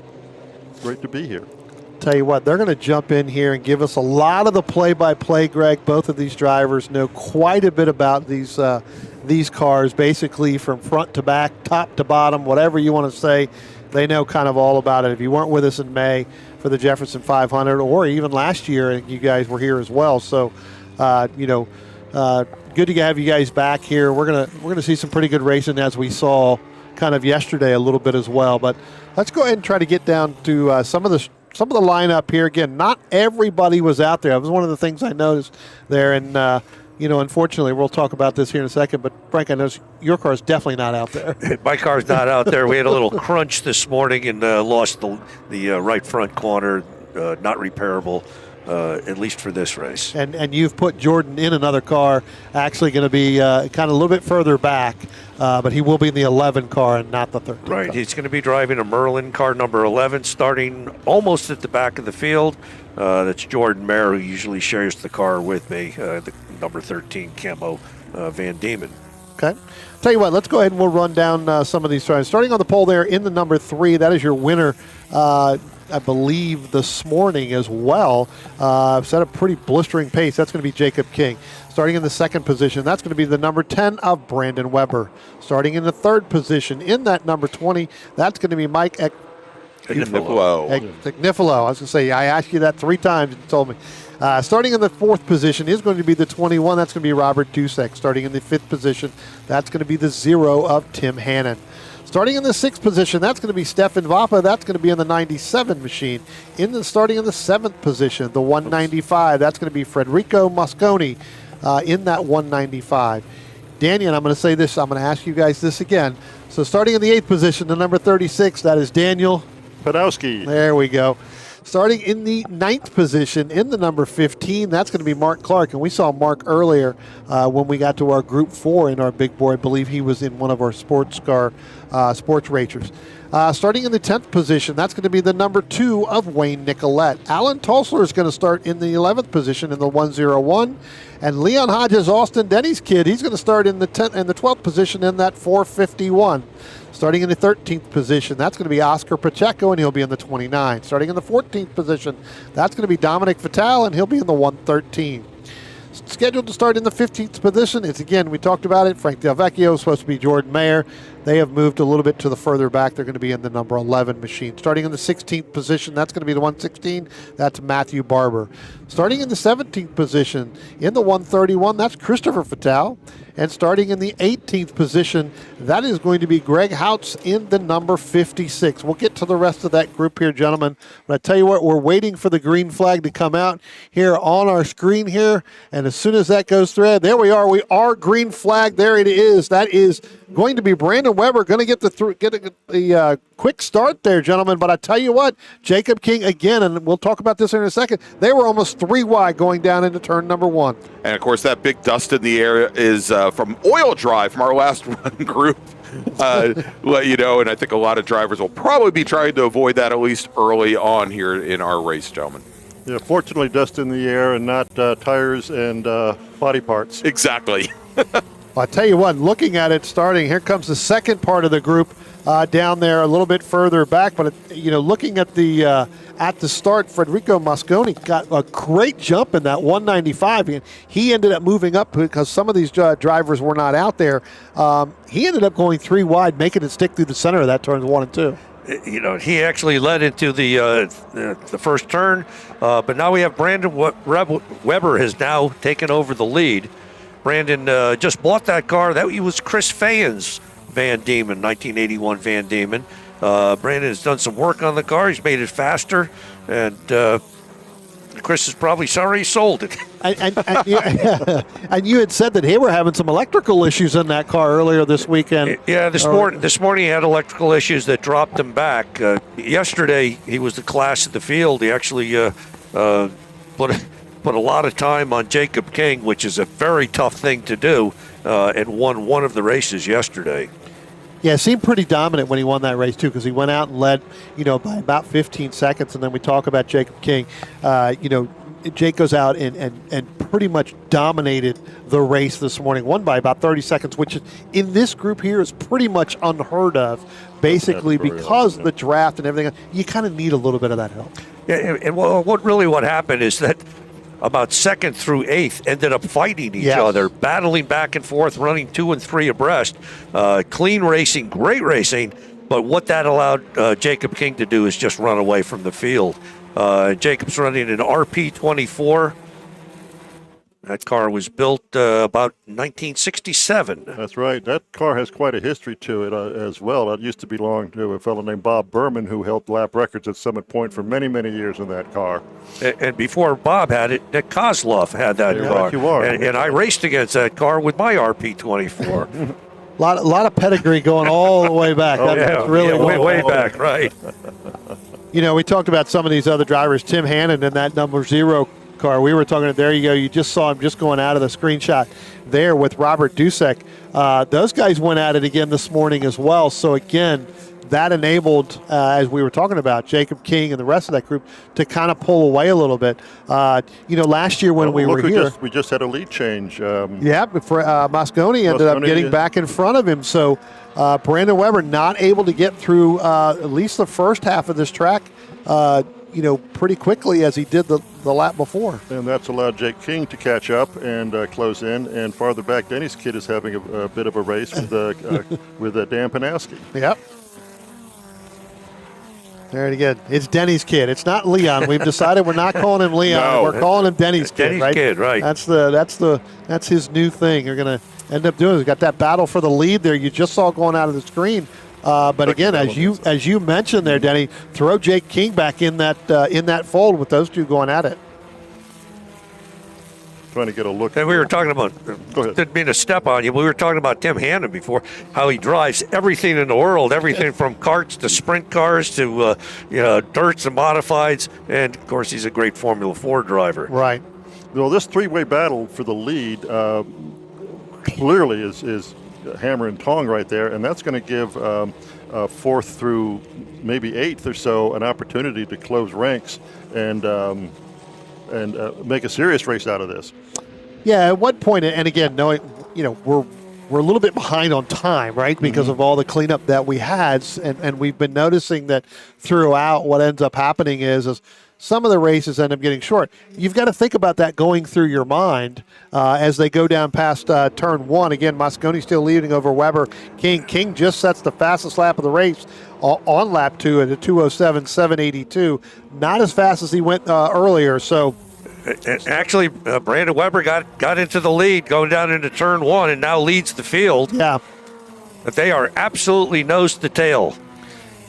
And just as you were talking about it, getting back and forth, and doing that, does that, Tim Hannon and Robert Dusek, if you stay in line, you'll definitely catch them as those three because, again, these cars are very dependent on the draft in order to do that. As now it looks like we're going to try to go 3 wide there, but you got Mosconi. Weber going to fall back again. Mosconi's really quick, guys, coming up out of the hill, out of the S's, and that's where he ends up gaining on Brandon Weber. Jake King, a very strategic driver, willing to sit around and wait and hang in there and wait for the mistakes to happen. He may be in the catbird seat in 3rd. Yeah. And actually, he said that he thought his motor was down a little bit on Weber's, so that running in the draft just keeps him there, keeps him right on his gearbox, and that's a smart move. Weber now taking a position away from Mosconi down the toe of the boot. Well, I was going to say 3 different lines right there. Jake King staying really far driver's left through that turn, taking a wide angle into that turn. Weber kind of in the middle and trying to make a dive under Mosconi there. Again, that is a big, huge air pocket for Hannon and Robert Dusek. As you can see, gentlemen, they're starting to really, really close up because, as you mentioned, Denny, going those 3 wide and battling early on. We have a car. here in at the heel of the boot. It looks like that almost looks like Weber. Let's see. No, Weber's maybe still not. there. Weber is still up there in the front. I got 3 cars up in the front, so. We're going to be under a local yellow, so no Yeah. passing through that part of the track. Yeah. Weber's is still in it. I can't tell who it is. Yeah, we'll get a call here momentarily. over the radio. Mosconi comes down front straightaway in the lead. There we go. Leon and Mike Igniflo having a good race. They had a good race here a couple of years ago where the two of them got together and managed to outpace by 32nd the field. Well, now throw Jake King into second place because he has gotten around Brandon Weber going down into turn number 1. Really good power move by Jake King in that number 3 machine down into turn 1. Again, all these guys, we've had that cleanup there. It looks like Weber tried to go outside, stay to the left of the oil dry down here. Jake King went to the right and was able to shoot that gap and get up underneath there. Great race going on, and the other Tim Hannon and Trey Dusek going at it, hammer and tong. What do we got here? Well, I was going to say, you've got Hannon opening up a little bit there. But now, again, with those top 3 battling, that's where that battle's going to come into play, where that's going to enable Hannon to move back up. We could end up with a 4-car battle here within the next lap and a half. You know, Brian, one of the toughest things to do is stop racing the guy ahead of you. Absolutely. Tuck behind him and use that, to get yourself forward, to catch the group ahead of you.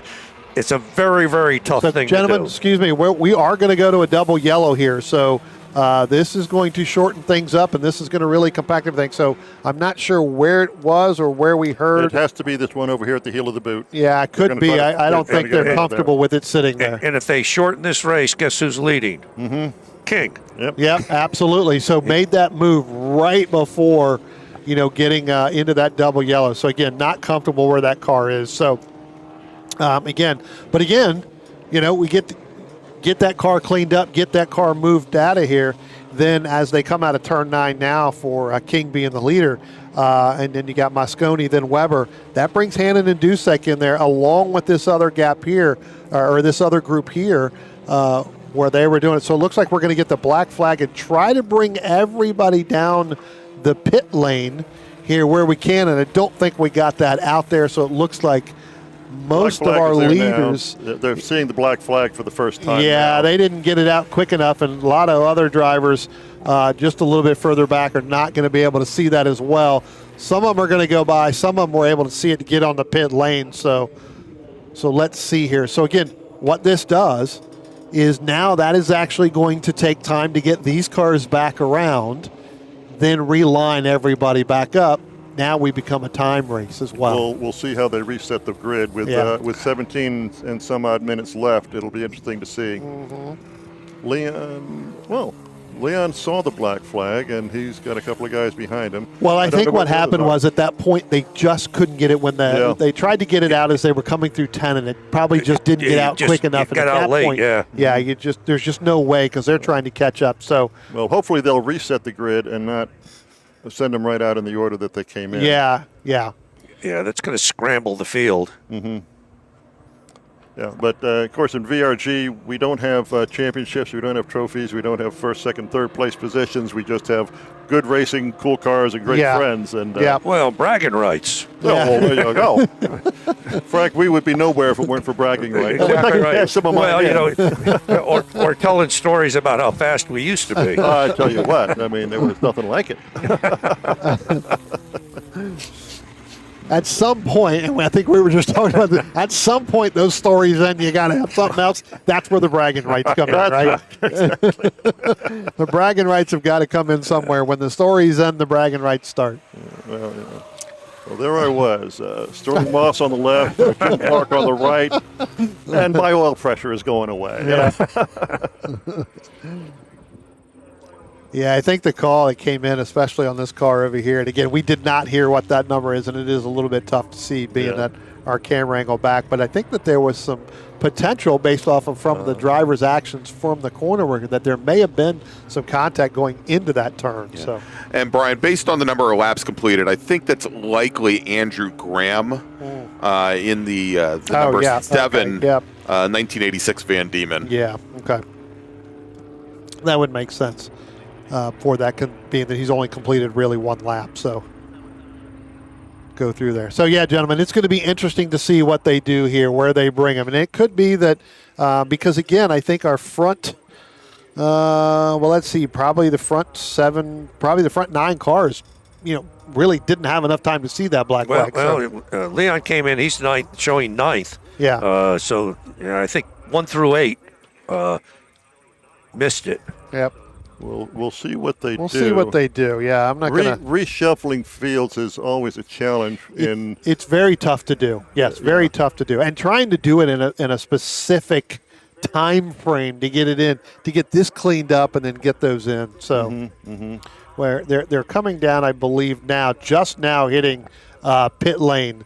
So we'll see what they do. And again, 1, 2, 3, 4, 5, 6, 7. So the first 8 cars, as you said, did not see the black flag. It all looks when they like came they're down. sending Jake King down. They're also sending that Lotus, who I know is a back marker, but it looks like they're attempting to reset the grid. Yeah. The Lotus 51, beautiful car. Probably not as fast as some of the other guys, but at least it'll be a little more fair than just sending them out in the order that they're in right now. Yep. Okay. Now, as of the last conversation I had about this, this will be going out under a lap will be paced by whoever the nominal leader is, and it will be a single file pace lap until they get a green here at start finish. Absolutely correct. Right. Yep. It'll be a self-paced lap, which we would assume that would be Jacob King, since he was the leader, to go out, get everybody back in line, and then when we get back to the start finish line, that's when we will. It'll be total chaos, though. I can tell you that. If they do a one lap shootout. Well, that's kind of what I was just getting ready to mention. If it comes down to where it becomes one lap, you're right.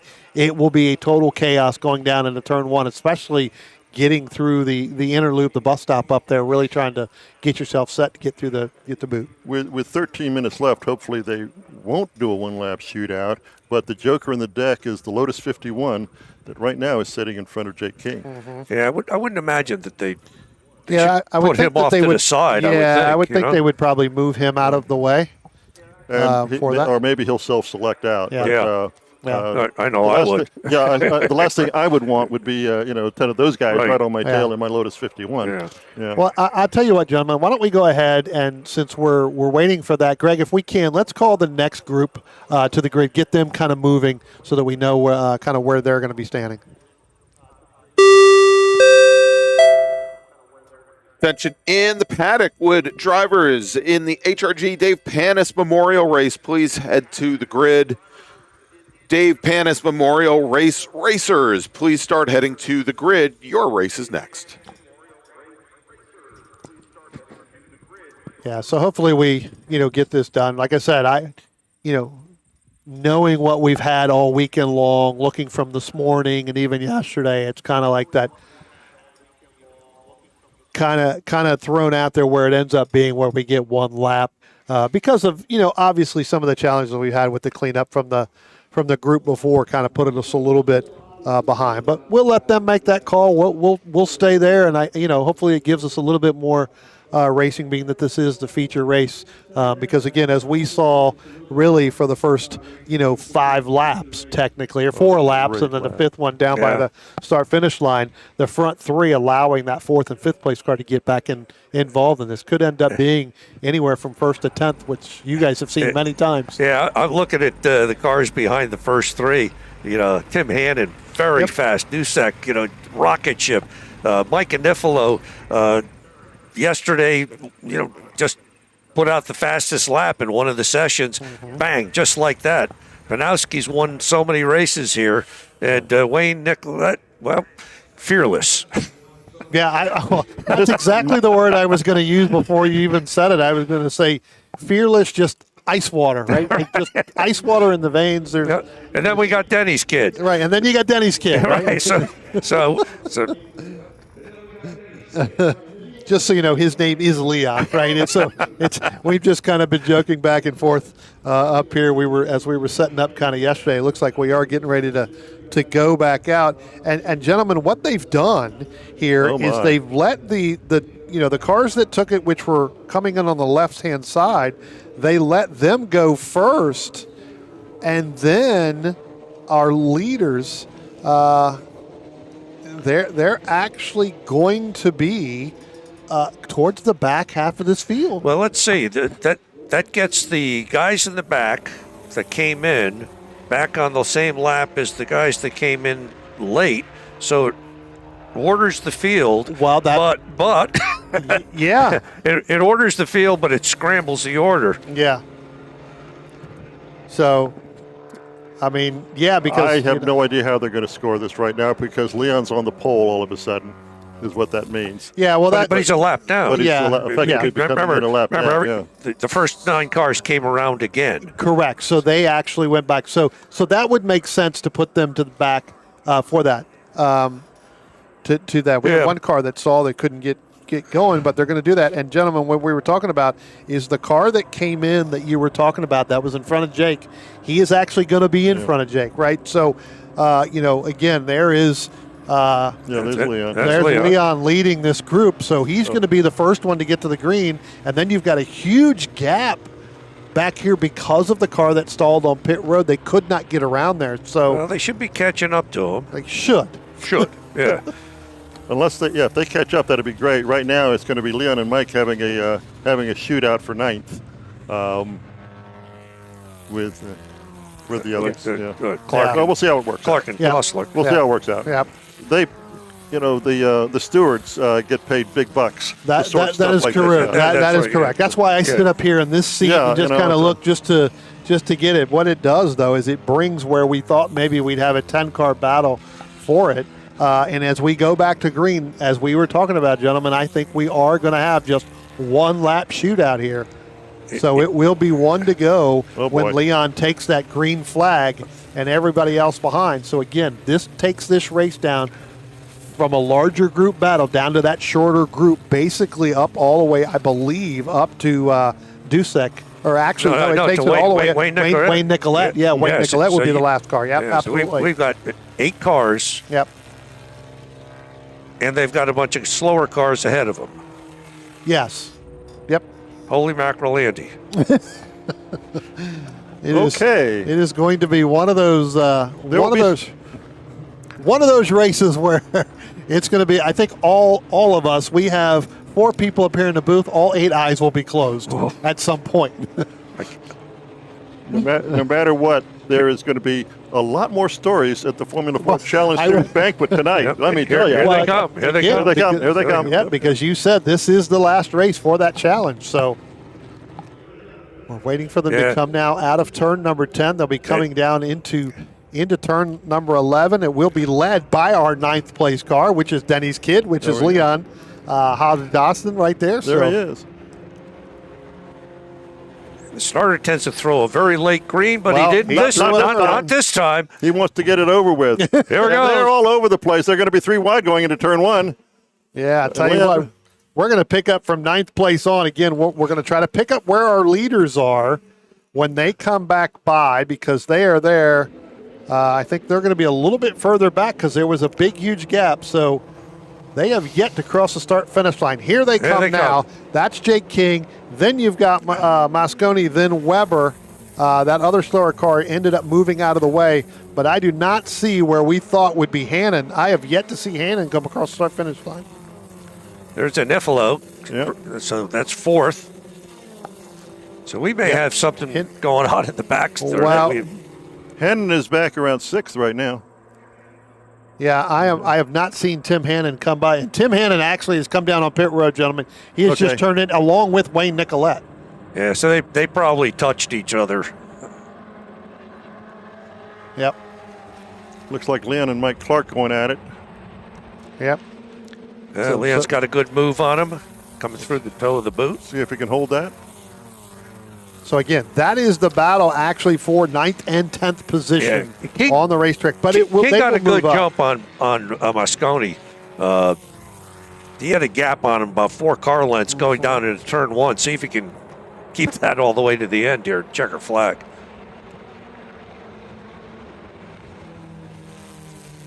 Whoa! We got a little slide right there, right on the camera. That looked like that may have been the 82 of Glenn Brooks. Yeah, it was Glenn Brooks, along with, I think, George Hose. Just keep an eye in our ear here. I'm not seeing. I think there is some action going down just before the boot as well. So we'll have to see. We've got we had one little brake lockup going in there. We'll see as they come through. Here we go. Denny, I hate to say this, I've not seen Leon in this group right there. I think that's him right there. No, I don't know where Leon is right now. So I think we had some cars off down at the bottom here, and I'm being told now that the first car coming through here. We got. Hang on 1 second. You can hear that? Mm-hmm. Yep. So we've got 2 cars that are down in turn 6 that are in the down in turn 6. King takes the win. Yeah. Overall, Jake King's going to take the wing there over Mosconi, then Brandon Weber. There goes King now, just crossing the start-finish line. I have not Micah seen... Dipolo is going to be 4th. Well, I have not seen Mosconi come through yet, so no. Actually, Robert Dusek is going to be, Agnifilo is going to be in 3rd, and Mosconi, I still have not seen him come down, so there is some cars that are out down in turn number 6, and I do believe we have 2 of them, maybe definitely for 1, down there in turn 7, just past our camera. So, as you said, gentlemen, we've got a lot of action around. Yeah, I think there were actually 2 different incidents. There's the one that we picked up at the toe of the boot, but there was also one in the chute coming out of the outer loop, the left-hander as they start to come down the hill, and where we had 2 cars go wide there. I think that's where Leon is. That could be Leon and Mike Clark. Yeah, correct. I was going to say, because both of them were going there side by side down in there. So we'll see. We'll see what they say. We'll let them take care of it. But wow, what a finish here, and what a way to end it. So let's give you. Well, we know Jacob King's going to win. We'll let everything else play out because I'm not sure who's where at this point. Well, it looks like Dusek, Nifolo, Mosconi, Weber. Yeah. We'll definitely let that play out because I've only got 3 cars that are on the lead lap per se. So we knew that was going to be an issue, especially when they sent them back around. Yeah, and if they had brought them forward, they would have ended up 2 laps ahead technically. Right. So that's kind of why they held them back where they were. All right, so that's going to wrap things up for our open wheel feature race. Let's make a call to the grid for our next group. Catch in the paddock. Dave Panis Memorial Race drivers, please head to the grid. Your race is next. Dave Panis drivers, please head to the grid. So, Denny, Frank, want to thank you for joining us here today. Are we going to have more of your presence tomorrow, perhaps, for the running of the short course? That's, I think, part of my plan. Yeah, I think we'll hang around. All right. Sure. That would be wonderful. They have to. You and I are off that race. Oh, that's right. That's right. We're taking that whole day off. We're taking all tomorrow off. So. Okay. There you go. It'll be the Frank and Denny show tomorrow here from Watkins Glen. Well, thank you so much, Frank Delvecchio. Thank you so much, Denny Austin. We really appreciate having you up here, and I'm sure that you're going to have some good stories for us from the post-season. Well, the season technically isn't over, but the post-race celebrations tonight. The party tonight, and we look forward to seeing you guys at the Turkey Bowl at some point in November. Absolutely, we will be there. Adios. Okay, thanks. All right, everybody, there you go. Frank Delvecchio and Denny Austin. I'm Brian. I'm Brian. You're Brian? You are now. It took a while, but I finally called myself Brian. Yep, there you go. It's only taken 3 or 4 years for me to do that. We're going to take a quick break. We'll be back here in just a few moments. Next up, the Dave Panis Memorial here at Watkins Glen International. Stay with us.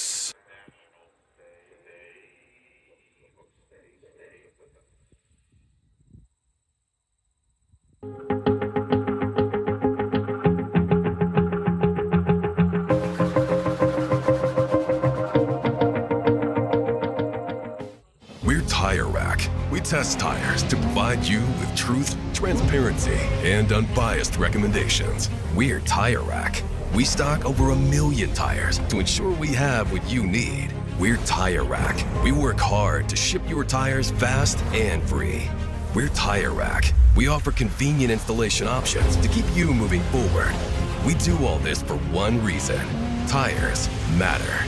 TireRack.com, the way tire buying should be. Combining the art and science of going fast, Peter Krause provides professional, private coaching and analysis for sports car drivers at many East Coast tracks, including Virginia International Raceway, as well as remotely via Zoom. A multi-time championship-winning race car driver, award-winning mechanic, and automotive historian, Krause can communicate effectively both the psychology and methodology of going fast, pioneering the use of GPS data and video logging technology to advance driver performance in club-level, historic, and entry-level professional series since 2001. Peter relies on data-driven objective measures, creating successful strategies to make his drivers faster. An expert in AIM, VBOX, Motec, and Garmin, as well as other systems. If you have questions on how to get more out of your data, schedule a consultation either in person or remotely to leverage the power of your tools to improve your driving. For more information, call 919-740-1871 or visit www.peterkrause.net today. Redline Oil, formulated to win, proven by me. Redline Oil, formulated to win. Formulated to win. Formulated to win, proven by me.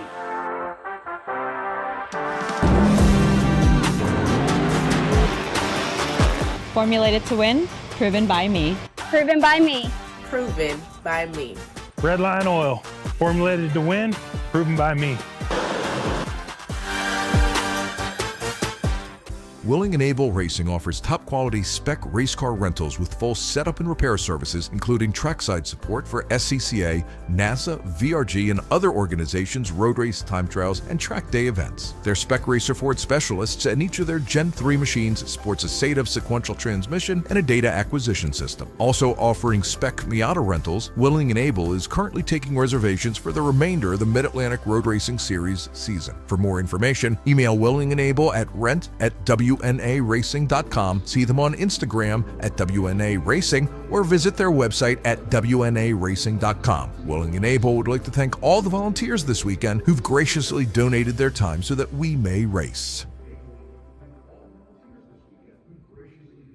If you're a racer, you want to be fast, but you have to be safe. That's why professionals and amateurs alike go to HMS Motorsport for their safety equipment. HMS Motorsport is the industry's leading full-service racing safety provider. Protective clothing and helmets, harnesses, fire suppression, communication and data acquisition equipment, and more. All from the motorsport safety experts, HMS Motorsport. 2 retail locations and at hmsmotorsport.com. How's it going? My name's Spencer Wharton. I run in the Power 3 class here with BMW Club Racing. The main reason I run with this group is, one, because my dad and my brother both do it, so it's a great excuse for us to get out as a family and spend some time together. And then the camaraderie we have with the other guys in the paddock and the great racing experiences I've had over the years with everybody in my class and the other classes that are out on track with us together. So highly recommend it to anybody that's looking to join a club racing group.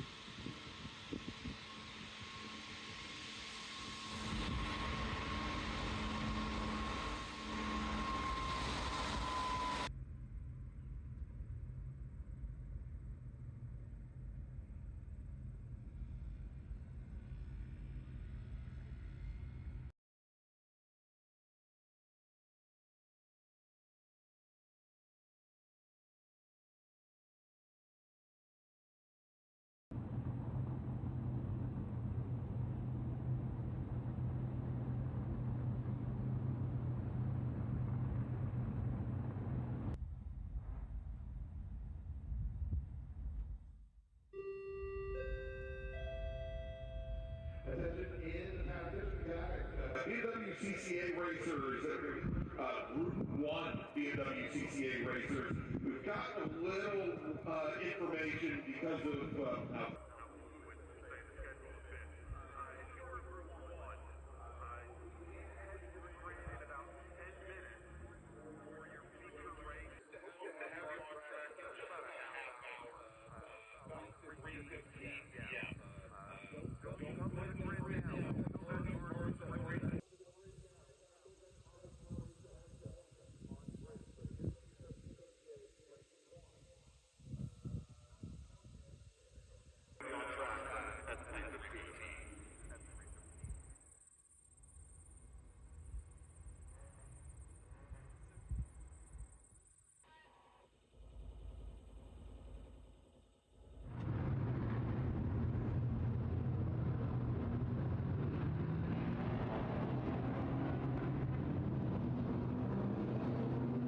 Welcome back to Watkins Glen International, the 2025 Vintage Races at the Glen, presented by the Vintage Racing Group with special guests Alfas at the Glen.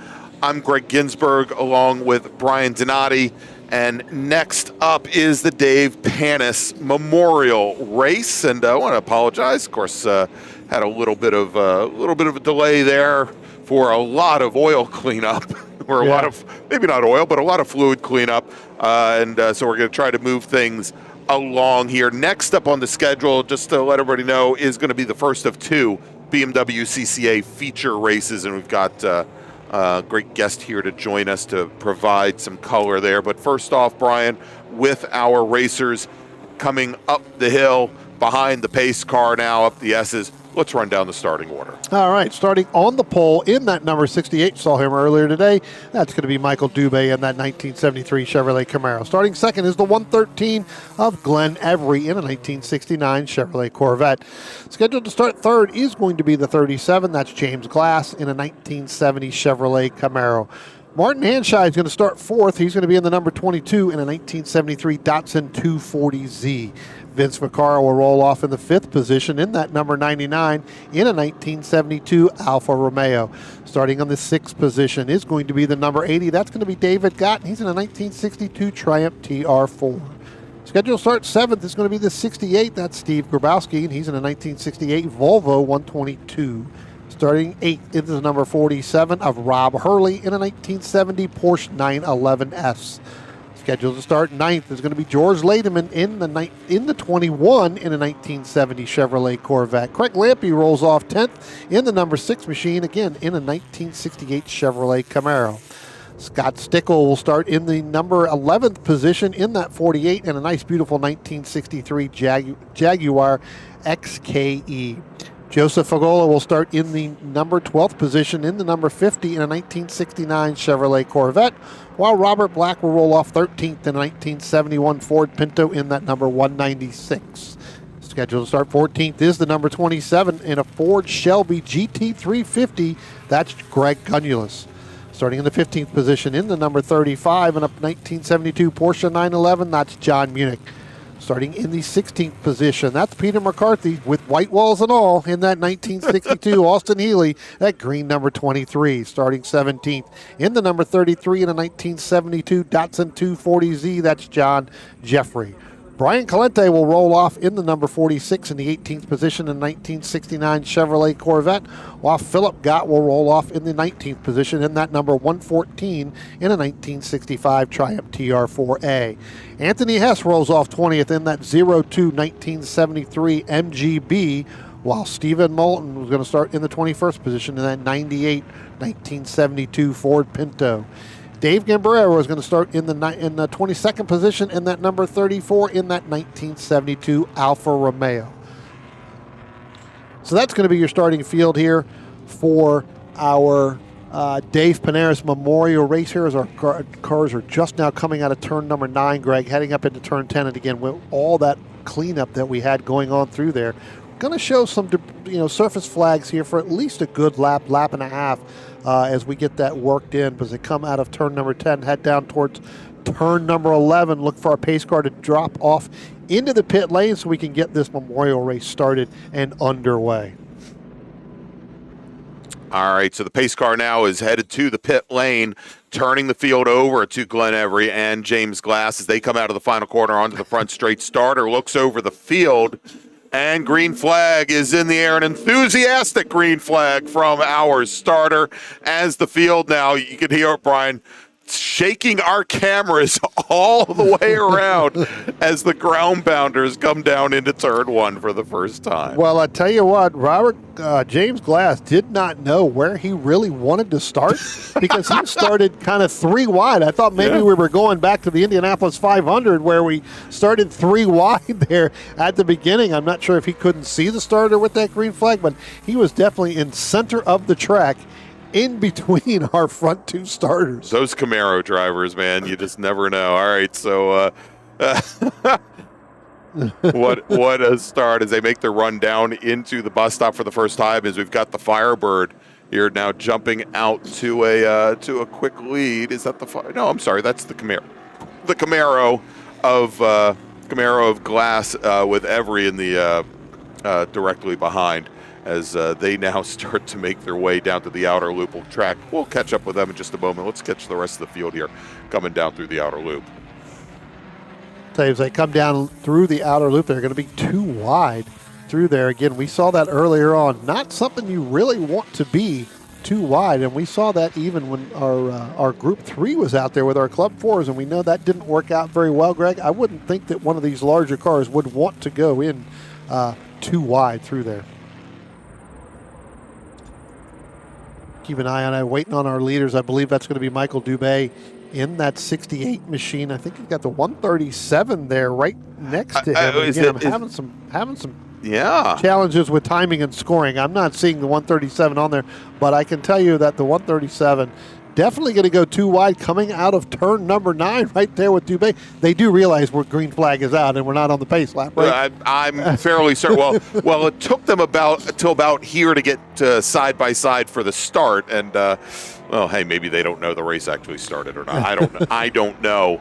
But great race so far between these first generation General Motors pony cars, between the Firebird and the Camaro, as they come to the line. And now maybe our cameras won't shake it. No, I take that back. They're still getting bounced around there out on the bleachers. I can only imagine, Brian, I've never seen a NASCAR race here at Watkins Glen, but I could only imagine that a field of 30 or so Cup cars coming down the front straight must feel the exact same thing that our camera just felt with even half as many cars. Exactly. Yeah. Well, I can honestly tell you, I know who's in the second position there in the maroon there, 68. I can't tell you who is leading in the 137 because timing and scoring now doesn't show a 137 on there. And it now, there we go. Now we're up. There it is, Kevin Farnham. And I should have known that because I saw him earlier today. No, you just had him on the. Did you have him on the sheet, the grid sheet? No, he's not on the grid sheet. Oh, he's at not all. even there. So not even listed there to be in this race. So all right, so Kevin Farnham, he didn't appear out of nowhere, but well, he drove out there. Yeah. So Kevin Farnham is your leader. Looks like Michael Dubé, that's going to be second. A little bit further back, I believe that's going to be Glenn Every in the red and white number 113. We'll keep an eye on that and see. Again, we're looking to see a lot of these racers were scheduled to be in here. Some were not scheduled to be here, signed up kind of late. So we'll have to see where they are. But I tell you what, that is Every right there. And then James Glass, when we talked about James Glass, he decided that he wanted to go Indianapolis Racing today, Greg, because he was 3 wide at the start right through there from the second row. So, well, I don't know. We were watching the start of the Michelin Pilot race from Indianapolis Motor Speedway. They weren't 3 wide on the start there. The sports car guys know to keep it 2 by 2. Again, Kevin Farnham. And again, Greg, this is, on exit, and, we're sitting up here watching it up on the screen and everything. Those cars, as heavy as they weigh, you can see some of the drivers coming up out of turn number 9. They're trying to take that corner really far left, right? So really kind of sweeping across the entrance into turn number 9 and then trying to stay driver's left, but the X cars just want to roll all the way out into that line, because that is the line. Yeah, I mean, we've talked about it. It's the only off-camber course or corner on the course, and the car kind of gets pushed out there whether you want to or not if you're carrying any kind of speed. As we look here, as we see a couple of the races. Plus, now as we're working lap 2, you can see that the oil draw there is kind of getting ground down into the pavement a little bit. Probably not much of an issue any longer as we drop a little bit further back in the field there. Martin Hanshee, then Scott Stickle, Rob Hurley, and I think Adam Bork as well. Yeah, I tell you what, a couple guys here rolling through here. Joseph Folia in that number 50 in that Chevrolet Corvette. That car really sounding well this weekend. Yeah. Again, we see Joseph in quite a bit throughout the year. So we see him runs with the Mid-Atlantic Road Racing Series up and down the East Coast, and always good to see his third gen, his C3 Corvette, 1964 machine. Always a wonder, and he's had some decent reliability with that car here so far. There he goes with that C3 Corvette as well this weekend. Yeah, must be the cool temps. Again, talked about Peter McCarthy in that 23 machine in that Austin Healey 10. Got them white walls out, Greg, out for that Saturday drive. That car looking pretty sporty out here. A little bit further back than I think he really wants to be right now. But again, continuing to get this race in, this Dave Panis Memorial race. Again, throwing another seat time in there, getting out here on the racetrack. Trying to track down who our Volvo driver is, Brian, and I still have not been able to pick up his name as I look at our timing system. In the white Volvo sedan. We'll see if we can pick Tell you it up what, here. while you're doing that, I'm looking at timing and scoring. So evidently that's not either. Michael Dubé is not in the 68 for this race. Okay. I'm now we're showing Alan Kostic in the 68. Except Alan's not in. I guarantee you that is not an MGB GT. No, that is not. Yeah. So. Again, this is one of those races where it's a free-for-all, but I'm almost positive that is Michael Dubé. In that Camaro is him and Kevin Farnham. When they went by the start-finish line down into Turn 1, they were actually going to go side by side. I'm looking out the window here as they're just now coming through the inner loop in that white Pontiac Firebird along with the maroon Chevrolet Camaro of Dubé. I tell you what, they were still side by side, coming up out of the inner loop, headed down in towards the outer loop. All right, watching a nice little battle, Brian, a little bit further back in the pack. This is for 21st overall. Peter Bauer in the 511 red, white, and blue Datsun 510, and Anthony Hess right behind him in the blue MGB. Actually, that's not blue, is it? Thought that was blue. Actually, I think as we talked about Joseph Folia, he is now pulled off and pulled back behind the pit lane. So it looks like Joseph's race here in this Panis Memorial race is now over. Greg with the announcer curse. That's one more time. Yep. There we go. Sorry about that, Joe. Looks like we may have a new leader. So it looks like Michael Dubé may have gotten around Kevin Farnham in that 137 machine. So again, we'll keep an eye on them. They're just now, I think, getting ready to come out of turn number 9, head up into turn number 10. Yeah, and there they are. Now, there they are. So now Dubé going to get back around Farnham. And you know what, Greg? We saw this last year, too, both of these drivers, along with, at that time, we had James Glass as well. Right. With all three of those drivers, kind of nose to tail, battled all the way down, really to the last two corners of the race, of every race they were in.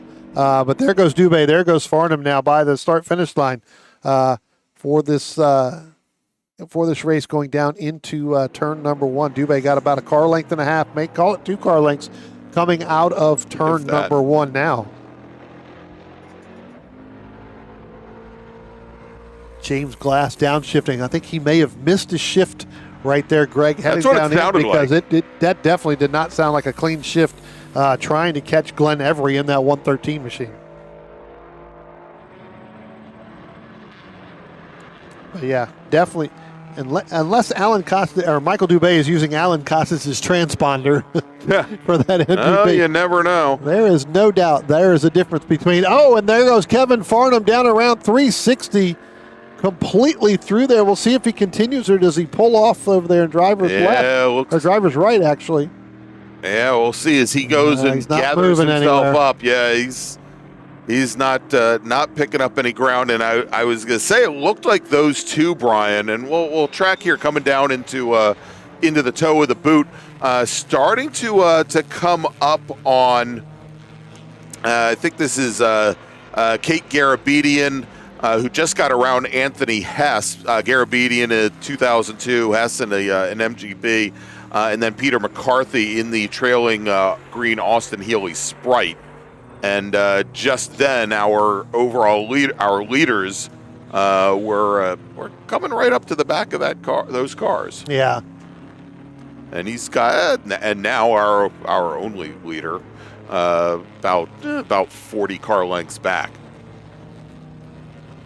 Yeah, again, there goes the 23 that you're talking about, the Peter McCarthy machine, right there with Garabedian and Hess right there in front. So our overall leader there, Michael Dubé, going to end up coming up on them. But again, Kevin Farnham going through going through the interloop, Craig, turn 5, definitely tried to get on the power as much as he could to try to run down Michael Dubé. Just could not do it.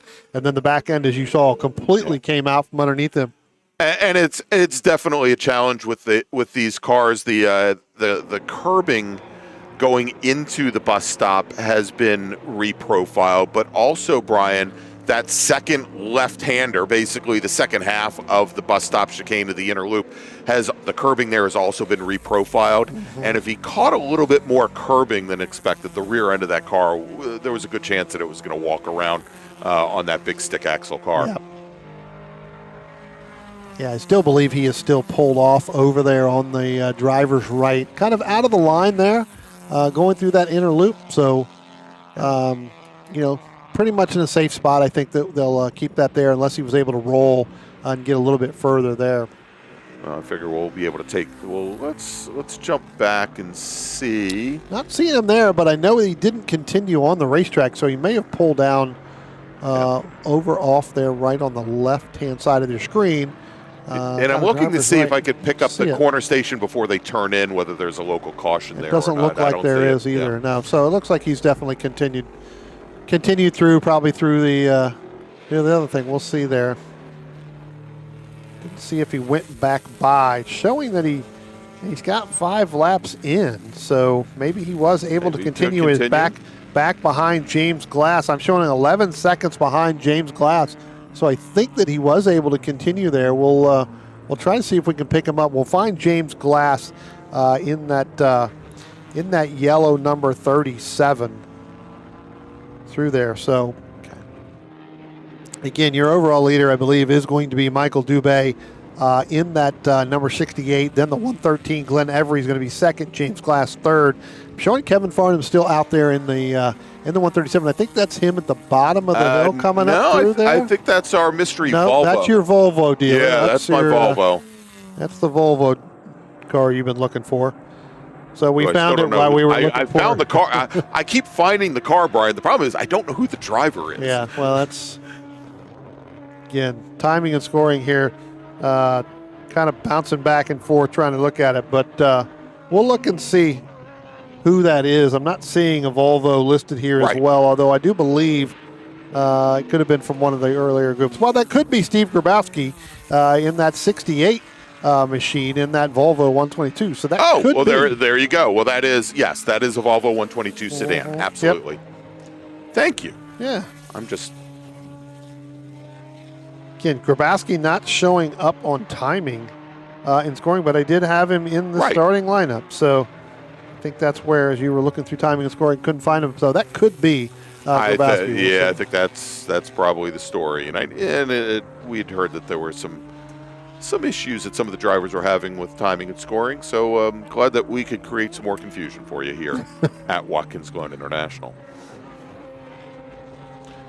So next car to try and track down, Brian, is our white Pontiac Firebird. Yeah, trying to find Farnham. I know, looking at timing and scoring, still showing out there. Again, now he's only 10 seconds. So if we can find the yellow 37, there's the yellow. That's the yellow 37 class. I do believe the next car should be Farnham coming into picture right here, and that's the Pontiac Firebird. So he was able to get that going after that complete 360 spin, and able to get going back. It'd be interesting to see, since he was that much quicker, 2 seconds a lap faster, almost 2 seconds a lap faster than James Glass, as we start to wind this race down. This Dave Panis Memorial race, whether or not he's able to move up into and past James Glass for that third position. Again, it's a long way to run down, but you've got to imagine that tire's got to have some flat spots on there with doing that complete 360 spin and continuing on after a couple of minutes. But it does look like Glass has caught Glenn Avery. Yeah, he's right there in that 113 machine. So Michael Dubé just going across the start-finish line now.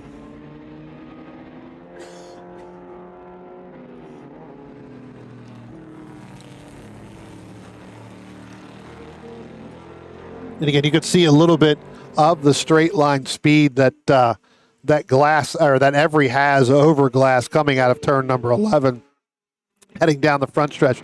And again, Kevin Farnham now, he's going to have to go through some of that traffic that they just went through, Greg, down into turn number 1. Yeah, and we'll watch here as he's going to take a look. He's a little bit further back because he's going to have to take a look. And this might be a bit of a challenge for him, Brian, because he's likely going to have to either make the pass going up through the S's, or we'll see if he just kind of sits back and, well, I don't think he's going to sit back and wait, but he's going to sit back. But he's definitely not going to wait. He's going to push the issue as hard as he can. Wait till they get to the short chute heading up to turn 3, maybe. Oh, and apparently I'm too slow there. Missed him going up through the S's. So let's. Oh, that just means he's got that much more speed. So there's Glenn Every. There's James Glass right there. Right. Your next car should be, as we talked about, there, and yes, that is Kevin Farman. So he's cleared all those cars there. Going through there. The next closest battle I see could be kind of in this group right here. They would be the lap down. That could be, I'm trying to find the white, the Jaguar XKE of Scott Stickle in the number 48 machine. We'll see if I can track it and down we'll here see if for we you. Can't find that, because him and Rob Hurley have been kind of going at it. That's the 47 and that's the 48. The Hurley machine is a red Porsche 911. Okay. Well, I just found the E-Type. He's coming down into turn 1 now. In the lead front car in this trio as he protects a little bit to the inside. Yeah. Just ahead of Devin Giedra and his Datsun 240Z.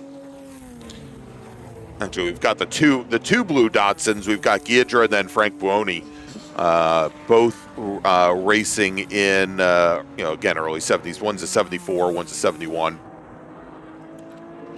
Tell you what, Greg, the next time Michael Dubé comes out in the 68 in that maroon Camaro, the next time he comes by the start-finish line, which he should be kind of coming up through the S's right now, headed up to and there up you go. into the inner loop. Just drove right by me. Yep, there you go. He is going to be getting the 1 to go. I'll pick him up. He's just now coming out of the S's on the making the run down to the bus stop. Next car ahead of him is the Volvo. Yeah, that's going to be the Volvo that we were talking about earlier. We were looking for. I believe that's going to be as we talked about.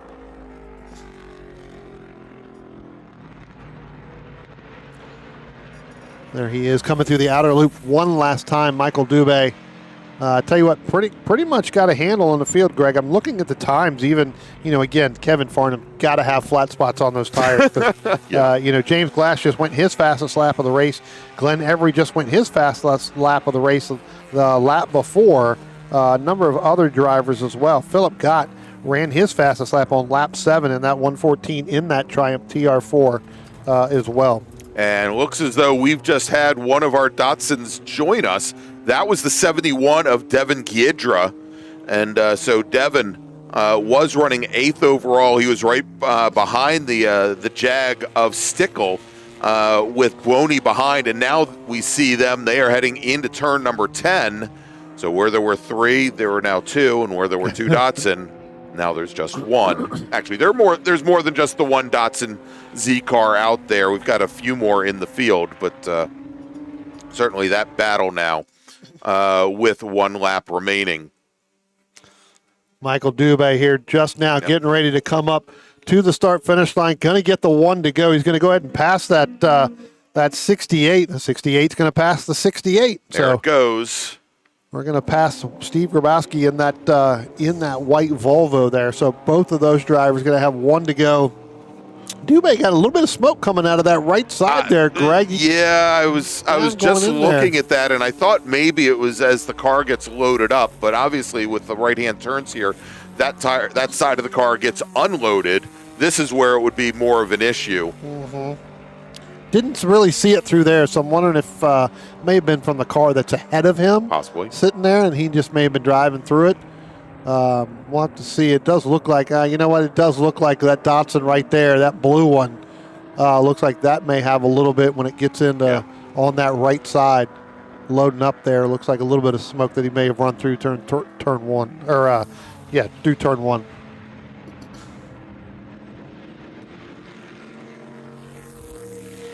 All right.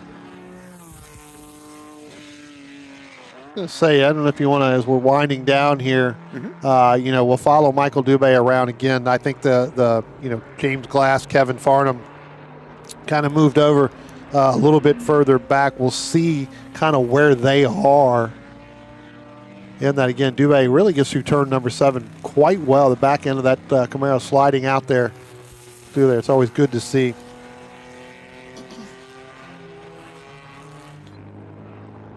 Nope, got one car there with a lot of smoke coming up out of turn number 8, heading to turn, staying far, driver's left. That car looks like that definitely may have an issue here. Coming up again, and he is very, very slow coming up the hill, almost to a dead stop. And I believe that's Hal Jones in the 43 BMW 2002, Brian. And you know what they say, that they're always fastest just before, as Hal just ran his fastest lap of the race on the last lap. Yep. Michael Dubé coming up to the start-finish line. Looks like he's going to put one of our Datsuns. That's the 260. He's going to end up putting Frederick Bowie down a lap, which means his race is going to end one lap early. Yeah, and I thought he might have something for the Jaguar, and maybe not. And Dubé actually ends up going past both. some of the racers that are technically still under green. Yeah, the 260 there definitely should have another lap along with, I believe, that car in front there. That may be David Gott.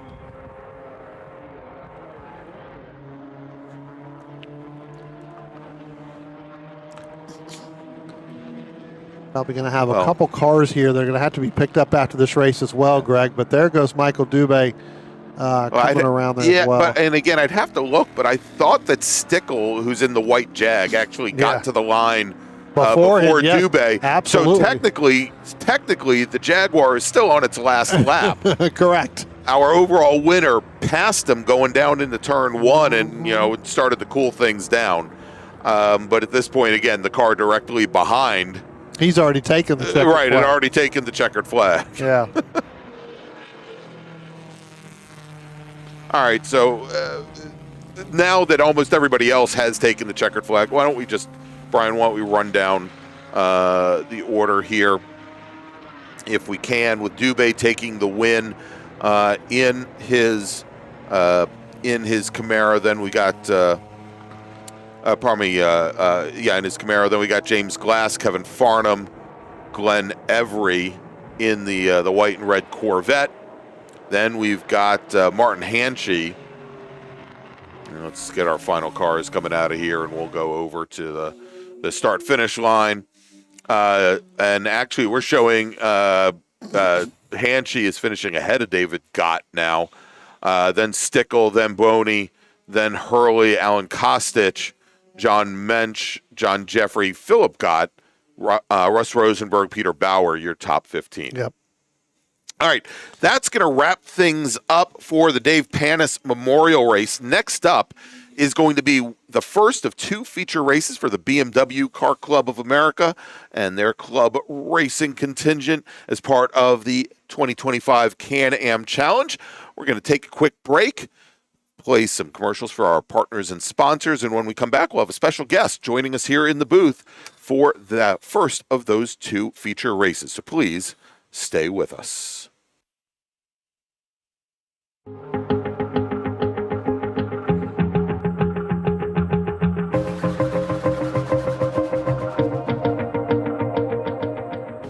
We're Tire Rack. We test tires to provide you with truth, transparency, and unbiased recommendations. We're Tire Rack. We stock over 1 million tires to ensure we have what you need. We're Tire Rack. We work hard to ship your tires fast and free.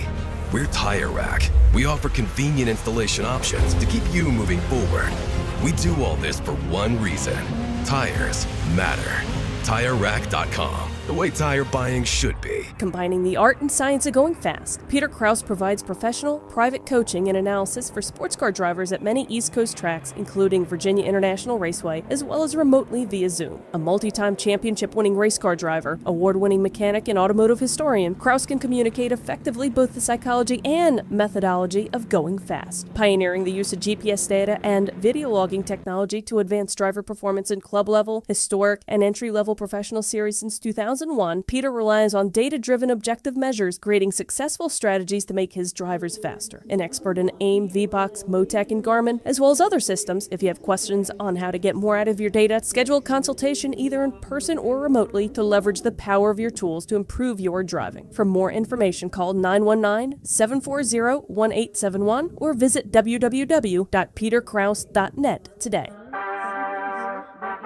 Redline Oil, formulated to win, proven by me. Redline Oil, formulated to win. Formulated to win. Formulated to win, proven by me.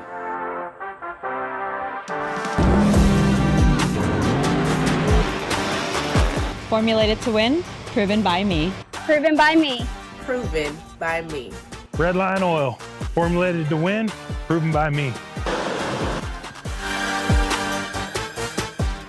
Willing and Able Racing offers top-quality spec race car rentals with full setup and repair services, including trackside support for SCCA, NASA, VRG, and other organizations' road race, time trials, and track day events. Their Spec Racer Ford specialists and each of their Gen 3 machines sports a SATAV sequential transmission and a data acquisition system. Also offering Spec Miata rentals, Willing and Able is currently taking reservations for the remainder of the Mid-Atlantic Road Racing Series season. For more information, email Willing and Able at rent@WNARacing.com, see them on Instagram at WNA Racing, or visit their website at WNARacing.com. Willing and Able would like to thank all the volunteers this weekend who've graciously donated their time so that we may race.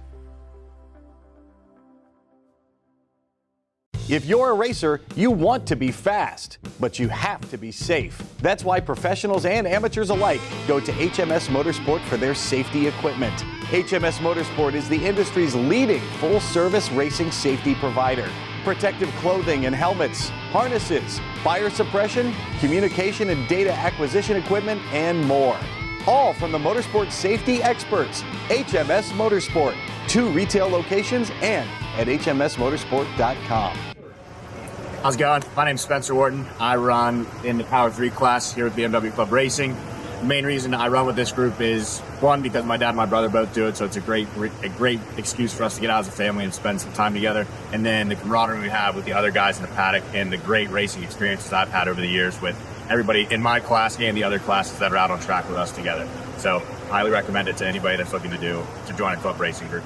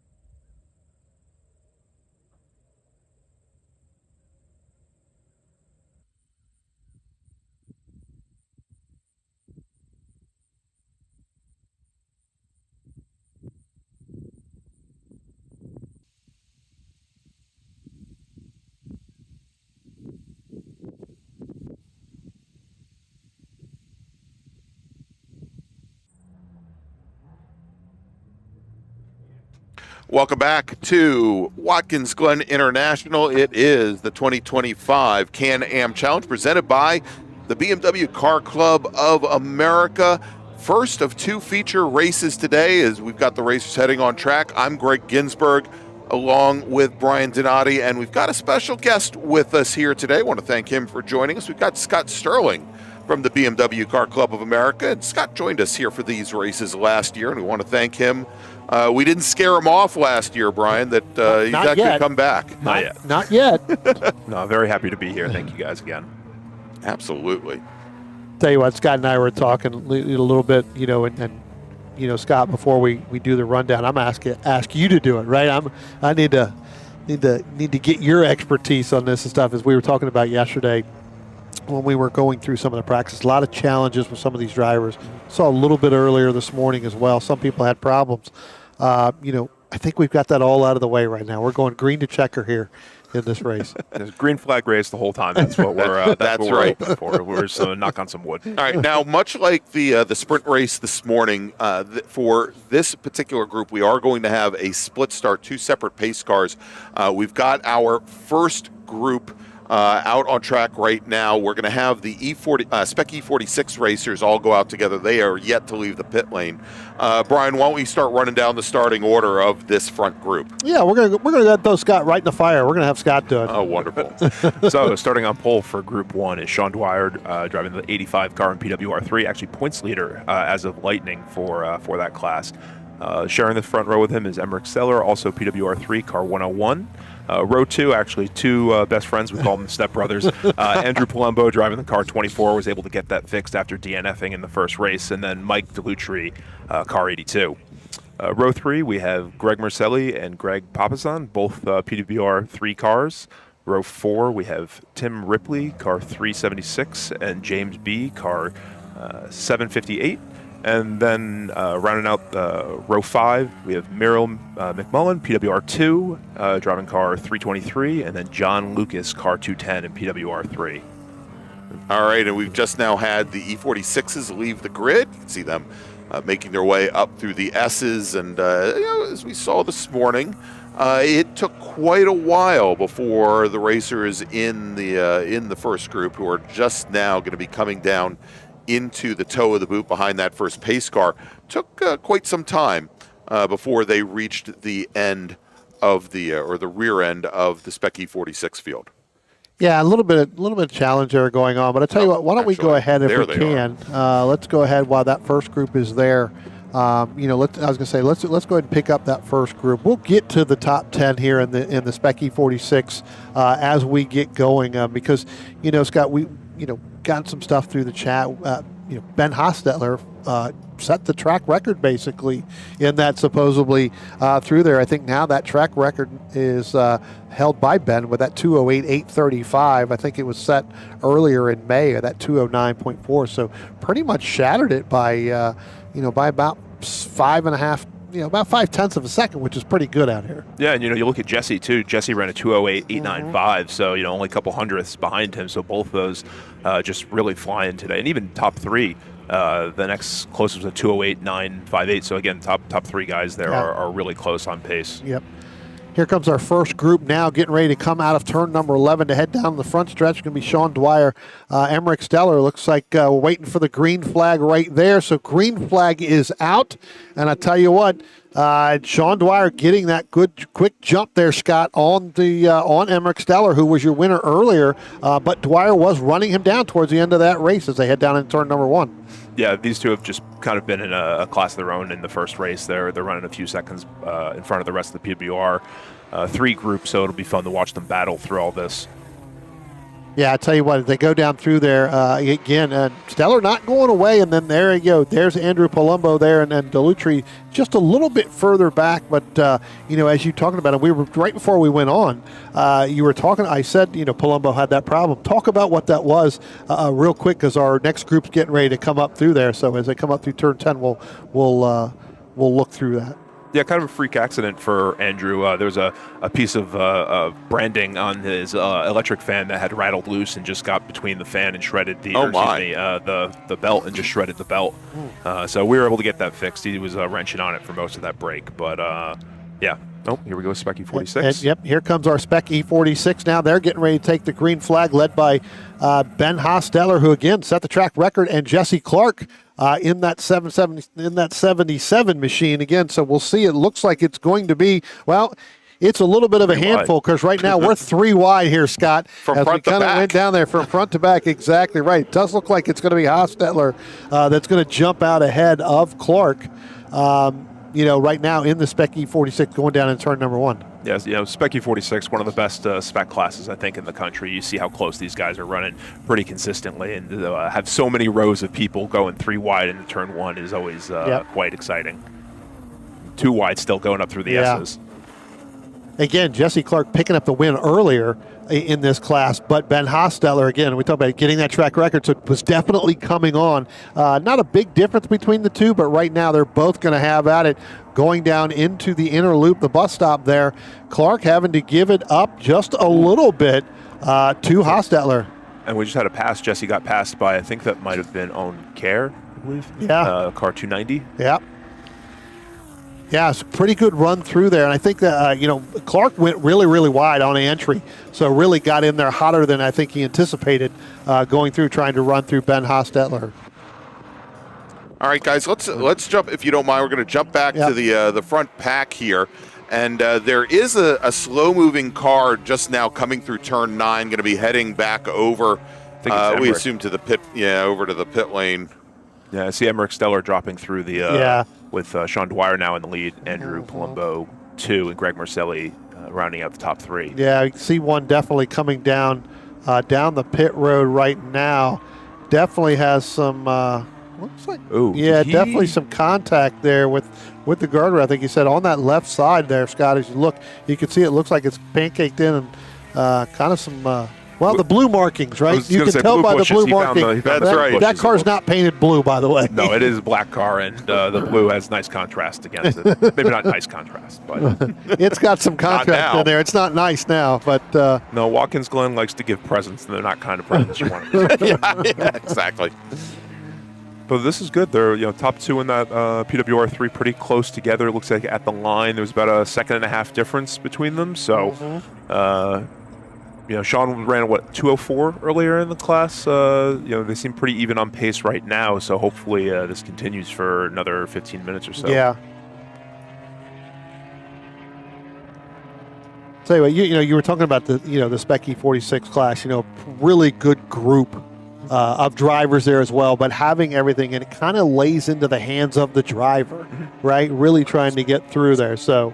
We'll pick that up, but most definitely coming here through into the inner loop here. You can see where everything is so bunched up. So it really comes down to the team and the driver setting this thing up. Yeah, and we still have this same top 3 with Ben leading owned and followed by Jesse in very close succession. And then look at this: 1, 2, 3, 4, 5. Next 5 guys again, nose to tail.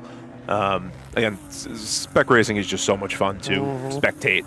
And they certainly put on a show for everybody, so we're really thankful to have these, have the cameras, get the feed, and show people what BMW CCA Club Racing is about. Well, owner Kara got that good jump and move up into that second place, passing Jesse Clark. But in the first race, he really had a problem with David Pan, kind of going through. They were kind of bouncing back and forth, and it moved him back even further. Right now, getting up behind Ben Hosteller ahead of Jesse Clark really seems to start moving the pace. It seems like he has better pace right now when he gets back out in front to complete with a battle for that lead. Yeah, and they just remain glued to each other. Yeah. They definitely seem to be getting a little bit more separation from called the second running of the group, but turning, if I look at lap times right now, 2:12. So I mean, not surprised the pace came down a bit from earlier. It was first session was just the most ideal. Well, I was going to say the temperature, was a lot cooler this morning when they first went out. It was ideal, just as you just alluded to. Definitely come out, get the most horsepower you can out of what you can with this spec class. As they cross down through the start-finish line now. Again, Ben Hostetter, time's coming down even more. Ran that 2:11.338. So again, our top 5, pretty much everybody set a faster lap now as we're getting 2 laps into this race. Yeah, just looking at the spread too. Top 3 are separated by 2.5 or less than a second, so 0.6 and then 1/10 past that. Again, really exciting stuff. And then the second group is only 2 seconds behind them. So, you know, these guys tend to catch the back of that first group towards the last race. Is a 40-minute race. I don't know how long. I think we're only going 20 minutes here Yeah, I think today. things have been kind of we've kind of shortened a lot of stuff up. So, but even in a 20-minute race, you know, last time they caught the back of the group one towards the end of that. So, you know, traffic always plays great picks for moves. Going into the loop too, it looks like we have people trying to make moves. Yeah, I was going to say right there, it looks like it was Joe Funch was trying to make a move over David Pan going through the inner loop there through the bus stop, and that is actually not an ideal place to where he was. We've seen other organizations where drivers have done that, and it didn't work out, but he's definitely able to make that work out. Don't think he's going to make that pass on David, but again, that just goes to show that, you know, these cars are well evenly matched, and some of these cars are going to get a better run off the corner than some of the others. Look back through here, through the top. You talk about Sean Dwyer now. He's going that 2:06.703. So, again, all those cars getting faster. So as we're into 3 laps into this race, you can see where these cars, again, while it has gotten hotter out there, I think you were mentioning earlier, it has gotten warmer than I think some of these drivers anticipated.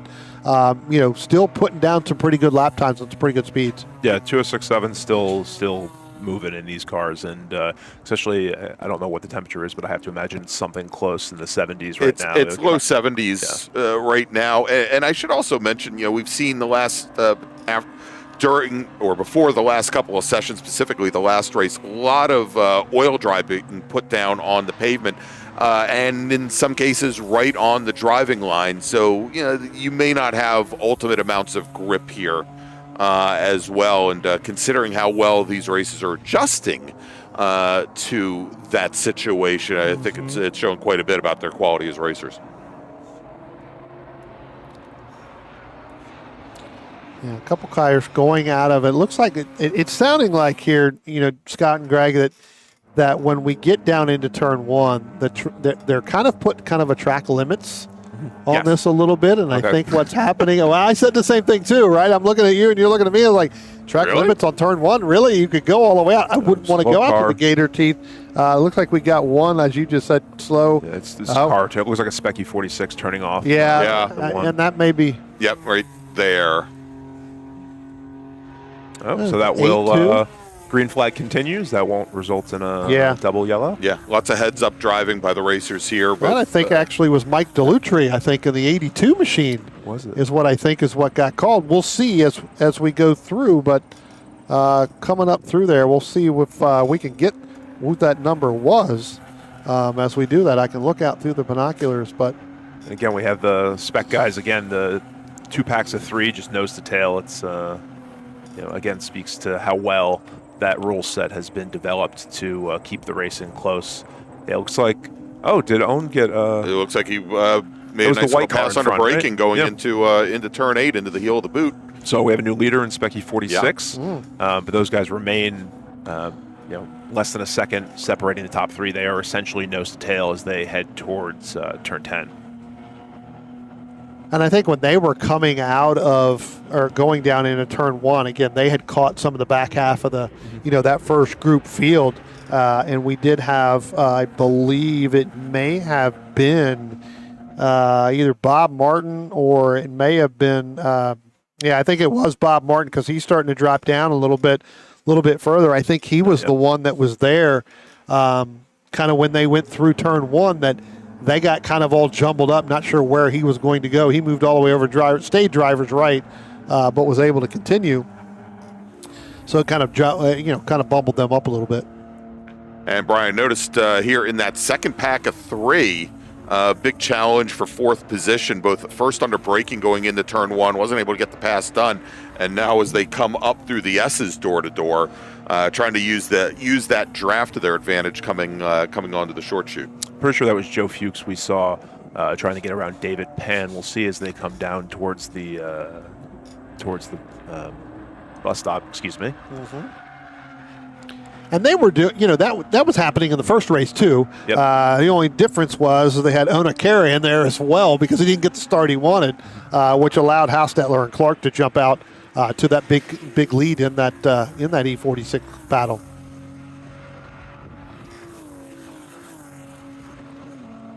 So again, a lot of side-by-side action. I tell you what, Scott, some of these drivers here from this morning to now, and again, you still got that going through turn number 7. A lot of different moves and a lot of different places through these. With the Spec, talk about how much, when you know that's going to happen, do you back the corners up and do you have the power to get back out of a corner, say down in turn number 7 because of the downhill and then back up the hill? In the Spec cars? Yes. They're pretty. So I drive an E36 M3. I haven't driven it for a while, but they're pretty evenly matched compared to these. I mean, the goal going in the 7 is just power as early as possible.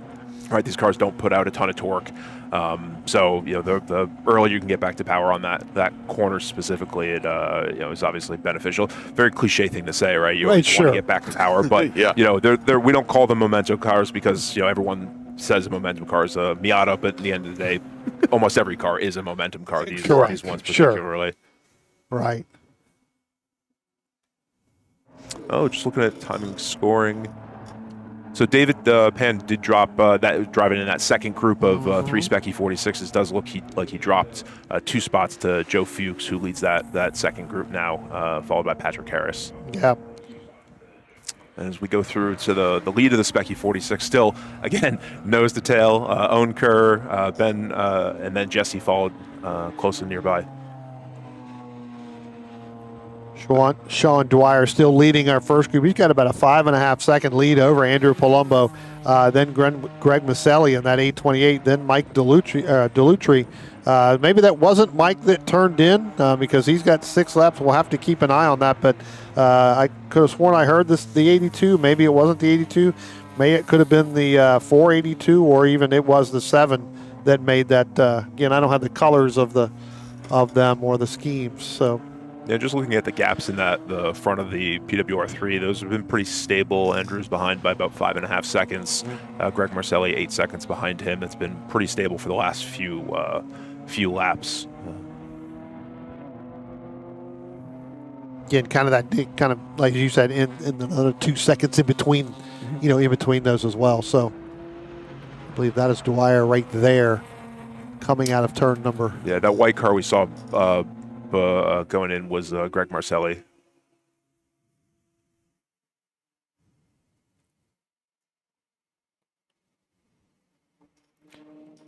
As we wait for turn 1. Yeah, kind of going to go through a little side by side a little bit further back there as well. Pretty good. I don't know if that was a pass or that car was already there, but that black one right there and there, it seemed like they made that pass. The black car might be Delutri, although timing and scoring says they're pretty far apart. Yeah. I have to give you guys credit. This is much harder than I think it is. Because I'm trying to watch the TV and then I'm looking at timing and scoring and then the group to see the names and whatnot. It's, my brain is scattered everywhere. You should see mine. Hopefully they won't use the same broom to sweep up your brain and my brain. Be dangerous for everybody else that has to endure that. All right. Yeah, so I believe, and going back to this, Brian, I don't believe the pass was made. The white car trailing tried to come underneath the car just ahead the middle of the 3 here, going into turn 1, and turned in a little early, popped out of the groove a little bit, and ended up having the trail behind all the way up through the S's, and now as they come down the hill into the toe of the boot. Yeah, we got to find out what the numbers of these two have been very close for the last few laps. Yeah, we'll keep an eye on them when they come back through. But yeah, it's been kind of nose to tail there, and so if that is between, would it help if I throw them up on the screen there for you? Oh, there we go. That's good. I don't need to look at the timing and scoring now. It's there right go. on the screen. Oh no, you still do.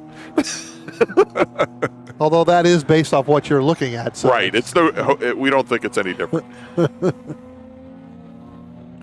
I mean, if that is, that's definitely not Palumbo in any of those 2 cars, because that's definitely not a silver, that silver 24. So that could be as you talked about. We got a lot of. I'll try and get a number as they go by us on the front straight. Yeah, a lot of cars as they going through here. So that is the 323. So the 376 and then the 758. Okay. So a little bit further back. So Tim Ripley and James B in there. That's actually 6th and 7th position, and the 323 is the McMullen machine. So again, that's basically 5th through 7th. Pretty close battle. Yeah, they've been within a second of each other for several laps now, and it's kind of just a reminder that so much in racing we focus on who's at the front, but some of the best battles are that 7-8 later down the pack battles that are going on. So it's great to be able to pick that up here. Yeah, well, that's the joy of club racing. Tell you what, 290 there. Kara starting to open it up over Clark and Hostetler. Hostetler falling back. Pretty much out of those two. Jesse Clark still about 0.6 of a second behind as they head up through the S's there, but Hostetler starting to fall off the pace compared to what he had earlier today for both of those. They go up through the S's now, should be coming up into the inner loop here momentarily. But you can see that's the battle, not that group right there, the group coming up behind us here. That is the battle for that Spec E46 class. So. Yeah, that was James B. and Mark Tomas that we just saw coming through. Sorry, we had Mark up here in the booth last year, if I remember correctly.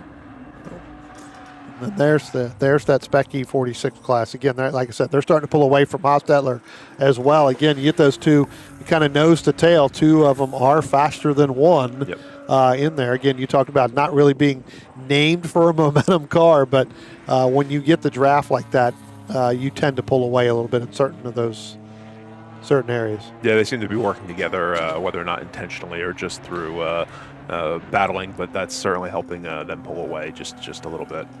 Yeah, and it'd be interesting to see Jesse Clark, when we get down, once he's able to go by the start-finish line and get that one to go, where does he make that move? Or can he make that move? Greg, with just about 3.5 minutes, we may want to go ahead, and I don't think we've done it yet. We may want to make a call to a grid for our next group. Alrighty. Attention in the paddock, attention in the paddock. Alfas at the Glen Racers. Please start heading to the grid. Your race starting in a few moments.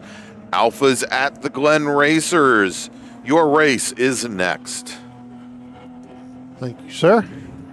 So, looks like Andrew Palumbo in the 24 car is dropping down the field. He was a couple seconds he's now behind, sitting at ninth. Yeah, he's pulled off somewhere. And actually, as I say that, I get a text. He threw the belt again. Oh. So might be a. Was he the one who texted you, or somebody else texted you? No, someone else in our group texted. Okay. Just want to make sure that he's not texting and racing.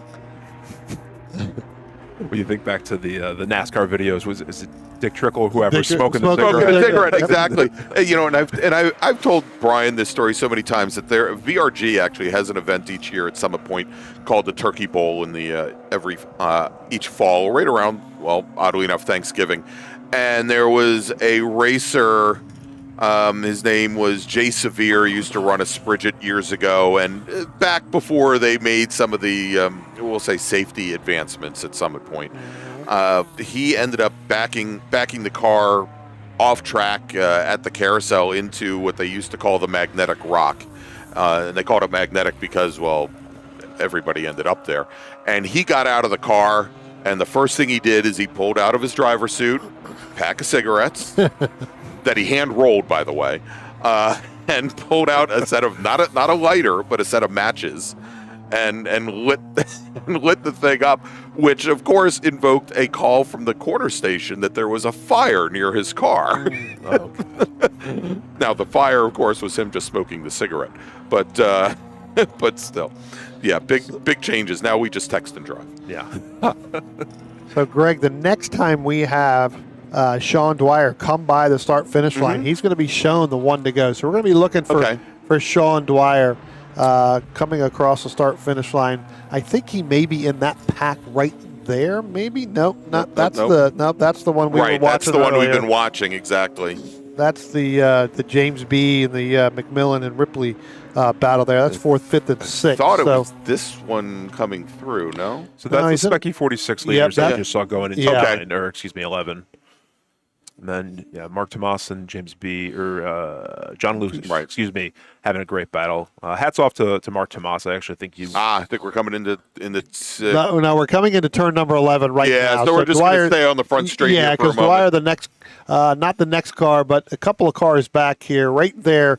Just now got the one to go. All right. Board got the hand out the window, so he was able to let the starter know that he saw that it's one to go. So everybody else is going to be working on their last lap. What's really going to be interesting here, Scott, is that Spec E46 class. They got to finish this lap and one more. Unless he catches them, but I don't think that's going to happen. So I hope they're on the radio telling them, because we would like the excitement. Absolutely. Somebody down there in those two teams, tell them they got a lap and a half, basically. Now's the time to make your moves. And again, because they haven't seen the starter give the one to go yet, right? Yep. So they still thinking they still got a couple more minutes here to go. And with, all reality, basically the time has expired based off of the laps and where they are. So sorry about that. We'll have to see. So it's going to be an interesting battle here between Onakara and Jesse Clark. While we wait to find them, I was saying it before, just hats off to Mark Tomas, who's been such a loud voice positively for PWR and really helped pull in so many racers with that. We see him out here in his E30 M3. And you look at the number of people that are in PWR now, it is, he's done a ton of work to help attract people and build that class up, and you look how successful it's really become. So, again, hats off to him. No, absolutely. Continues to build more and more, and that's really what we want to see and what you guys want to see as a racing group, racing organization, in order to build that up to get it even more. So our Spec E46 class battle is just now coming out of turn number 11. Right. They'll be headed down the start-finish line here. And it looks like we're going to get mixed into some of the other cars in there. So they're going to go 3 wide, and I think, Scott, this is where Jesse Clark, if we go down in turn 1, Greg, this is where he's going to try to make his move down there, because he's got one of the slower cars there into the number 67 machine. That's Mark Thomas that's going to be there. So Sean Dwyer picking up the win here in this. But I tell you what, Greg, if we can, let's go ahead and stick here. Here's the battle side by side. Look at this. Right in there, down there for this last lap. We're going to see who's going to have the advantage, who's going to have the line as they get down to the inner loop here. And, it looked like Jesse had actually gotten past him as they were starting to go up the S's, but they're just trading back and forth. Who will make it out in front? It looks like Jesse. It looks like Jesse's going to hold on to it right there. Here we go. We don't know if saving his tires throughout the race to really make this charge back. Could be, because Hostetler's has moved right back up in there as well. So now it's a 3-car battle here as we go through the outer loop. Yeah, they're on it. You can see those cars dancing around. Dancing around all over the gator teeth on the outside there, trying to open up that corner as much as possible, carry speed down into the short chute, or down into the chute, turn 6. And this is one of the last really heavy braking zones before they get into come to the front. Nice pinch. Clark getting a little bit loose going through there. You see that car was completely sideways, or it looks like that from the camera. Well, Ben had gotten past Owen, but then they're diving back and forth as they go into 7 there. They come up the hill out of turn 8. It does look like Jesse Clark's going to hold on to that. But again, Ben Hostetler getting that second position. So move him up one more spot here in that Spec E46. Still got 2 corners left to go here coming through. And you're right, Scott. They're getting everything they can out of those BMWs right now, especially coming out of turn 9, because of that guardrail. Kind of closes down in on you. As they come through into 11, looks like Jesse Clark will remain in the lead, but we'll see if Owen can make a last-second charge to the checker, take second. It doesn't look like he's going to be able to do that. So Jesse Clark's going to pick up that Spec E46 win along with Ben Hostetler going to move up into second place. I think that's a sweep right now today for Jesse. And then Ben, again, the sweep in the second place there. Onakara is going to end up finishing second. Then you say Joe in the 17 is going to end up finishing 4th. Yeah. And then at the front of the field for the PWR, we had Sean Dwyer in first, Greg Marcelli in second, and Mike Lutry in third for PWR 3. So congrats to everyone who Yep. finished on the podium today. Yep. Yeah, wonderful, wonderful race there. All right, so Scott, I think you're going to be joining us again in, I don't know, but what is it, about another 20 minutes, 30 minutes, 25 minutes or 35 so? I was going to minutes, say, how maybe? has the schedule changed from the... Good question. that's a Hang good around and we'll let you know. When I see the BMWs rolling, I'll There make you my go. way back over. Exactly. There you go. All right, everybody. That is Scott Sterling from BMW Car Club of America, and we'll see him just a little bit. We've got one more BMW CCA feature race here this afternoon. All right, we're going to take a quick break. We'll be back here in just a few moments with more racing action. Next up is another very special race. It's the Alfas at the Glen. Well, here at the Glen. We'll be right back in just a few moments. Stay with us.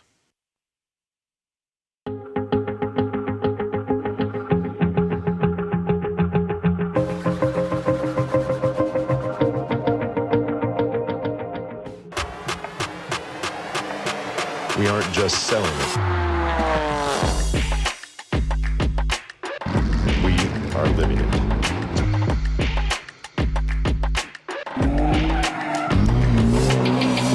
Your BMW solution providers. You have to fight to pull ahead, to find your edge, to do whatever it takes to make you 1/10 of a second faster, smarter, more committed than the other guy, because you've got the kind of passion that can overcome the impossible. And we've got the most powerful performance race fuel available to help you do it. Sunoco Race Fuels. Take the lead. From kart to car, the path to pro racing starts here. The Kart to Car program by William Racing, the Spec Racer 4 Gen 3 and Spec Miata rental specialists teams up with Low Key Racing, your trusted Sodi kart dealer and premier coaching team. With expert instruction, proven trackside support, and licensing guidance, we help karters 14 and up make the leap into pro racing. Learn more at WNARacing.com or lowkeyracing.com. You live for the ride, the road, and the track. Engineered precision fit batteries that are track tested and driver trusted. Optima, the ultimate power source. Want to get started streaming your races or make your current live stream more captivating? We've helped hundreds of drivers create engaging live streams. It's simple. Create a new stream event, grab your camera, and start streaming. Head over to myraces.live to sign up for a free account. Or join us in our community Discord. Stream, share, engage. Hi, my name is Greg Wart. I've been in the Club Racing Group for about 10 years now. My sons are both in this. I run in the Power 4 class, and we make it a family event and a party every weekend, so come join us. Cold Snap. Welcome to a new way to chill the most delicious ice cream and other frozen confections on demand. Perfect for offices, break rooms, cafeterias, and auto dealerships. Select your single-serve Cold Snap pod, then insert the pod into the Cold Snap machine. Wait about 2 minutes and then grab your treat and enjoy. The revolutionary system transforming the way frozen treats are produced and enjoyed.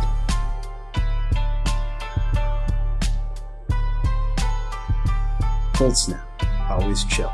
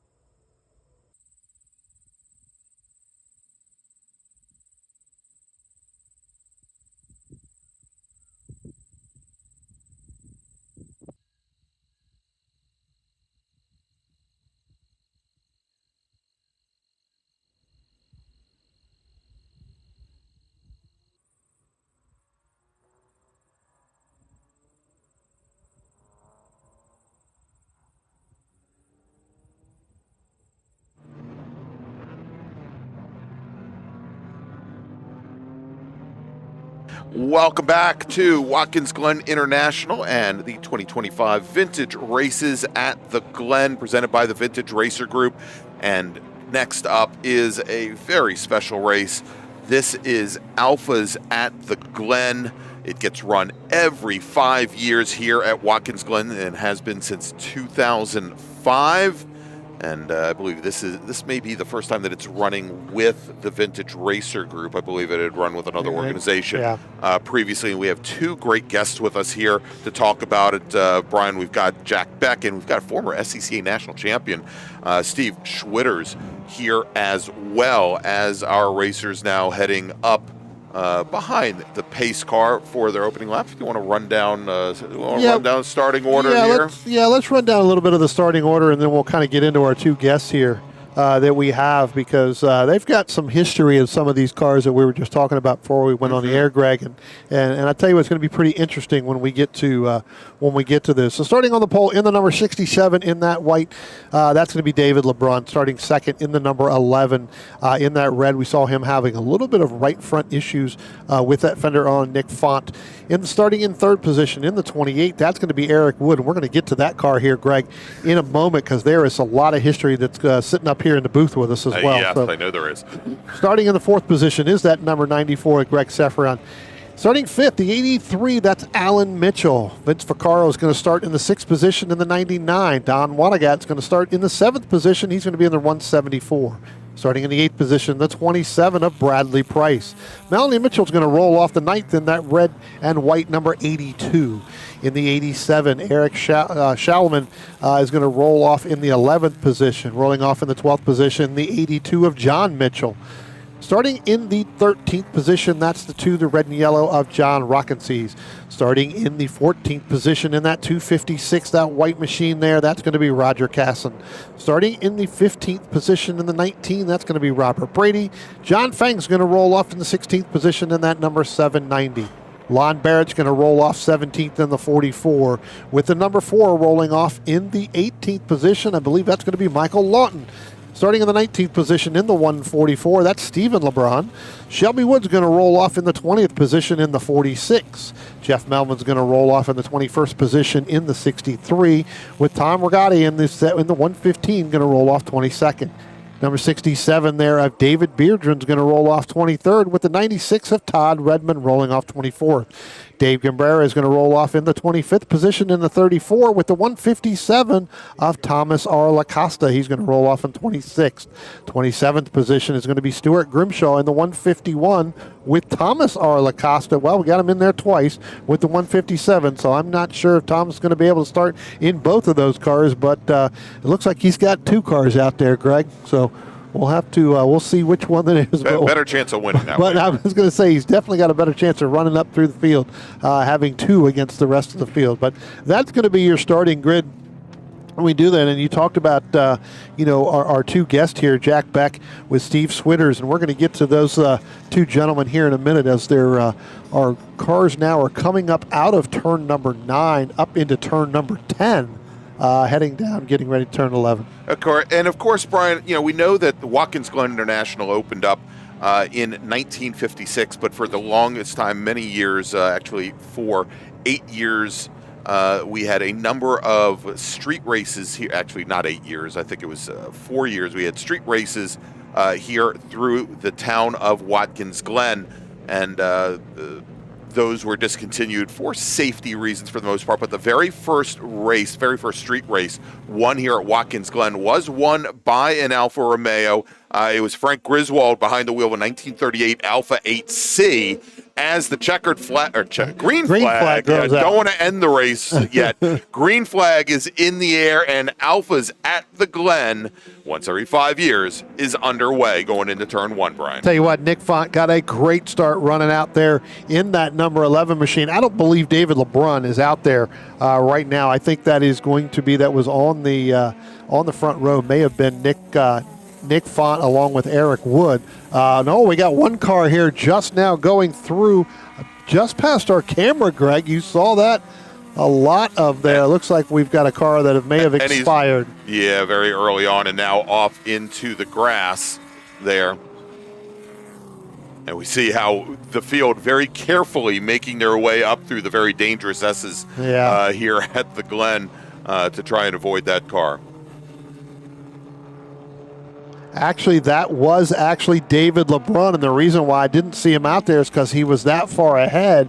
So it does look like David LeBrun's motor may have expired there, Greg, just coming out of turn number 2 and heading up, and he's sitting over on driver's left-hand side. So we'll keep an eye on that here as this race continues. Again, as our guests up here, Jack Beck and Steve Switters, you talked about Steve winning a national championship in 1980. Jack, you and I were talking right before this race really got started, and we were talking about the 28 there of Eric Wood. Give us some insight on that, because you've got a lot of experience in that car as well. Yes, that's a car we built in 1978, and I raced it through 1984 and wrecked the car seriously at Riverside. It got parked for years. I started to put it back together and never finished it and sold it to Eric, and he's made me proud. Tell you what, Jack, let me go ahead and interrupt you here. So we are going to go to a double yellow, and then we're going to go to a black flag, which means what we're going to do, we're going to bring all those cars down on the pit road one more time so that they can attend to the racing surface because of that expired engine, I believe, on the David LeBrun motor. So when they come back down and we get them all down here on pit lane, we'll pick back up the story, because, again, it became really interesting when you and I were talking about it, when you, as you just mentioned, that car sat for a while, and then you ended up having Eric purchase the car from you to go ahead and race it. So let's get these cars. So we are going to, unfortunately, go to a double yellow at this point in time. We'll bring them down the pit lane. Then we'll get back to some of our topics here, some of our stories, because we've got another car out there as well that we want to talk about. With one of our drivers that's out here that we didn't mention was in the starting grid, but we do know that went out there. So, again, under a full course caution right now, Greg, and then what we're going to do is we're going to bring them back down the pit lane. Yeah, indeed. So, actually, and they're still showing the full course caution, I think, to protect against something that we had happen in an earlier race, but they have black flagged all of these racers, so we'll get back underway. So, Jack, why don't we talk a little bit about that car that you were mentioning, and we'll see if we can focus on it when it goes back out for a little while. The number 22? Yeah, well, let's talk about the 22 there, because that's a driver there that you were just talking about right before we went on. Right. That car is a 1971 runoffs champion. Dick Davenport was driving the car, and in 1975 they were switching to Nissan and sold Judy and I that car under unbelievably favorable conditions, favorable terms. Who gets to make payments on a race car? On a championship-winning race car. On a championship car, and we raced it from 75 to 78, and then I built Old Blue. After I crashed Old Blue, we put it back together in 8 days and finished the season in that car, and it's got fiberglass fenders that are wider than most GTVs, and that was the first car in C sedan to have those fenders, and the owner, Dick Davenport, named that car Fat Albert, and it's still Fat Albert. Well, I know in that number 22 you got Dr. Bernardo Martinez in there driving that car.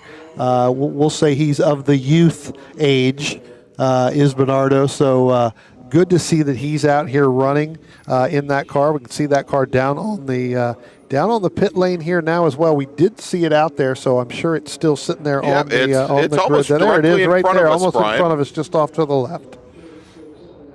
Yeah, Fortunately, to the left works well for us because we're high atop the front straight, looking straight over the pit lane there. But we'll try and focus on that car, on Fat Albert when it heads back out. Hey, hey, hey.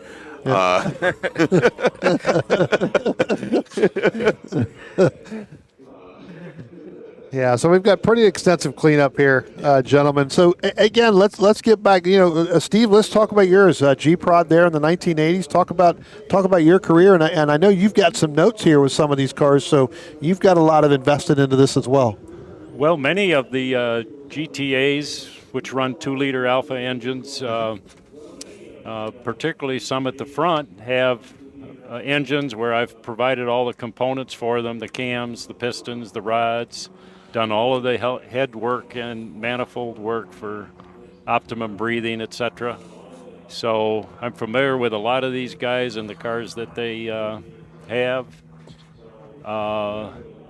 There is one car out here that's like the G production Giulietta Spider that I ran, and that's this number 13 right down at the end of the grid. That car is running a 1300, so it's a little bit smaller than the rest of these cars. Yeah, and that car being driven by Shelby Wood here this weekend. Yep. So there's quite a variety of Alfas in this race.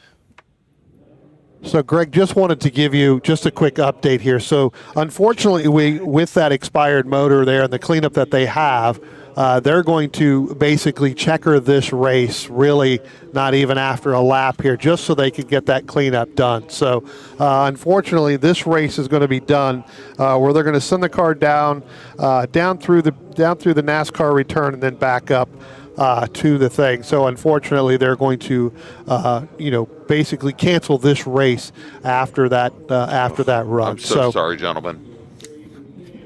So we'll move on. So I tell you what, why don't we do this? Why don't we go ahead and if we can, Greg, let's go ahead and take a break. Okay. Because again, there's going to be some extensive cleanup right now. But we appreciate you two gentlemen coming up in here, Jack Beck, Steve Switters.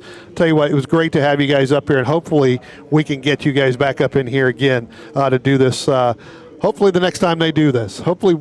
Maybe before 5 years, right? Maybe we try to figure out how to get this back up in here and get it going. Well, thank you for the opportunity. Thanks for the opportunity.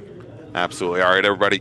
You are watching the 2025 Vintage Races at the Glen, presented by the Vintage Racer Group.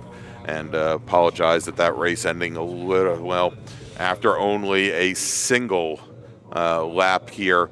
And as we mentioned, we're probably going to be down for quite a bit for some fairly extensive track repairs here, but we will give you an update when we know that we're going to be coming back. And our next race up is going to be VRG Groups 4A and 4B, the sports racers and big bore racers, VRG Group 4. Please stay with us.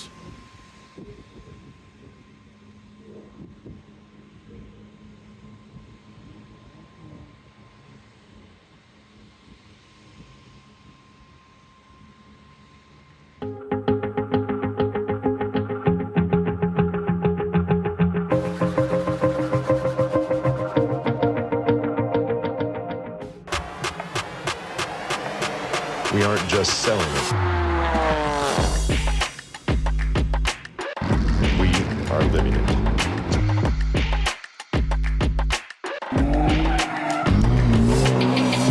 Your BMW solution providers. You have to fight to pull ahead, to find your edge, to do whatever it takes to make you 1/10 of a second faster, smarter, more committed than the other guy, because you've got the kind of passion that can overcome the impossible. And we've got the most powerful performance race fuel available to help you do it. Sunoco Race Fuels. Take the lead.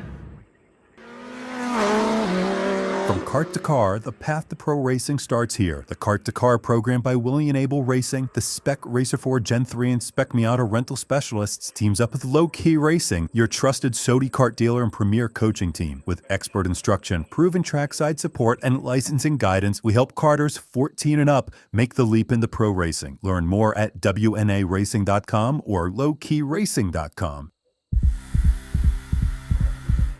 You live for the ride, the road, and the track. Engineered precision fit batteries that are track tested and driver trusted. Optima, the ultimate power source. Want to get started streaming your races or make your current live stream more captivating? We've helped hundreds of drivers create engaging live streams. It's simple. Create a new stream event, grab your camera, and start streaming. Head over to myraces.live to sign up for a free account. Or join us in our community Discord. Stream, share, engage. Hi, my name is Greg Wharton. I've been in the Club Racing Group for about 10 years now. My sons are both in this. I run in the Power 4 class, and we make it a family event and a party every weekend, so come join us. Cold Snap. Welcome to a new way to chill the most delicious ice cream and other frozen confections on demand. Perfect for offices, break rooms, cafeterias, and auto dealerships. Select your single-serve Cold Snap pod, then insert the pod into the Cold Snap machine. Wait about 2 minutes and then grab your treat and enjoy. The revolutionary system transforming the way frozen treats are produced and enjoyed.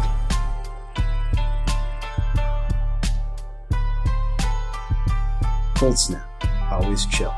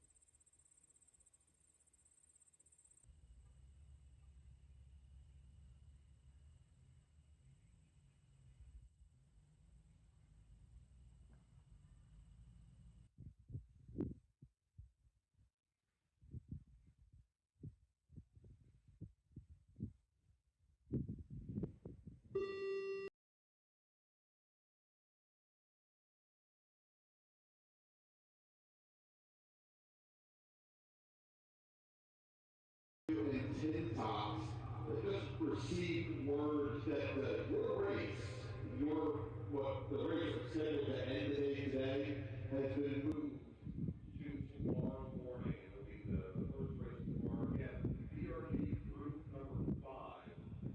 Not going to race today, we'll race tomorrow morning. Also, shortly after we wrap the day up here, we are going to have a revised and updated Sunday schedule made available.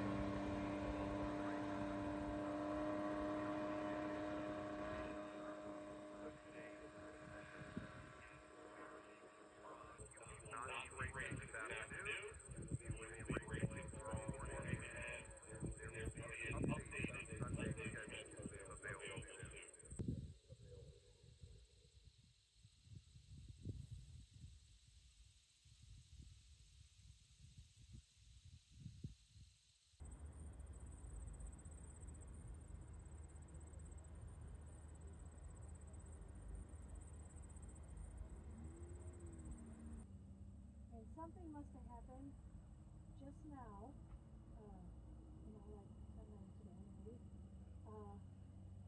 that they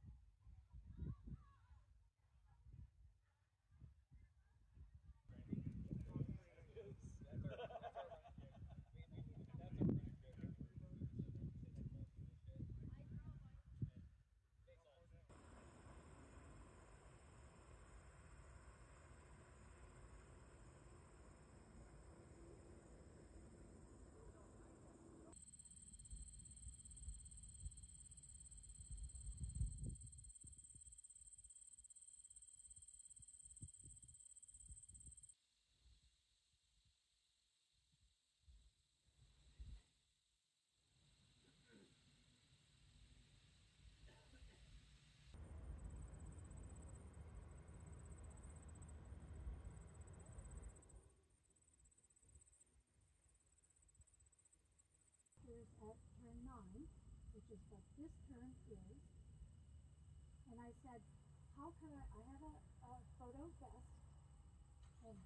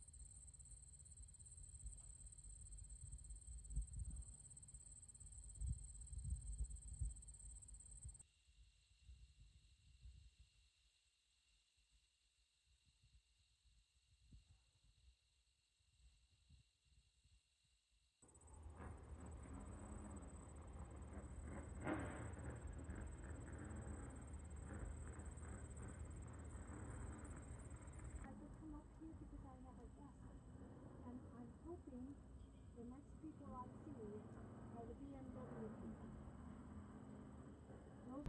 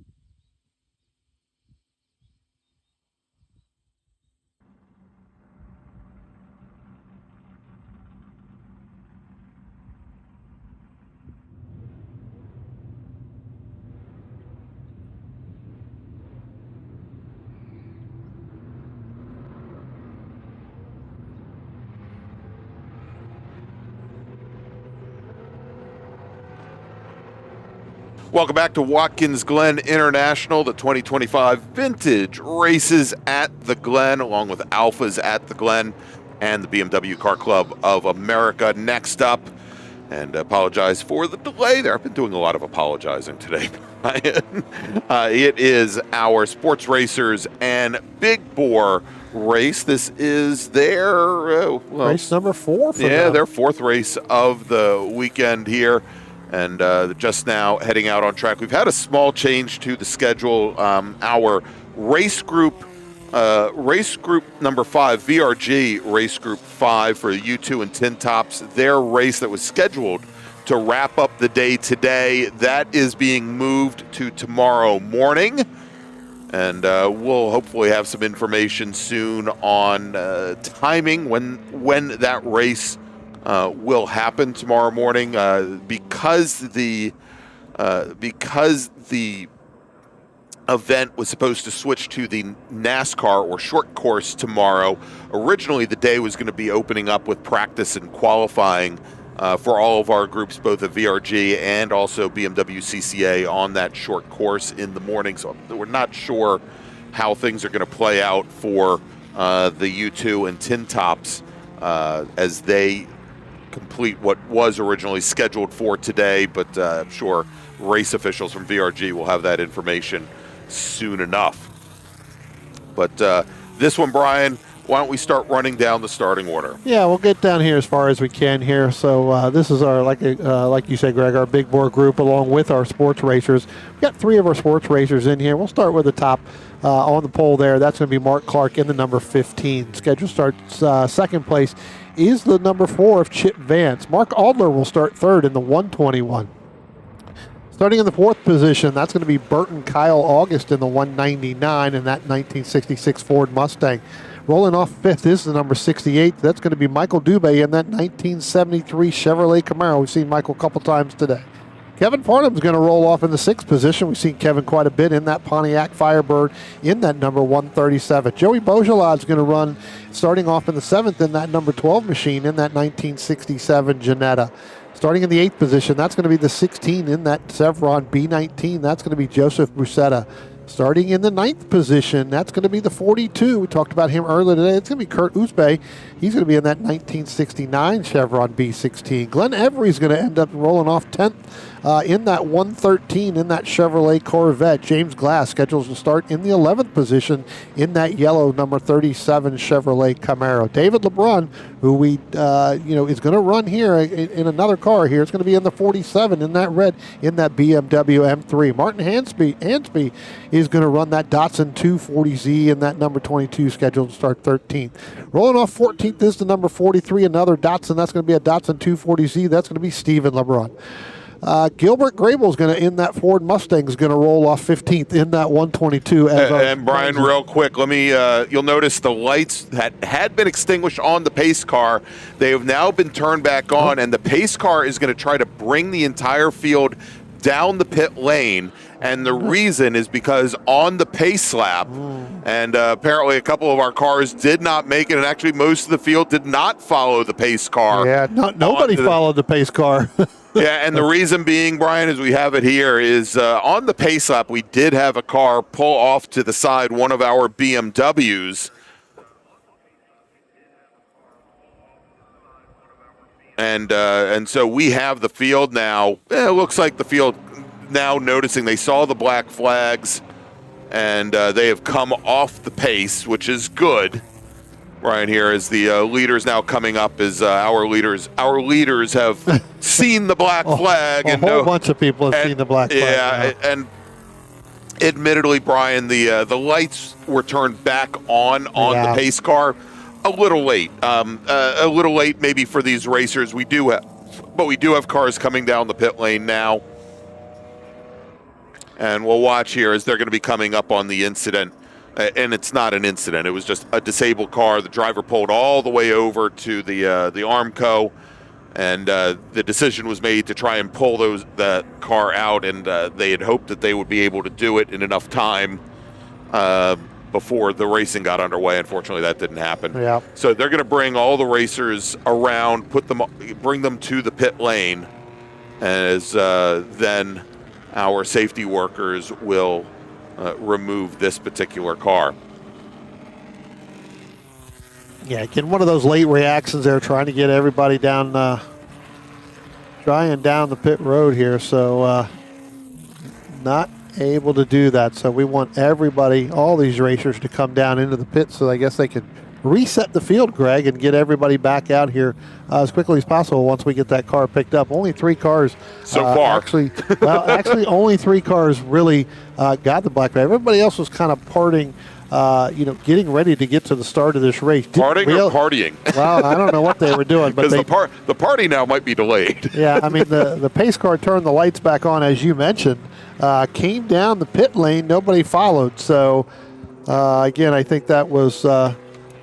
One of those calls. And I will say, I've seen that happen in other race organizations as well. Matter of fact, one that I know of in particular, they actually made some changes to their rule book specifically to ensure that racers followed the pace car if the lights were on. Yeah. And I mean, unfortunately, the racers at the very front of I think if the racers that were directly behind the pace car had followed the pace car onto the pit lane, everybody else would have followed. Yep. But that's what happens. Yep. So they're going to bring them down the pit lane, and I'm looking at the incident scene, Brian.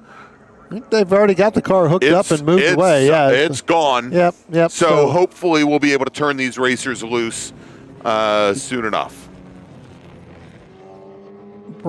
Bring them back down into the pit lane and just do a stop and go and keep going. Exactly. Right? That's what we'd like. And Brian, this is unfortunate. Just got word of who the driver was. Somebody that you and I know very well. Races in the Mid Atlantic quite often. Jimmy Pettinato, racing a BMW M3, a BTCC car, as a matter of fact, that he brought in from the UK, and unfortunately, it did not make it past the pace lap. Hopefully, he'll be able to get that car ready for tomorrow. As we've got our racers coming down the pit lane now. And I'm not going to ask, Brian, how they're going to manage if they're going to re-grid racers. You know what? I'm not 100% sure. I'm looking again. Our first 3 cars that made it down to the pit lane, I believe one of them is the John Mitchell machine in the black number 82. Yeah. That's the first one I can see. We've got one of our.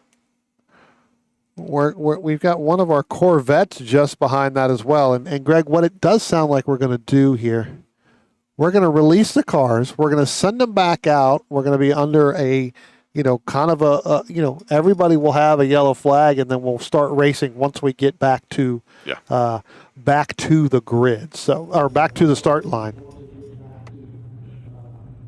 And so the racers now starting to head down the pit lane. So again, what that does, Greg, that looks like, look, we take back what we had in our Group 3 race, right? Where we had our sports racers now are going to be on the back bumper of some of these other some of these other cars here. So where the sports racers were starting up front now are going to be starting in the 4th, 5th, and 6th positions on the racetrack. They should make pretty quick work of those. I would think so. To get by those, especially when we come down through the start-finish line. So, again, we'll wait for all of these cars to come back around. Then they will get those. I believe, Greg, if we're sitting here looking at our cameras, I think we got Bill Stoller sitting out there taking some pictures. Yes, we do. Just saw him on the camera right there and right next to our Sorry our that I had turn to two move camera. away. Bill. We moved Bill right took- away when we were taking a picture there of Bill. We were taking our own little picture there back on, I believe, there in the S's, right there on the left-hand side of the screen there is Bill Stoller taking some good pictures. And I want to thank Bill, who provided the YouTube thumbnails for both BMW Car Club America and VRG for this event. Thank you very much, Bill.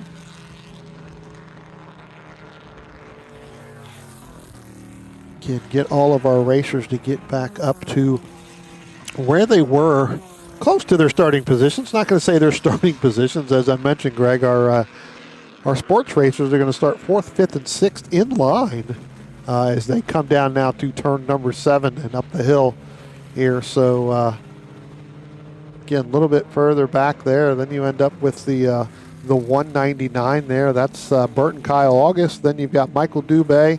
Then I believe Kevin Farnham. I don't believe Farnham got around Dubé because we actually technically never took the green flag. Right, so exactly.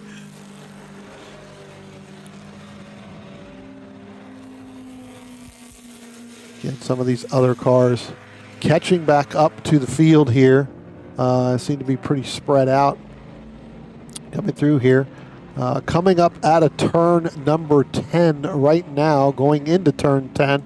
We will be going back to green once our front cars, which will be the black number 82. So that's going to be John Mitchell, I believe, is going to be leading this field, Greg, with 2 of the Corvettes behind him. I believe that's the 121 there as one of them right behind there, and the 46. So pretty good start there as we go back to green. Mark Adler, we saw this earlier this morning, Greg, in this group where we had that full course caution earlier. Mark Adler ended up getting a great start. Move Mark Adler now up to second place behind Mark Clark in the number 15 machine. Chip Vance falling a little bit further back in that 4 as they go through some of that stage right there. And again, Greg, that's right kind of in that, that line. There's Bill Stoller over there to the left-hand side Bill. taking those things. So, in the blue vest. Yeah, Bill Stoller getting some good shots of there. Going to be kind of dusty when he gets those pictures developed there after he gets on when he gets back home. I hope he's wearing a face mask. Yeah, because he's definitely going to get some speedy dry, and that is big group battle there going on for our sports racers there. Again, that's the 15 of Clark along with Chip Vance in the 4. Chip Vance really making the move right there with Mark Adler as they come around. And Greg, the next time they come by, they're going to get the 1 to go here. So our sports racers putting on one heck of a battle as they came down through the outer loop. We'll take a look at them going down the bottom of the hill, down here into turn 7, into the bottom of the boot. There you can see it right there. That is the 4 of Chip Vance, the 15 there of Mark Clark, along with Mark Alder in that number 121 right there. So again, really good battle with our sports racers group after this restart that they had. They made quick work of those 3 cars that were in front of them, Greg, and I tell you what, they're not giving it up as now it does look like Alder's going to try to move down. Driver's right coming through 8. Still Chip Vance on the outside, kind of driver's left there. You would say it's the outside through the turn, but it is definitely on the inside there. Here they come up out of turn number 9 and through there. That's going to be, I believe, Chip Vance is going to be now your new leader. Exactly, and as they came through turn 9, tempted a pass there, and Adler came right across the nose. Actually, that is Mark Clark. Sorry, that is Mark Clark that is going to get the 1 to go board first right there. So again, Mark Clark leading over Mark Alder and then Chip Vance as they head down into turn 1. And again, that compressed so tight coming through there, but you could see a little bit more of that speed from Mark Clark in that number 15, in that Swift DB85. And here you go, Brian, the DB5. lead car going through the speedy dry, trying to make it more difficult for the driver behind to see as they come up the hill. Oh, it looks like Bill Stoller, he exited. He had enough to breathe over there. And has or moved not on. to breathe. Not to breathe, yeah. All right, so we're going to track the sports racers. Then we'll drop back, and I realize this is the last lap for this group. By the way, next group up, and they're already starting to head to the grid, is going to be the BMW CCA Group 2, and we'll see them here in just a few moments. Tell you what, new leader right now, Mark Adler in that 121 machine, in that red 121, definitely got out in front there of Mark Clark. So again, new leader overall.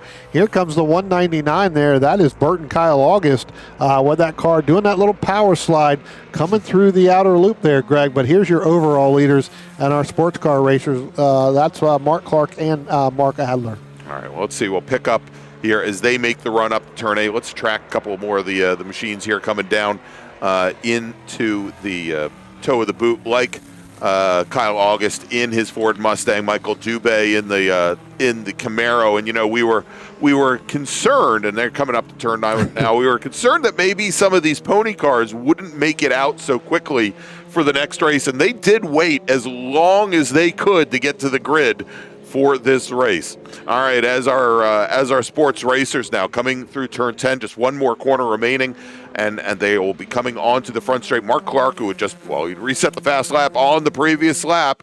Checkered flag is out, and taking the win in this very short race, it is Mark Adler in his Van Diemen RFS2. The Swift DB5 of Mark Clark finishing in second. Chip Vance will come across the line in third. Let's jump back, as we've got now some of those big, heavy cars coming across the line. And Brian, now I do know, though, the last couple race groups, our camera on the camera there at start finish didn't shake around one bit. Now it is again. Well, when you get these big, heavier stock cars, basically, because that's really what they are, is those big, heavier stock cars from back in the day with those Camaros and those that Firebird. In that Ford Mustang, that tends to rattle a little bit.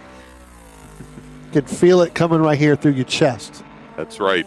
And so right behind there, and beautiful Joey Beaujolad in the number 12 Janetta. He's going to finish 7th overall behind Dubé and Farnham. Joseph Bezzetta in his Chevron will come home in 8th. Stephen LeBrun in the Datsun 240Z. He's going to finish 9th. Peter Raganetti in his 240Z. And those two drivers have been pretty close almost all the time. Here they come down into the bus stop here in just a moment behind Bezzetta. Those two Datsun have been very, very close all weekend long, and this is probably the furthest apart they've been as they're on the cool down lap now, Brian. Yeah, no, absolutely. All right, so that's going to wrap it up for a slightly abbreviated Big Bore and Sports Racer race. We're going to take a quick break here, Brian, and next up is going to be BMW CCA's Group 2, their feature race in just a moment. That will be our final race of the day, so please stay with us.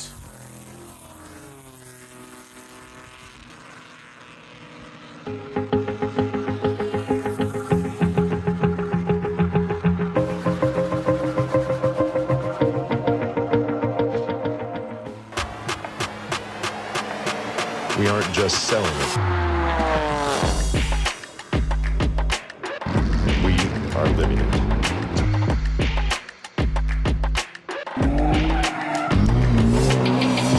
Your BMW solution providers.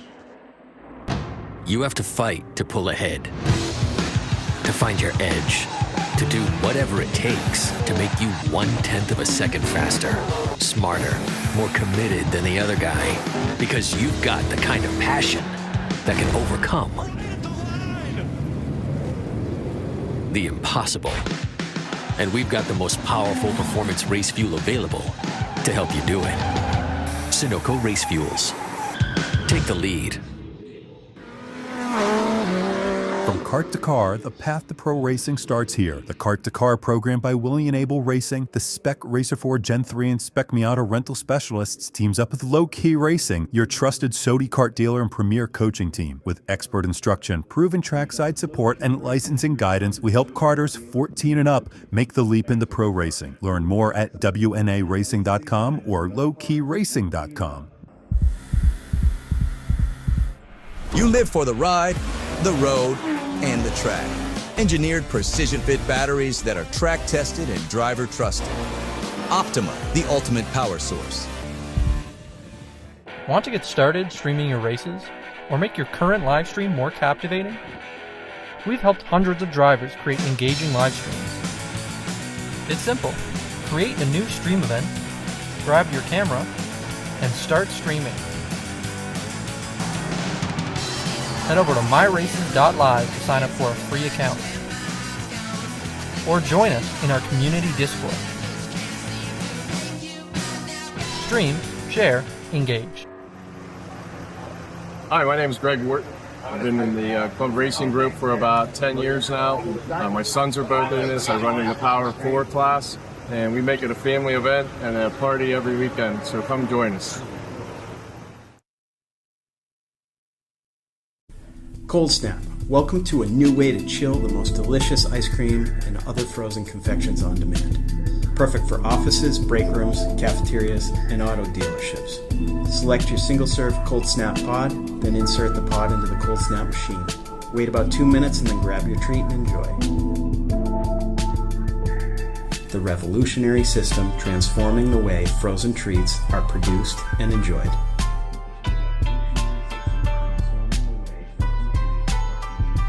Cold Snap, always chill.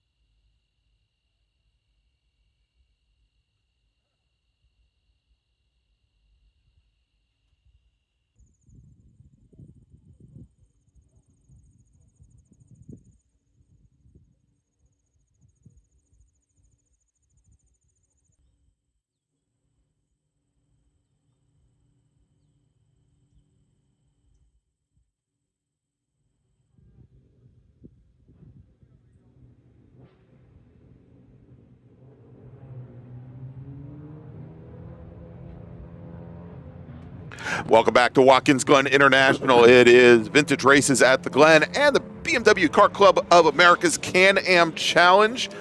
I'm Greg Ginsburg along with Brian Donati. And we have joining us once again for our second feature BMW CCA Club race, Scott Sterling. Welcome back, Scott. Yeah, thank you again for having me. Absolutely. As we've got the cars heading out on their pace lap. This is going to be our final race of the day.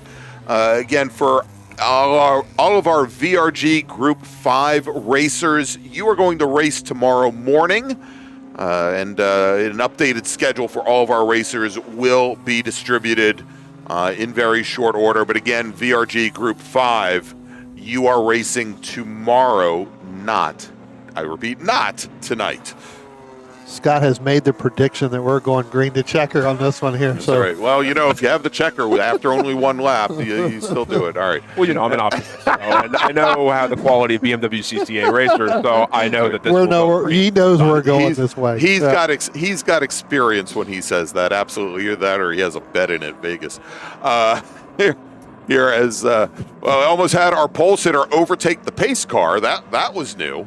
Going into the bus stop, I think might have gotten caught a little unawares. The pace car's a BMW. All these cars are BMW. Well, I can't say all these cars are BMWs. No. We've got some Caymans in here, Scott. Some Porsches. There's the 911. I think that's a Cup car. Yeah. I was going to say, we've got, I think, a 991 Cup car out there as well. A couple GT4 Club Sports, but that's not what everybody came here to see, Scott. They came here to see the BMWs. No, we know the BMWs are real race cars.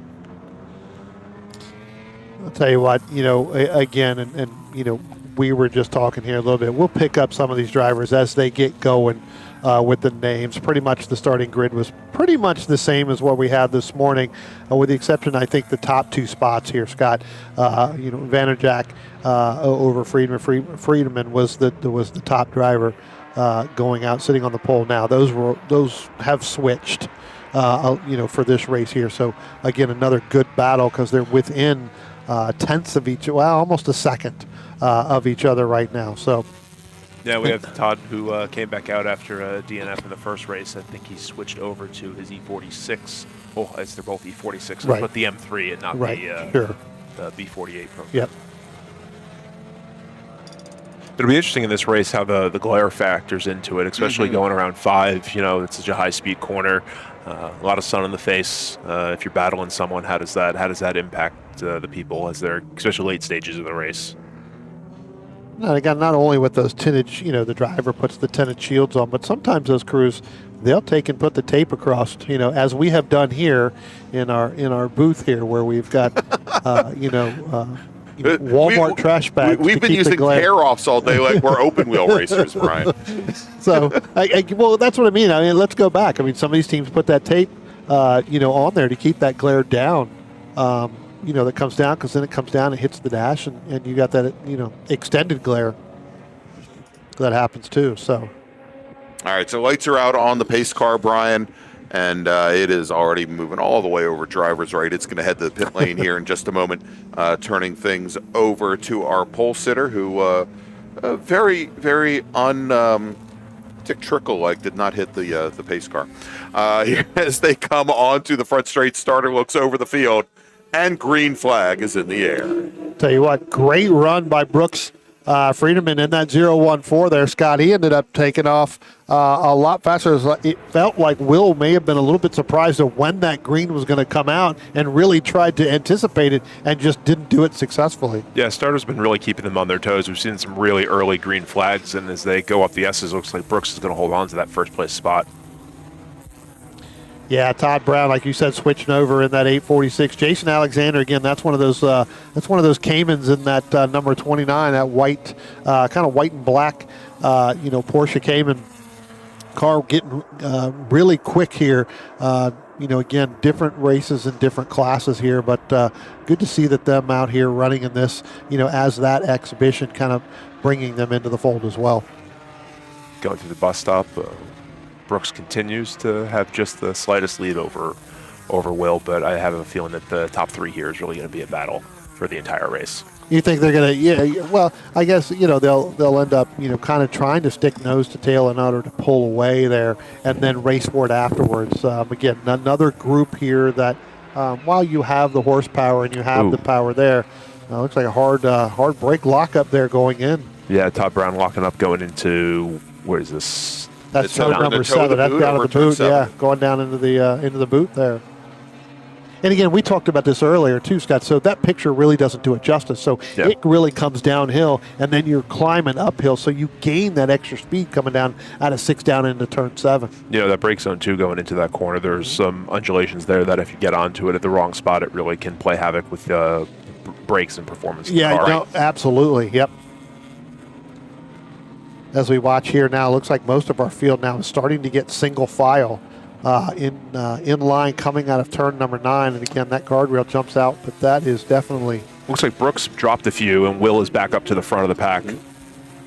So looks like he did. I wonder if maybe that could have been coming down in turn 6, because when they went through out of the bus stop there, went through the outer loop, he was still leading on, so maybe had some problems going down through turn 6, and that gap now is really kind of opened up. So Vanderjack leading Robert Chang in the 07 CM car, then Brooks Friedman and Todd Brown, who started in 1 and 3 respectively, or 2 and 3 respectively. Yeah, so again, probably getting out of shape. Again, that's that other coming out of that outer loop there. You get some heat in the tire, until you get some really good heat in the tires. Coming back down the hill there to 6 to make that left-hand turn there. So could have been where, Brooks may have gotten out of shape there, and that just enabled the next 2 cars, Todd Brown and Vanderjack, to go by him. Starting to get some separation at the front as well. Yeah, a little side-by-side action, a little bit further back with our other Cayman here. I believe that's John Alexander in the 271 with Jared Randall in the 96 machine as they started to come out of the outer loop, head down the bottom of the hill. We'll see whether or not they've been able to get that work done. It does look like they have, but again, Randall may be under fire again. That may be Kurt Olson in that 417 trying to put some pressure on as Alexander went by him. Also making some moves. We'll see when it comes by, timing and scoring, but Peter Agapoulou looks like he got in front of Todd Brown and a few other cars in the last lap or so. Yep.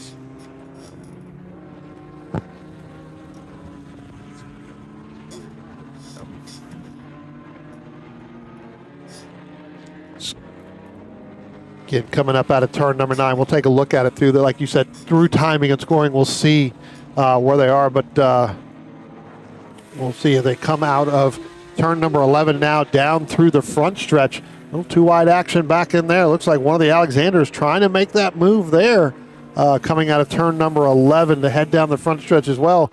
But I think you're right. I think now you got to throw Robert Chang up into second place there in that 07 machine. He kind of came out of nowhere. I wasn't expecting to see him up there. Yeah, second and a half back of Will right now, but he's on the charge. Todd Brown dropping, so I think he may have pulled down on the pit lane there. He is. He's down there on pit lane now. So, again, Todd Brown's troubles continue here this weekend. Oh, almost a little bit of contact. I believe that is going, obviously one of our Caymans. I believe that is John Alexander, and I'm not sure if that's Kurt Olson or Jared Randall as they came up through there. So Jared's in a dark blue car. I didn't see what the side-by-side was. Yeah, this was with one of the silver cars, so I'm thinking it may have been, that was that car right there that's going through that they had that potential contact. I'm not sure if there was contact there. Couldn't really see it, but evasive maneuvers. Very aggressive, evasive maneuver. Absolutely right. And not exactly where you want to do that. Think about right where the car is getting the weight's coming off the car as you crest over the hill. IP coming through. I think that Matthew Noonan leading that class right now. Actually, really interesting battle. Ryan Agnew's leading championship points on that in second right now in IP. So it'll be really interesting to see how that develops. He's about a second back of Matt right now. Yeah, I believe that may be going up coming into turn number 8 now for that battle there. I don't think that may be, it's a little bit further back than that. I think they were just getting ready to come up out of the boot and headed down there. So we'll keep an eye on that. Yeah, they should be coming through. They shouldn't be far behind this group right here. I think they're directly behind one of these 2 cars. We'll pick them up when they come by the start-finish line. But when we were talking about, there they are. Yep. Okay. So this battle right here, 4 IP cars, not really nose to tail, but pretty close to it. Matthew Noonan leading Ryan Agnew, then Diab Neiman, and Eric. I'm not going to try and pronounce your last name, but that's a different class. But 3 IP racers, essentially within a second and a half of each other. So that'll be really quite interesting as that continues. getting ready to come out of turn number 11 right now going in. So there it is. There is the Matthew Noonan, Ryan Agnew, Jaap Niemann, and Eric Polichuk is what I'm going to call it. And it looks like we had one of the Alexanders pull off in that Cayman. That may be Michelle Herron that pulled off there. We'll have to see when they drop back down. But one of our Caymans has gone in past the and made that right. I believe that may have been maybe that is Michelle Herron in one of those Caymans. Yeah, the IP cars are moving too. They're running 207 flats right now, and for the morning race they were low 206s. So even with the increased heat, still getting a lot of pace out of those cars right now. Yeah. It's amazing when it happens, when you look up and you see the person you're racing for battle for class, and then all of a sudden it becomes, okay, I got to make this pass, but then you get in line and you ride around, how quick the times come down, right? Because you're not, you know it's early in the race and you got to save your tires and try to do it where we can, even though this is just nothing but a 100% sprint race. It's all out, all you can get. But at some point, when you're racing that person in that group and you know who you're racing against, sometimes you get a little bit calmer than you are racing out of class. Yeah, indeed. And sometimes you just kind of flip on that mode and you get into flow state, and it just times start coming down. You move faster and faster, and it's just it's the best experiences in the car. Especially if you're used to racing with those guys in your class, right? So usually where you're at, you're kind of on the track at the same time, usually in the same spot. So you're really just racing those cars pretty much the whole entire time. It's when your other classes, whether it's a faster class or you're coming up to pass a class, that's where it gets a little nerve-wracking. And those three guys are well established within that class. They race each other constantly. Yep. That was IS we saw coming around 5 here. Coming out of the outer loop, heading down into 6. She can be getting ready to come down the hill into turn 7 in that boot. I do believe you should have the next 2 cars coming down through there. Yeah, it should be Michael Saul and Gordy Wagner. Yep, there they are. I think this is Gordy's first race this year. I didn't see him when I was looking at points earlier, if he had been to any races this year. So glad to see him back out there. As I look, actually, so Michael Saul is actually leading the national championship within IS class right now. Coming through 8, probably about a second and a half gap between Michael and Gordy. Looks like we got one car, Greg, that maybe stopped up off of the, just past the S's, up over the hill near the bridge, kind of over off on driver's right. So we're going to have a waving yellow there at our station 3, which would be up at the top of the hill. Yeah, and so they do have the waving caution. That means the car, I believe, is still on the track surface.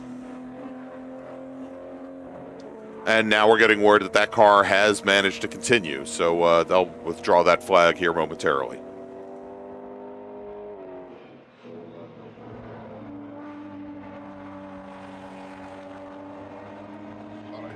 Yep.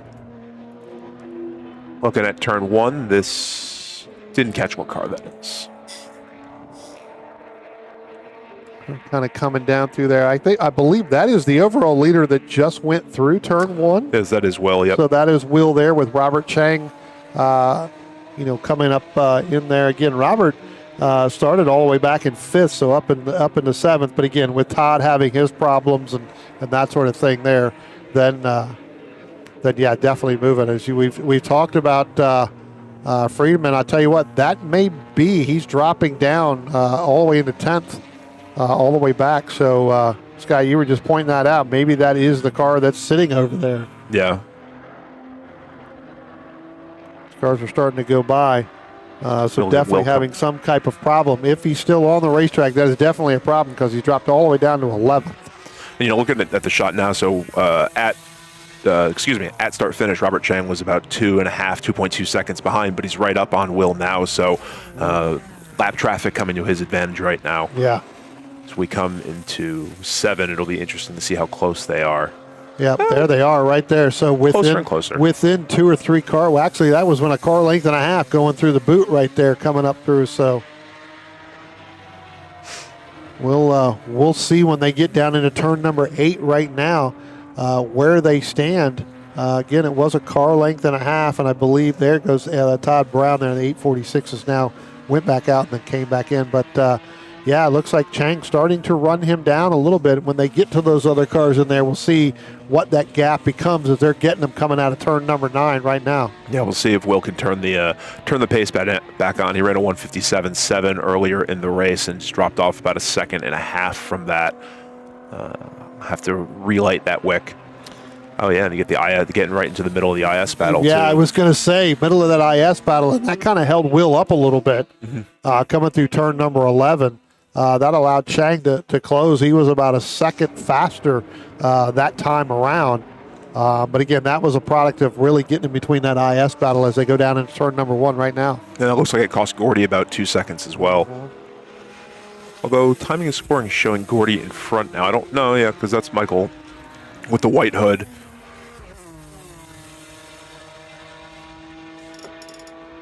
But, it's part of the game, right? You, especially being this, I think this is the slowest class in this group. You kind of get used to it. You have to deal with the traffic, got to keep your head on a swivel.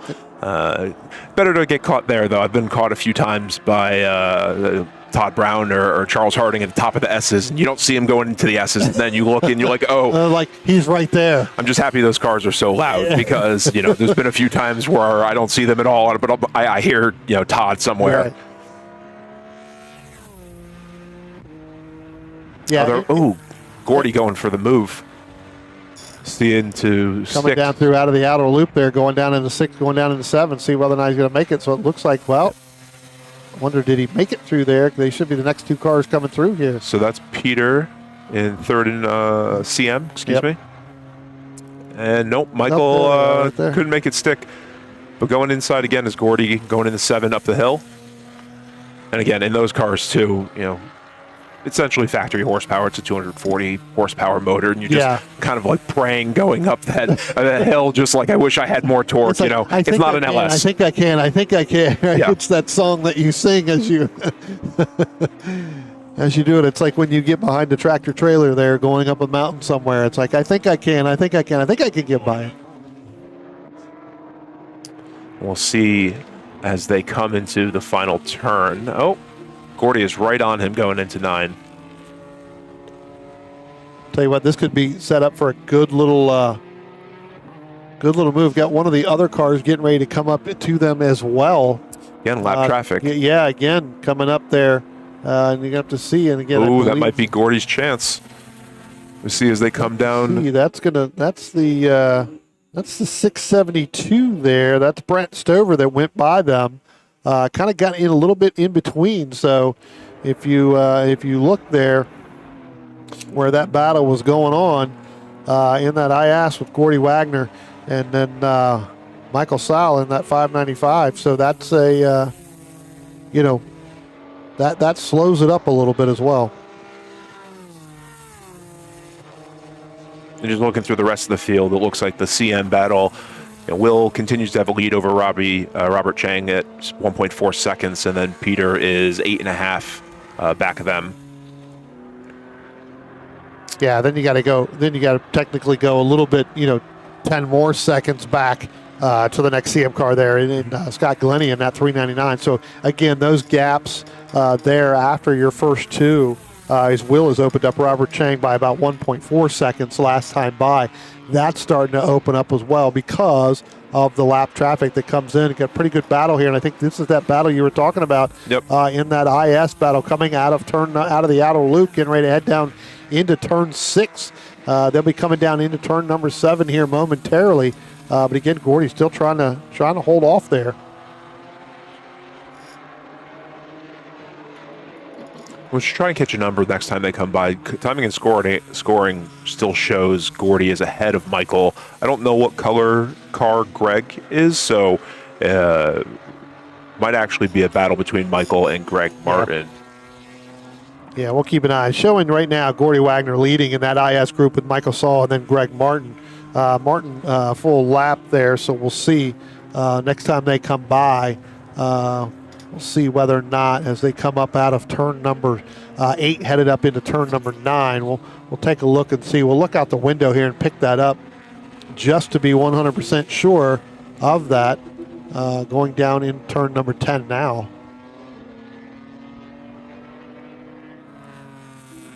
So come out of turn number 11 and head down. We'll see. And again, this is a product of not being able to see from the camera angles of those cars. But if that is the battle, that is definitely. Oh, that's not Gordy. That is not even either one of them. So that's not either one of them that we were following. So we'll have to pick out where they are. That's Francois. That is an in-class battle, so it's not a lapped car. But Yes. timing and scoring not showing it as we thought. So I've been calling it wrong the whole time, but it was exciting nonetheless. It was great. It was a great battle between both of those. We'll just pretend we were right. I was right the whole time. The drivers out there didn't have it right. Yeah. Right? So getting word here as well as the 014 Friedemann, as we were talking about, I think he may have pulled off somewhere outside of turn number 10. So right there, kind of over to far driver's right. I'm looking out the window and I'm not seeing it, but we'll see here. And we'll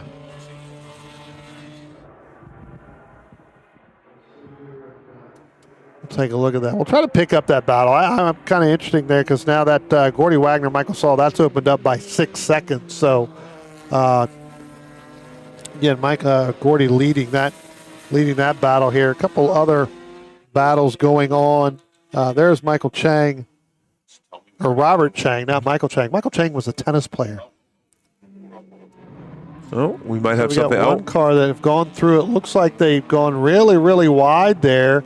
That may have been the 595. I got a call there earlier, but we'll see whether or not they. Yeah, and Brian, they were very much off the pace, staying to the outside, going through turn 9, and then straightened up. I wouldn't be surprised if we see that car head to the pit lane, frankly. Yeah. Well, it definitely wasn't the 595 because he just went by my window here. Michael Saul, again, that's the battle we're doing. And I think that's the car that just went up into the pit lane there through that. So yeah, it's that one right. Just headed back into the paddock. Yeah. Got about 6 minutes left. So, Robert Chang, as we were talking about him earlier, Scott, he's really fallen off the pace now from that. So got that good little start there, but he's definitely completely fallen off from the lap times, and that could have been from the product of getting into traffic, trying to catch Will as well. Yeah, just looking at lap times, Will has been running pretty consistent 150, high 158s, low 159s, and Rob has been in the 159s, low 2s for most of this session.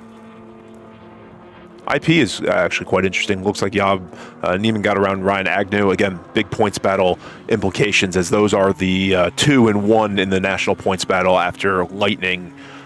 So obviously Ryan's going to want to get around Job at one point, but looks like he is 3 seconds back at us of the last one. I don't know where they are on track right now, but we'll have to look through that. They may be up through the top of the S's, maybe getting ready to come into the inner loop there. The bus stop, I believe, the last time they went by. Take a look. I'm not sure which one that may be. Yep, that is Noonan. Good call. Yep, Great eyes. Yep, and that's Job in the tiger stripe kind of orange car. So again, there he is. There is Job Neiman in that number 888 machine with Ryan Agnew there again. And now, how many more races do you have left for that championship for this between that or so let's see. After Lightning? Well, we have OFES coming up at Road America, which is going to be quite exciting. Carolina Motorsports Park, Roebling, and I think that there's one more Road Atlanta event. I should probably know this. I don't necessarily know how many they will end up doing, and obviously we don't. If you go to 20 events, you don't get points for all 20. Well, correct. But this is obviously big points implications if this ends up being their last race of the season. I saw, actually, as we were panning through that camera, I saw that the battle we had been calling between Charles Benoit and Francois continuing to be just nose to tail. Yeah, here we go. Is that them? Yeah, that's that battle again. They continue to be under a second between each other. Yeah. Yeah, that's 4th and 5th there in that I-class battle. So again, you can see where even in the I-class, there's battles going on, and that's what makes multi-class racing fantastic to watch because you have to be able to, as a driver, understand who you're racing, when you're racing them, and then when you need to get by them and when you really don't need to get by them, as they're going to try to go too wide down into turn number 11 there as they come through. I'll tell you what, Francois was trying to make that move going in, wasn't able to make that stick. That allowed Charles Benoit to pull up a little bit further. I think that's the biggest gap he's had over Francois. That's the biggest gap we've seen. Basically since the entire race started. Yeah, that car we pulled off might have been Brent Stover. I see that car has dropped down the list quite a bit. Yeah, okay. Yeah, we've had several cars from attrition starting to fall down. I believe that may have been the 672. So the next time Will Vanajak goes by the start-finish line, he will get the one to go. We'll say finger, but it's kind of like the one to go board. I guess it's all in the same from our starter. So if Robert Chang, which now it's almost 4.5 seconds here, Scott. So don't believe he's going to be able to reel that in as they start to go through more heavy traffic. There's that side-by-side battle for fourth in fifth in IS as they come down through there. It looks like Francois may have the right line going into turn number 6. We'll see. Doesn't look like Charles Benoit is going to give it up that easy. We'll see what they get to when they come down the bottom of the hill, down into the boot. But I tell you what, it's going to be one heck of a battle as we're waiting on Will Janovac to come side by the side. start-finish line. Looks like Francois is going to make that stick this time by, Scott. Yeah, and there's our overall leader right behind him, too. So that could be. He's going to get past them. Well, this is going to be the last lap for them. Yeah, I was going to say if he gets. They'll get one more lap to settle that battle if he gets by them. Knowing that he has that 4.5, almost 5 second lead. Again, I don't know how many of them have radios, but if he's got somebody on the group saying you've got that 4.5 second, because there goes Robert Chang now, it could be that you don't necessarily have to pass them, but you want to with only one lap to go. And there he goes right there getting by Benoit. We see Will coming into 10. He'll take. I guess they're not showing a white flag this weekend. I know. No, they're giving, as we were talking about, they're giving you the one finger. Yeah, you get the one finger. So we've got that going. Now we'll see as they come up with one to go. Again, we'll follow that. Everybody else seems to be pretty much spread out enough within these closest battles, but this Francois and Benoit. Kind of the Frenchman, battle of the Frenchmen here, for that fourth and fifth. We'll see if Benoit is able to close he got that past gap, him. and it looks like it. Yeah. And that gap's opened up now. It's 1.4 seconds. Again, it looks like that probably happened because of traffic. Chang getting by and Will going by in that in that number 226 machine. So again, trying to let them go by. And just looking through timing and scoring, that is or was the closest in-class battle that I can see here. Everyone else is 2 to 5+ seconds. Yeah, exactly. Apart. As Will Vanajak now comes out of the outer loop. There goes Robert Chang in the 07. Again, another car in that exhibition class going to hopefully pick up that win there. That Jason Alexander. That car's been pretty strong. Was watching him earlier today as well. Pretty strong here in that Cayman. Again, last time through the boot for the weekend for these cars as we're going to the short course tomorrow. So these guys getting down through the boot one last time, making that car stick. We're going to pick up another position here, putting another car a lap down as they come up the hill out of turn number 8 through turn number 9, getting into turn number 10. Just as it's not on the screen, but in watching the IP leaders go through, that gap continues to be a couple seconds between first and second and third in that. So, it'll be interesting to see how the points shake out between Ryan and Yob at the after this event. Yeah, as Will Vanajak picks up the win here in the CM class, and then Robert Chang is going to finish second in that 07. He got a pretty big gap there to the 288 with Peter coming in third right there, just now crossing the start-finish line, so almost 11 seconds back. And I just want to call. It was green. It went green. Other than to local check it. yellows, we didn't have to make it. So I think I need to call my bookie and and time for you to collect. Drinks are on me tonight. Perfect. I'll see everyone at Seneca. That's it. Perfect. Scott's buying for BMW and VRG. I just want to make that clear. Yeah, I'll put it on a corporate card, and we'll worry about that There you later. go. Exactly.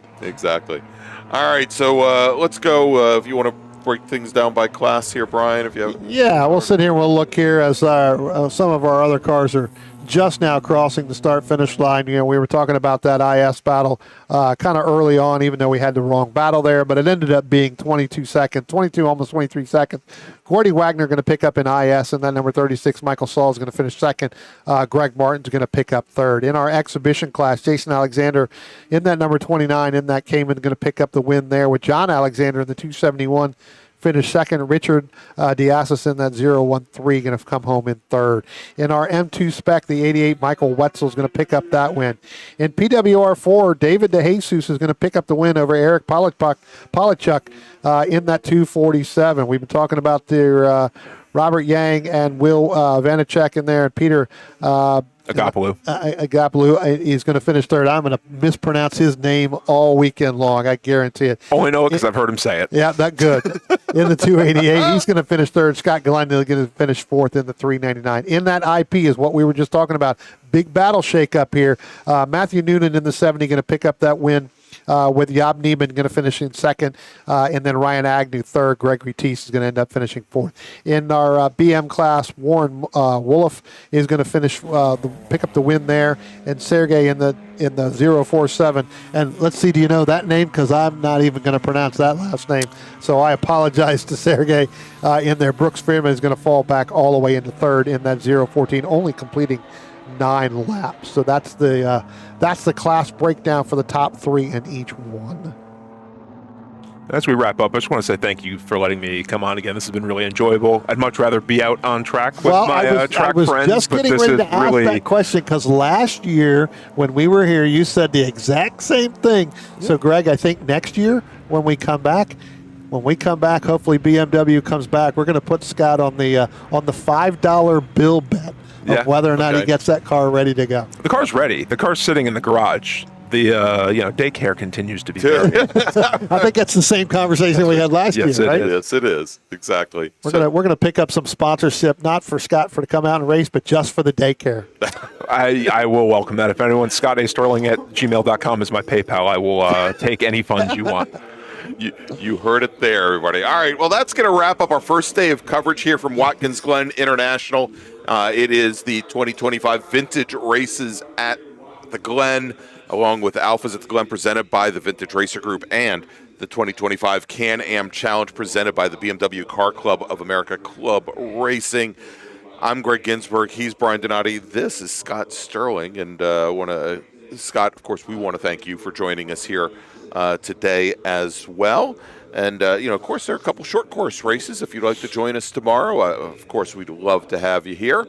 I'll let you make that decision. I think you are a good omen for the racers going from green to checker here. Yeah, absolutely. They might force me. That is right. You may be their good luck symbol now.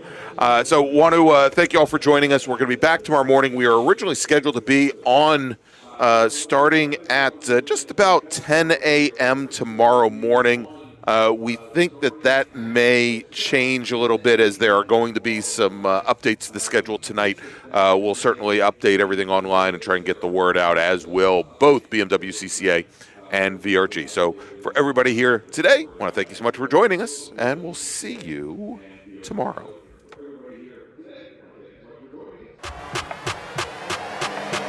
We aren't just selling it. We are living it.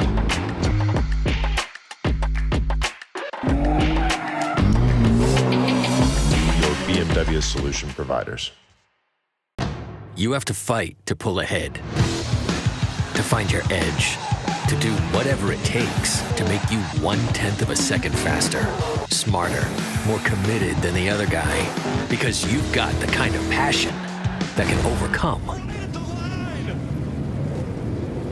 the impossible. And we've got the most powerful performance race fuel available to help you do it. Sunoco Race Fuels. Take the lead. From kart to car, the path to pro racing starts here. The Kart to Car program by William Able Racing, the Spec Racer 4 Gen 3 and Spec Miata rental specialists teams up with Low Key Racing, your trusted Sodi kart dealer and premier coaching team. With expert instruction, proven trackside support, and licensing guidance, we help karters 14 and up make the leap into pro racing. Learn more at WNARacing.com or lowkeyracing.com. Want to get started streaming your races or make your current live stream more captivating? We've helped hundreds of drivers create engaging live streams. It's simple.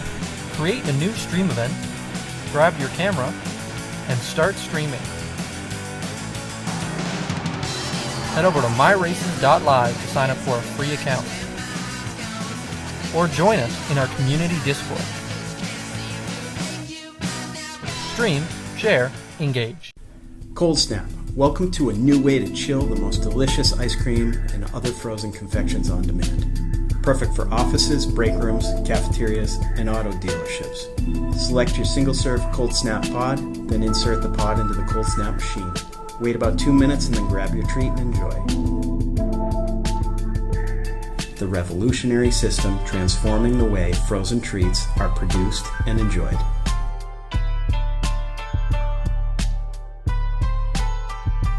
Cold Snap. Always chill.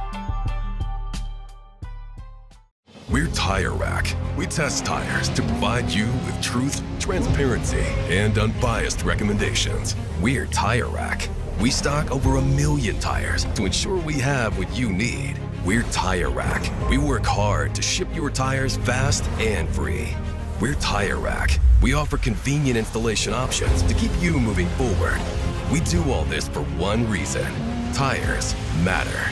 TireRack.com. The way tire buying should be. Combining the art and science of going fast, Peter Krause provides professional, private coaching and analysis for sports car drivers at many East Coast tracks, including Virginia International Raceway, as well as remotely via Zoom. A multi-time championship-winning race car driver, award-winning mechanic, and automotive historian, Krause can communicate effectively both the psychology and methodology of going fast. Pioneering the use of GPS data and video logging technology to advance driver performance in club-level, historic, and entry-level professional series since 2001, Peter relies on data-driven objective measures, creating successful strategies to make his drivers faster. An expert in AIM, VBox, Motec, and Garmin, as well as other systems. If you have questions on how to get more out of your data, schedule a consultation either in person or remotely to leverage the power of your tools to improve your driving. For more information, call 919-740-1871 or visit www.peterkrause.net today. Redline Oil, formulated to win, proven by me. Redline Oil, formulated to win. Formulated to win. Formulated to win, proven by me.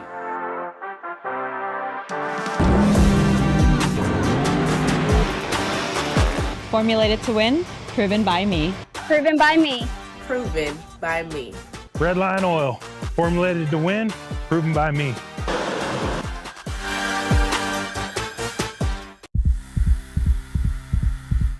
You live for the ride, the road, and the track. Engineered precision fit batteries that are track tested and driver trusted. Optima, the ultimate power source. Willing and Able Racing offers top-quality spec race car rentals with full setup and repair services, including trackside support for SCCA, NASA, VRG, and other organizations' road race time trials and track day events. Their Spec Racer Ford specialists and each of their Gen 3 machines sports a SATAV sequential transmission and a data acquisition system. Also offering Spec Miata rentals, Willing and Able is currently taking reservations for the remainder of the Mid-Atlantic Road Racing Series season. For more information, email Willing and Able at rent@WNARacing.com, see them on Instagram at WNA Racing, or visit their website at WNARacing.com. Willing and Able would like to thank all the volunteers this weekend who've graciously donated their time so that we may race.